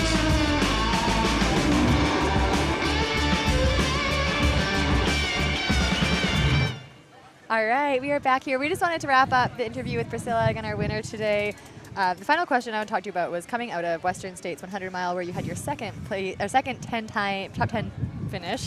We're okay. I can almost still talk. We got it. If anybody is around and wants to bring me a coffee, we're down for that. Oat milk, flat white. But not coming out of Western States 100, such an impressive time where you beat your time the prior year and had an amazing day there. And then you come into Squamish 50 mile, which really, that was end of June. We're now mid-August, not that long of a turnaround. What changed, or what did you do either the same or differently in your training to shift from a 100-mile race like that, where it's net downhill, to a very runnable 50 mile with quite a bit of vert and technicality? Yeah, so, well, my main focus, of course, was recovery. I knew I wanted to get a really good recovery in. So I took off at least a week of running, and then got to really just chill running for the next couple weeks. And then I got to the mountains as much as I could. I just wanted to have some climbing legs for the race. So I just spent a few weekends in the mountains and really didn't change my training that much. I kept it you run 100 miles. I'm like, I've got my endurance, and really, how much more can I benefit at this point? Did you have a lot of hill strides, keeping that top power output up? Yeah. I know I talked to David, my coach. David Roach, shout out. Yeah, who's doing Leadville. Leadville 100. I know we need some updates on the Leadville 100 in the live stream. Oh my Let's go. Side note, I was thinking about him while I was out there, and I was like, I'm just running 50 miles today. I'm not allowed to complain if I'm uncomfortable. Yeah, and mutual suffering between you and your coach at the same time in different spots in the world. Pretty cool. Yeah, pretty cool. But yeah, I think because I had 100 miles under my belt, it was really just to kind of keep. Yeah, when I was gonna say about David was that I had messaged him being like, I feel like I'm not fast enough. I feel like I'm not gonna do very well. And he's like, you are fast. Just stop it. He's just stop thinking about it. Yeah, exactly. So sometimes I have to get out of my own head. But yeah, honestly, there wasn't any bells and whistles to my training. It's super the biggest piece was to just make sure that I had the recovery in, was eating well, and felt like I was showing up to the start line feeling healthy. Yeah, so, perfect. Yeah. Amazing example you continue to set for us Canadian and women in this sport. So Hugest congrats. I Thank think you people so saw me literally jump on my seat as we were getting updates on your Jenny was position getting all pretty day. squirmy. It's like, I'm going to throw up. I'm so excited. So yeah, congratulations. Oh, thank Amazing you to see so you out here much. again. I'm so happy to have you here for it and to see you all. Yeah, I know we're just gonna like gush over each other. Yeah. It's a redo of 2022, and I'm here for it. So please come back so we can do this again. Awesome, I will. I was upset they didn't give me the finish line interview with you this time, Yeah, rude. especially in the themed Priscilla shirt. You're all ready. Missed I was opportunity. ready. I'm so ready. Please put in your request for that next time. Anyways, thank you. Go Thank you so rest, much. recover, celebrate. Congratulations. Yeah, Thank congrats. you. Yeah.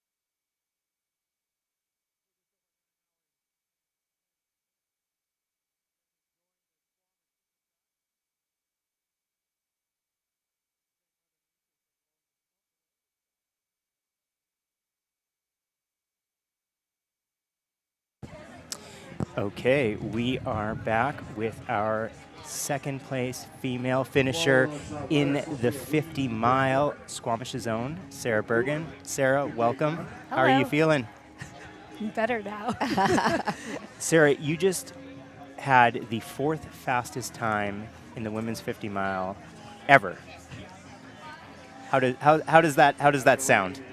Yeah, I'm pretty excited about that. I didn't look at my watch in terms of time once, so I wanted to literally just go, and I was like, yeah, just go, and it's going to be what it's going to be. And if it is the 4th ever, like, it's pretty good company. So last year you ran the 50 mile. I think you were 8th place. Yeah. You also ran in 2022, 2021. Was it 50 mile each year? I did the 50K the rainy year. Oh, Okay. Oh, yeah. We don't. We don't speak of We don't that. talk about that. Yeah. And then I've done the 50 mile twice, and it was like, so when I did it the rainy year, even though we won't talk about it, Yes. there's something about that I was like, oh, this is a super cool sport, and I don't know how to do it. So that's kind of like what planted the seed. And then I was late registering. The 50 miler had like space, so I was like, okay, 50 miler it is. Did the 50 miler, and then I was like, okay, there's something here as well. And then it was like this project. I was like, I know I can do better. I just couldn't figure it out. So again, a year later, another 50 miler, and this is just self-directed training and my approach. Like I was like, oh yeah, like I come from like road cycling, and I was like I know how to train, but I don't know how to train running. So that was kind of when I was self-coached. I was just like, oh yeah, you just train like you train on bikes. It was a challenge. It didn't work out that well. But again, like it kind of just kept this little project in my mind where I was like, there's something here. And I like believe that I can do better. And it almost like irritated me that I like couldn't figure it out. So then that's why I was like, okay, like I worked with coaches before in like through cycling. And I was like, I know I'm coachable, and I get a lot from a coach, and I get a lot from someone who knows the sport. Yeah. And that's like a gap that I like identified right away. I was like, I don't really know how to run. Well, I think you knew how to run, but yeah. So that's why I was like super stoked to work with Alex, because they're like, this guy can run. And I was like, holy shit, can he ever? Did you say Alex Ricard? Is Yeah. that your coach? Oh, okay. Yeah. I mean, yeah, he knows this course a little bit. He knows how to run. So Yeah. that's A little bit. That's fair. Yeah, we've heard of that guy. We've heard of that guy. Yeah, it's been a super good fit. Yeah, we work well together. And do you find, so you live here in Squamish, Yeah. so did you do a lot of work on the course? Like, were there specific sections of the course where you felt like I could put in some work here, I could gain some time here? How did you approach that part of your training? So this year, in years past, I've like literally like projected the course where I've like done it a million times and I know it. And this year, I didn't really get on it much. Yeah, like I live okay. in Valley Cliff, Yep. so I'm easy, like quick for the last 10K. So I did efforts on the last 10K a bunch. But other than that, I was like, I know it. Yeah. Like I did survival this year, which has a lot in it. Yeah. A lot of overlap. You won survival of Yay. the fittest 35K. So, which is, and a lot of that, Tara, we were talking about this earlier, but a lot of that is on the same course. So it's great prep, I think. That's super great prep, especially like to run that bonsai section, like that really like kind of like moto-y, like unstable ground, like to be able to run that fast, because you run it a lot faster in survival. Yeah. And just like have that in you. So I was like, I don't need to go back on it a bunch, just because I'm confident that I can move through it. For sure, and it's risky to train too much on it if going fast, at least, because it is so technical. It's pretty, yeah. The trails, though, too, now are so much dustier, too. They're actually very different than in survival, which is in May. So, yes. Yeah, there's that element as well, right? Yeah, the traction's super different. Yes. I was like, one day it will be fall, Yeah. and then we'll have good traction. Yeah, exactly. It's been a lot of fun kind of watching the women's field play out throughout the day. I don't exactly know at what point you moved into second place, but maybe walk us through how the day went for you and how it unfolded, at what point you moved into second place. Yeah, I literally didn't know I was in second. People were like telling me, you are in second. I was like, I don't really believe you. I think I'm in third. I was like, in my mind, I knew roughly where people were. And that little out and back, thanks to the wasps, was super useful, because you can see, like it's early on, but you could see people coming like back through, which was like, okay, I knew I was like roughly 4th, 5th. And then I was like, everyone is running really fast on that Yeah. hill, which I was like, is amazing to see. But I was like, hey, we have the plan. Stick to your plan. Which is for me, who's someone who's pretty competitive, hard to kind of like let go and see people go. Yeah. So I like just ran on my own until Galactic. Yeah. And then it was kind of like, hey, in Galactic, if you want, you can stretch your legs if you feel good. And I was like, sweet. Got up Galactic and I was like, I feel like garbage. So I was like, we're just gonna pick our way up this, do the best we can, and then people came back from Galactic. Yeah. Yeah. And then I was like, hey, the downhill, I like my downhills, and I was like, I can run this downhill. Yeah. Like clean, efficiently, but still like pretty quick. Yeah, that's the way to do it. You don't want to be too frantic on the downhills because you blow yourself up a little, but if you can flow down it and pick up some time, it's great. Yeah. Yeah, amazing. What was, was there any really enjoyable part of the course? Like, what would you say was your favorite part today? It's so funny, Galactic, which is like, I know I've suffered on Galactic before, and you're like, oh, it goes on forever. Yeah. I don't know, today I had like my attitude, like, I love Squamish. I love the trails. I was pretty thankful for like every inch of those trails. Yeah. Yeah. I think that's a competitive advantage, right? Like if you can get in that good headspace and be in a positive mindset the whole time, I think it's a bit of a superpower. Yeah. Yeah, which you've just shown. Yeah. Did you have like so someone who's run this course a few times now, did you have a particular strategy going in? And did that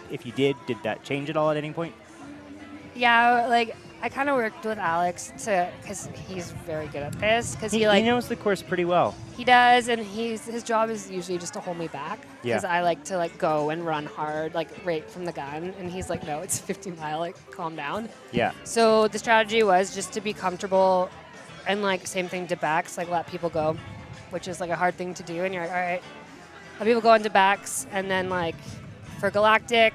If you feel good, stretch your legs. For climb, if you feel good, stretch your legs. And then bonsai was supposed to be go time, but honestly, I had a very challenging day and was just like, this is it. And we're gonna lay everything down what it is, and I'm like, it might not be the best thing I've ever done in my life, but I was like, honestly, with what showed up, I'm so proud of it. You should be, yeah. And I mean, it worked. You have to take those chances, like, and if you're having a bad day, probably everyone else is too, right? Like, and that's the thing with sport. It's like you never know what other people's situation is. You have to just stay within yourself. Yeah. And it sounds like you really did that well today. Yeah, I was like, I'm my thing, and I'm like, we're just gonna make the best of it. Yeah, good for you. So we're going to wrap up here pretty quick so we can get our third place woman in for an interview before you get your podium. So maybe just lastly, what's next for you? I kind of hate asking that question because it's like you just freaking destroyed a 50 mile. Like, what's next? So hopefully rest and recovery, but anything on the horizon for you? We'll see. We'll see how I like bounce back. But I know I kind of look to get into the Alpine with one of my friends. Nice, yeah. The Alpine in the fall is very nice. There's also a local race around the Bluffs coming up, which I'm not registered for, but if I'm feeling a little springier in my step, it might be fun to check that out. Awesome. Yeah. Well, Sarah, congratulations on such an amazing race. And fourth fastest time incredible. In women's 50-mile history. Awesome. Awesome. Thanks for your time. Thank you. Yeah. Our pleasure. Awesome. Thank Have a you. great one. Enjoy your recovery. Okay, thanks. Bye.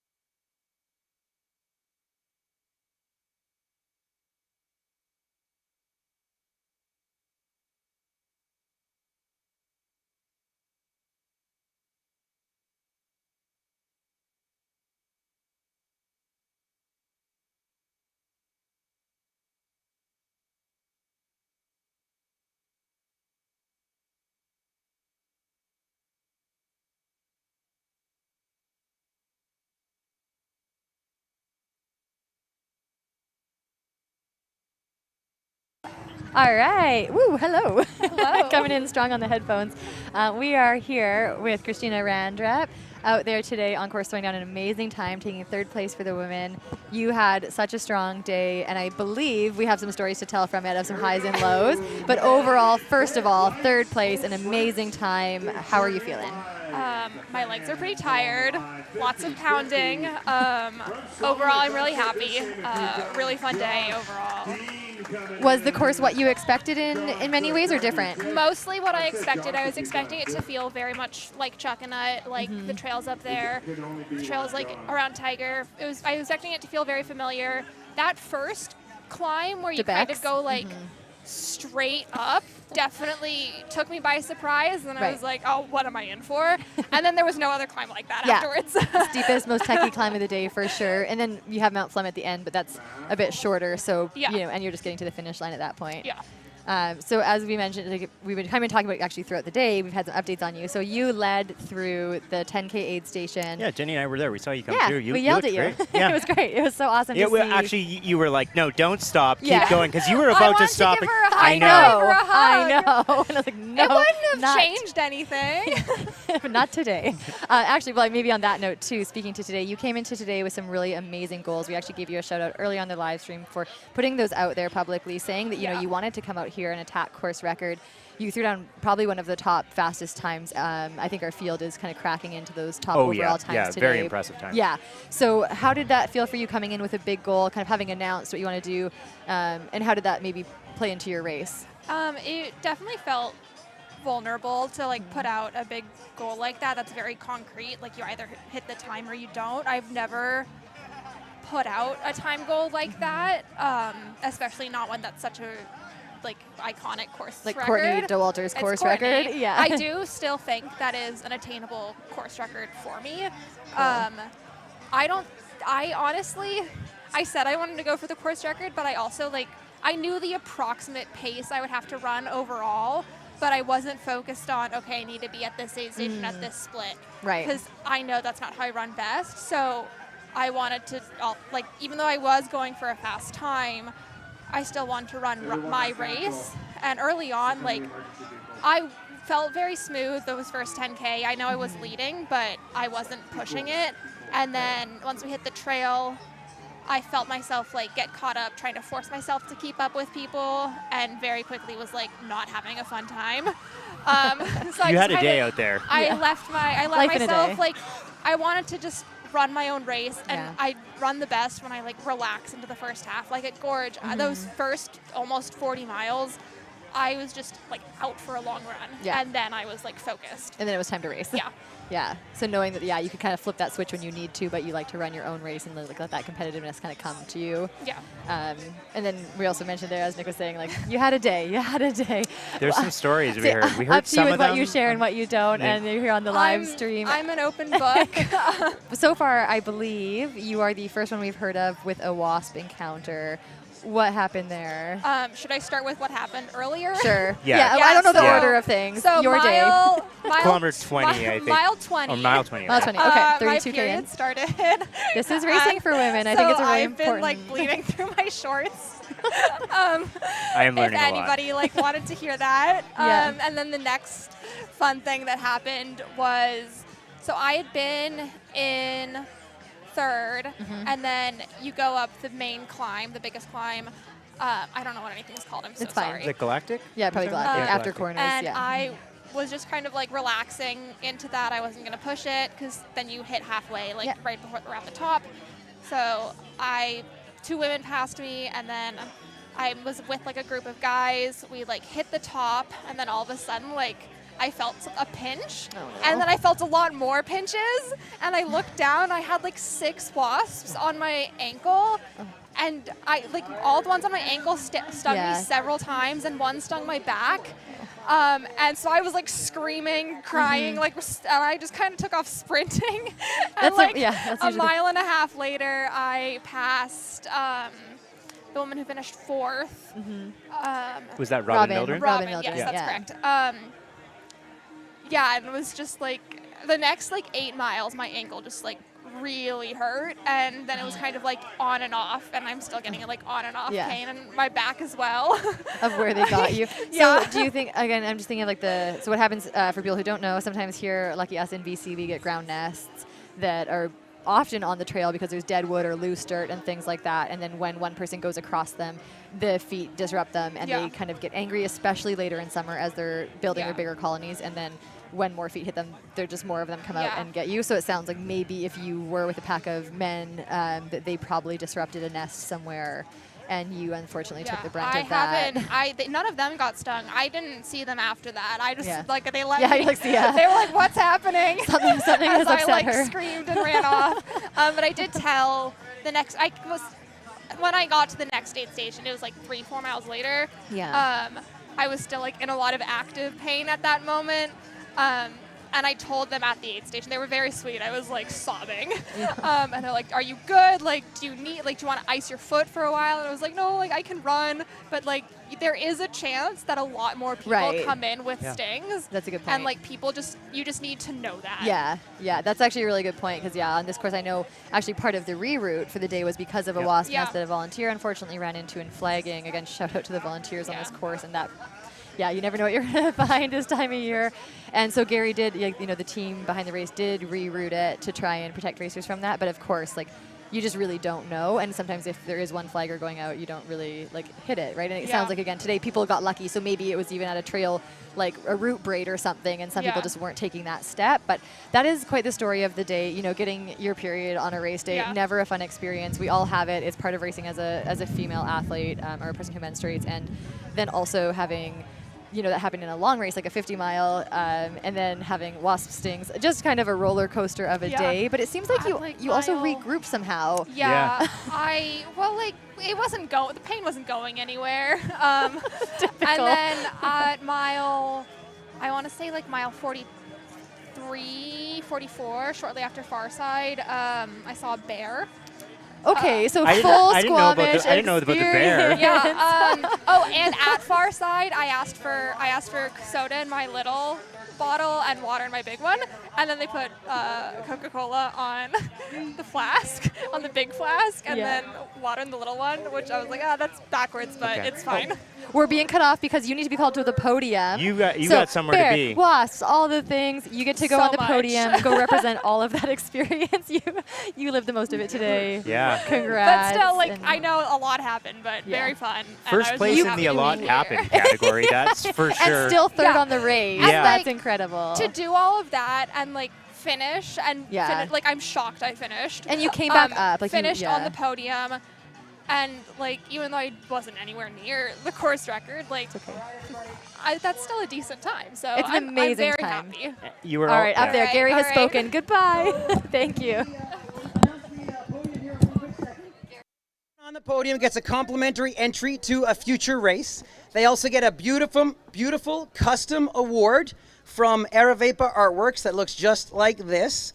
The third place runners also get a Solomon hat. Second place get a pair of Hillsound running spikes. And our winners get $100 gift certificate to our local store sponsor, Capra. Make sure you check them out while you are here in town. We have two podiums, our overall and our Canadian Championship. We are starting with the women's overall, and in third place in that race, in a time of 8 hours and 57 minutes from Berkeley, California, Christina Randrup, come on up. Grab your stuff and hop on over there. In second place overall in the women's race, from Squamish, just down the street, 8 hours, 39 minutes. Sarah Bergen, come on up, Sarah.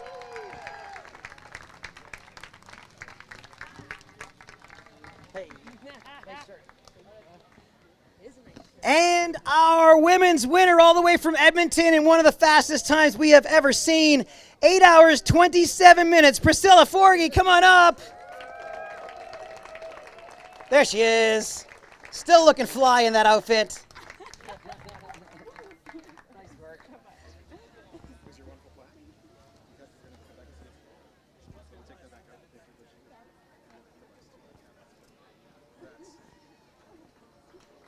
And we'll cheer this runner across the finish line while you also give the women's podium a round of applause.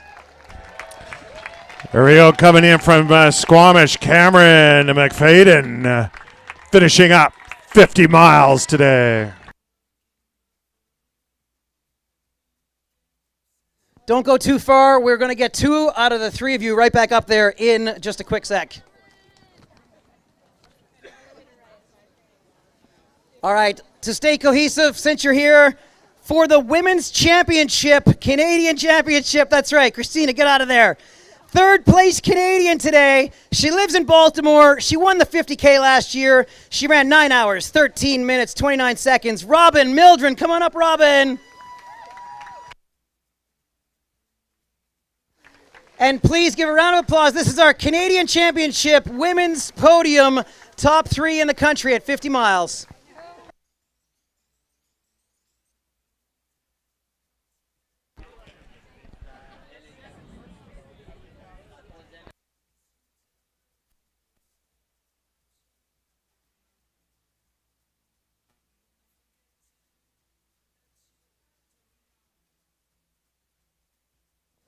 All right, round of applause, everybody. Smile for the big camera. Nicely done. Incredible runs across the board. There are a lot of cameras to choose from. Personal photos right here. Yeah. Robin's like, this is the one that matters. Nobody move. Let me get this. All right. Hopping over to the men's side. The podium correlates with the Canadian Championship entirely. The top 3 are all Canadian.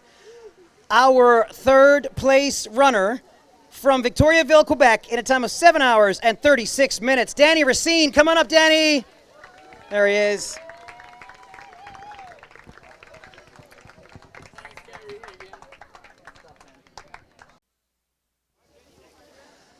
And our men's winner, Canadian champion from Vancouver, British Columbia, in a stunning time of 7 hours and 17 minutes, the 2nd fastest time ever, Marcus Ribi.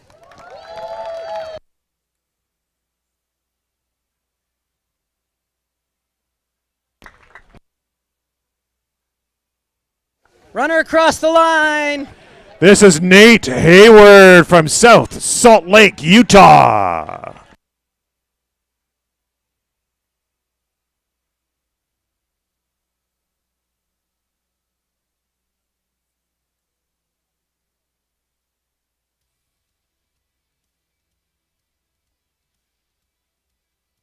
Make sure you smile for Marcus's father, getting the pictures right over here, guys. All right, thank you all so much. Congratulations, everybody. And thanks to Athletics Canada for working with us these 2 years to be the Canadian Championship for long distance.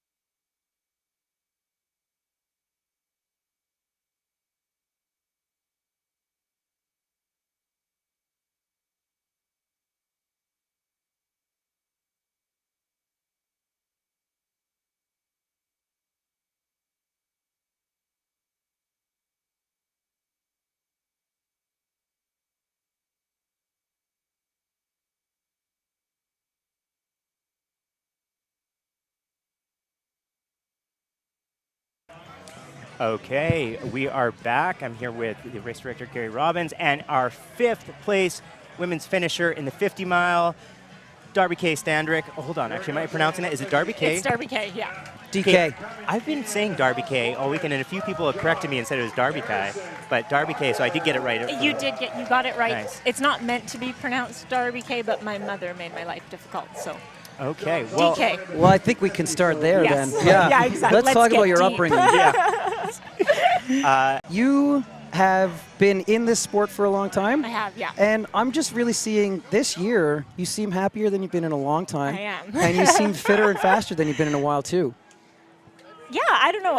I haven't raced much since 2018. I hurt my back really badly and couldn't do anything for a few years. So this is the first, year that I've managed it and I can train, and you don't feel like every race you go into you're like, well, I'm just going to be out for a month because I can't actually do anything. So yeah, I come out and do this stuff. It's awesome. Well, let's go back a couple of years. Let's talk about the year Courtney DeWalter set the course record at our 50-miler. She was so great, so lovely. I'm glad she showed up. You kept her honest. You're one of the reasons she got the course record that day is because you basically ran step for step with her for a lot of the race. I did. Take us back there on that race, running against Courtney, and what it was like having her in our town that year. It was. I'm going to be honest. I'm not really around on the social. This was pre-Supernova. She was just getting started with her Supernova. And I remember I'd run into Gary at something in North Van, and you were like,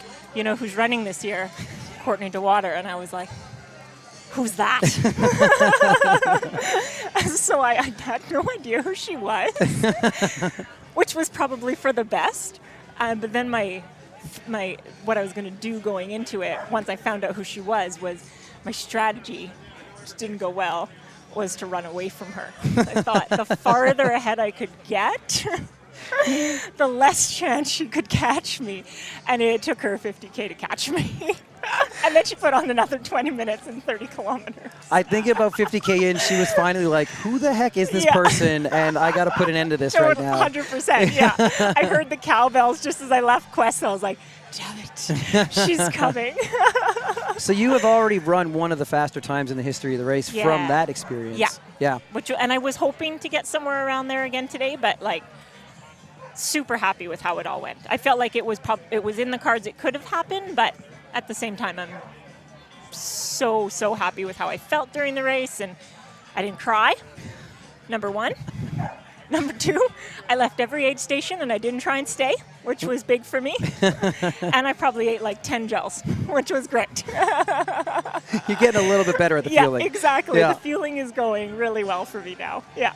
What was it like for you coming into the race this year, knowing it was the Canadian Championships and that the depth of the field was going to kind of be one of the best, if not the best we've ever seen? I think a huge reason I'm happier and feeling fitter and performing well is that I don't particularly care. I don't. And this is one thing I admire about you. Yeah, I only knew it was the Canadian Championships from the pre-race briefing.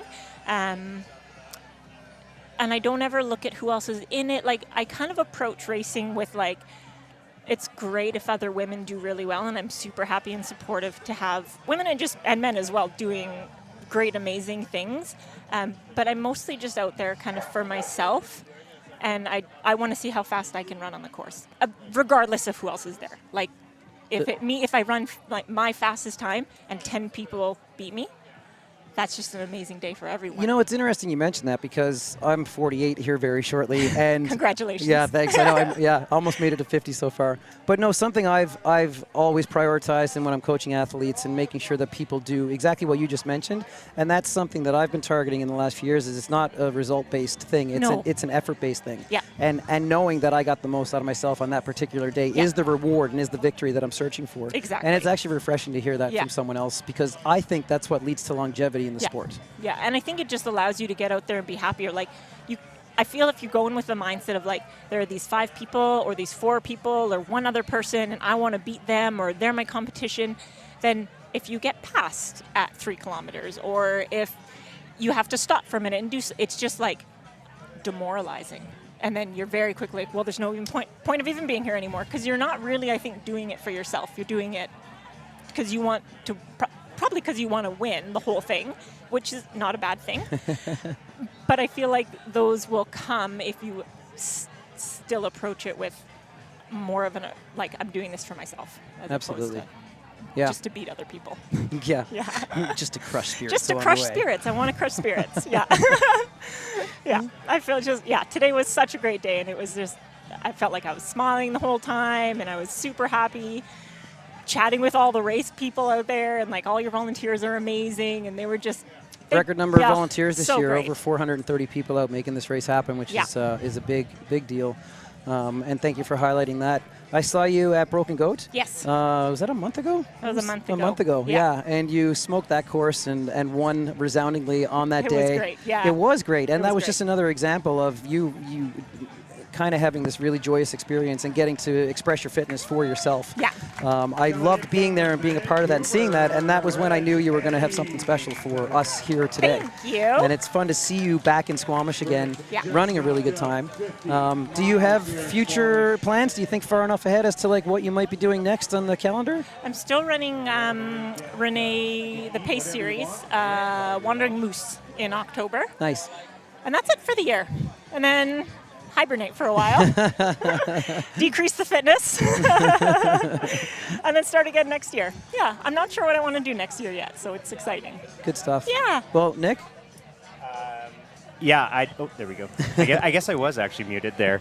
I was just going to sort of piggyback onto that. I mean, you've had an awesome year so far, right? So first at the Broken Goat, but then also before that, Wild Horse Traverse 50K, new course record, and then you're going to kind of wrap that up with what's the final one of the series you just mentioned? Wandering Moose. Yeah. Would you look at coming back to Squamish maybe at any point in time? Yeah, I was saying to my partner just after I finished, I don't know if you get the same feeling, but I think that a lot of people kind of have the mindset that if you're not running long, you're not really trail running. Mm-hmm. And I don't like 50 miles. Like, I thought about it at 60K, and I was like, I'm not actually like, I'm enjoying myself, but I'm not enjoying myself like I do in a 50K. And I think 50K is kind of what I want to do. So I think I would come back to Squamish and do a 50K. I've got an idea. There's a 50K next year happening around the same time. Same time Same here. place in Squamish, also put on by Gary Robbins. We can probably... Maybe I come. Yeah, I would love to see Darby K in the 50K. Yeah. How about you? Yeah, 100%. And just exactly what you said right there. I always insist when anybody ever says just for their distance, that as if not doing the longest distance is a lesser accomplishment. Totally. And I hammer on that and try to reiterate with people, it's longer is not better, longer is not more impressive. No. That's not how it works. Yeah. And I coach runners, and I have to continually say, you don't need to do these longer distances. You do it if you love it and if that's where you want to go, Exactly. but it doesn't prove anything to you or anyone else to pursue those longer distances. And I actually really appreciate it when people find the distances that they prefer and then work to be the best they can at the distances that they prefer. Yeah. We should try a 5K. That would be nice. I raced 12K at Broken Goat. Couldn't walk for 4 days, but I was still pretty happy about the whole thing. Exactly. I think the last thing I'd like to say is I think it's worth giving a shout out to our friend Renee Unser. There's a reason that you do her races. Yes. She's a wonderful race director, produces fantastic events. Pace, Positive Attitude Changes Everything is the acronym. Please check her out. Yes. Also, Solomon Invest in the Races They Believe in. They're a big sponsor of her and her events. And I cannot recommend her as an individual and the races enough. And it's evidenced by those are the main races that you're doing. Great. Yeah. So, and there's the potential to win pie. Yes. And which is up there as well. I think she still does the homemade medals and everything. It's I really love her cool. races. So fun. Yeah. Go run it. I think there's 12 spots still in the Wandering Moose. Oh, there you go. 39K. All right. Just put it out there. We're gonna pencil you in for 50K Squamish 50K. next year. Yeah, I'll be you there. said it. Okay. 100%. I'll be here. Awesome. Thank you so much. Thanks so much, Darby K. Awesome. Congrats. Thanks.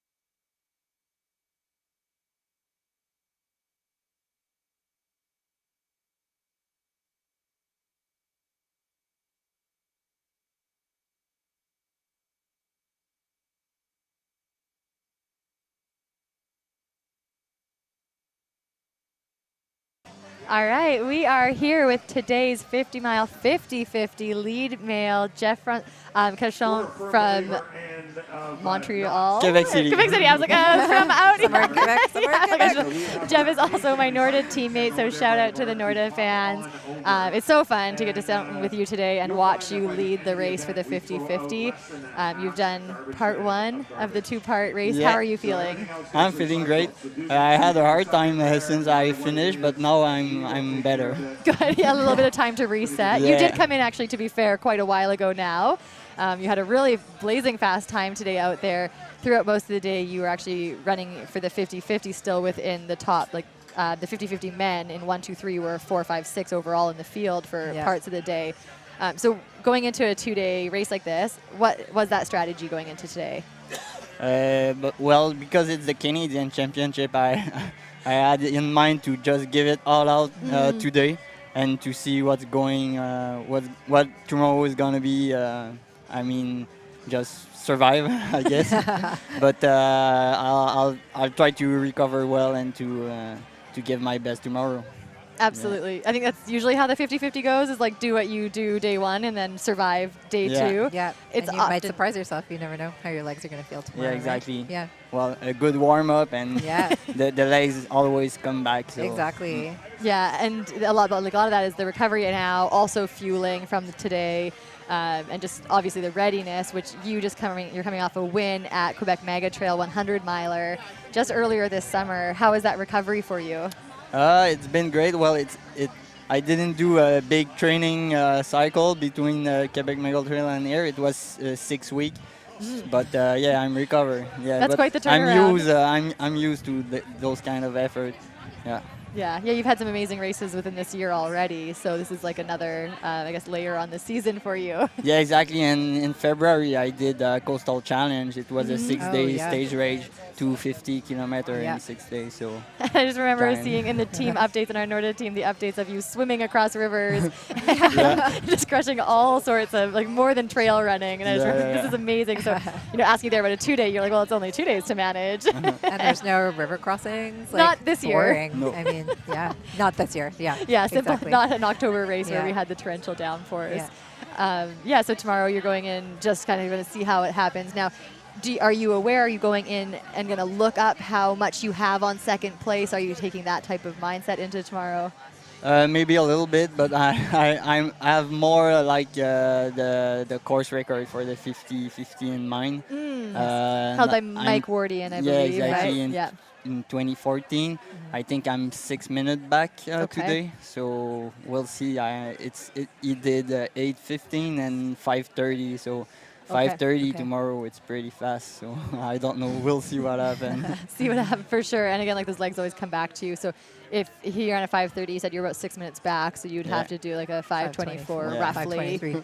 5:23, yeah, to be under. Don't tie him. Don't go tie him. But to see what happens. Well, that's awesome. I think we've had a few runners over the course of the years targeting that CR, and it is definitely an amazing course record. It's held for a long time, so that's really exciting to hear that you're here for it. We'll see. Yeah. Any other shout outs you want to give kind of ahead of day two? Anybody you want to say hi to on the live stream out east? I to my friend if they're watching, and thanks to my family who did my crew today. They always do my crew, so it's really cool. Well, they seem to be a well-dialed machine again, coming off a World Trail Major win into this one, and yeah, awesome. Well, hopefully we get to have you right back here talking about another successful day tomorrow. Yeah, I hope. Go get a good sleep, and we'll see you tomorrow. Yeah, exactly. Recover well. Yeah, Thanks. Congratulations. Awesome. Thank you.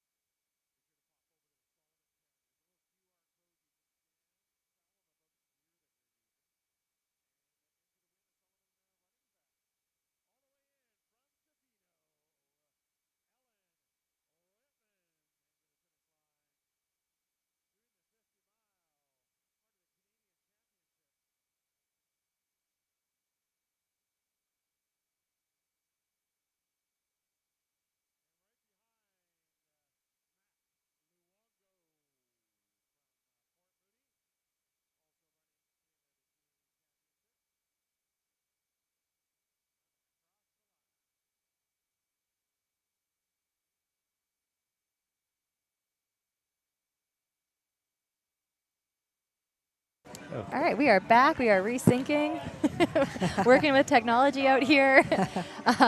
So we are here. It is about 3:30, I guess, p.m. on day one, Squamish 50 at the 50 mile here. We've actually just watched the first 50-50 female come in, Jenny Labrie, winner of last year. Winner of last year. Actually, her 50-mile time was pretty similar to last year. So I think she's on 10:03. She's definitely on par for another great 50-50. Yeah, she's taking a few minutes to reset, so we probably will not chat with her today. It looks like I think she'd probably prefer to reset and have her time to recuperate for tomorrow. It was a hot day out there, and it definitely started to heat up later in the afternoon. Yeah. You're seeing that from a lot of the runners that are coming through, I think. So. But yeah, still an incredible performance. Hopefully we get to have that chat with her tomorrow. Yeah. But yeah, so here we are today. We're actually going to be signing off the live stream to say thanks so much for watching, hanging out with us on day one. We got a whole nother day coming at you tomorrow. And also the wing, will it be on the same or will it be on the other channel? So if people want to watch their friends and family finish. Be separate. We're going to go to the finish line. So we'll go to the finish line cam for the rest of the day. So you can still see your runners. It's just you can still us cheer them on. leaving. You get to see all your friends' faces. We're going to get out of your way. Yeah, exactly. Leave you to enjoy. Now the real show begins. Yeah. But we'll be back here tomorrow. We're going to shoot for 10 a.m. So tomorrow is going to be nuts. Yeah, tomorrow's going to be nuts. We've talked about it all day today. We've talked about even some of the 50-mile runners that were coming in. They were saying how excited they were for the 50K. And how many are coming back to spectate. You're going to be crewing Tara Berry tomorrow. So you'll be up there sort of following the front of the race and everything. Yeah. I cannot wait. I have to update my free Terrell fantasy picks. Yes, everyone go check. The updated list is there. Kaylee McChrystal is on there now. Nick has big feelings about it. Yeah. Kaylee McChrystal is on there, not giving away any hints at what he thinks might happen. Tomorrow is a really exciting day. It's also day 2 for the 50-50 racers, and we have the 23K. So 3 races really finishing up tomorrow. That's right. Lots to tune in for. More spots on the Canadian Mountain Running Championship team that we'll be announcing and hearing about. And probably by then we'll even have more stories to share from today. Yeah. Awesome. Well, thank you for tuning in, and we will see you tomorrow. Thanks, everyone. Before, during, and after an event. Go visit our friends in ACT. You can actually take the items they have out on different aid stations. So you can see what the racers are doing to get the energy they need to finish.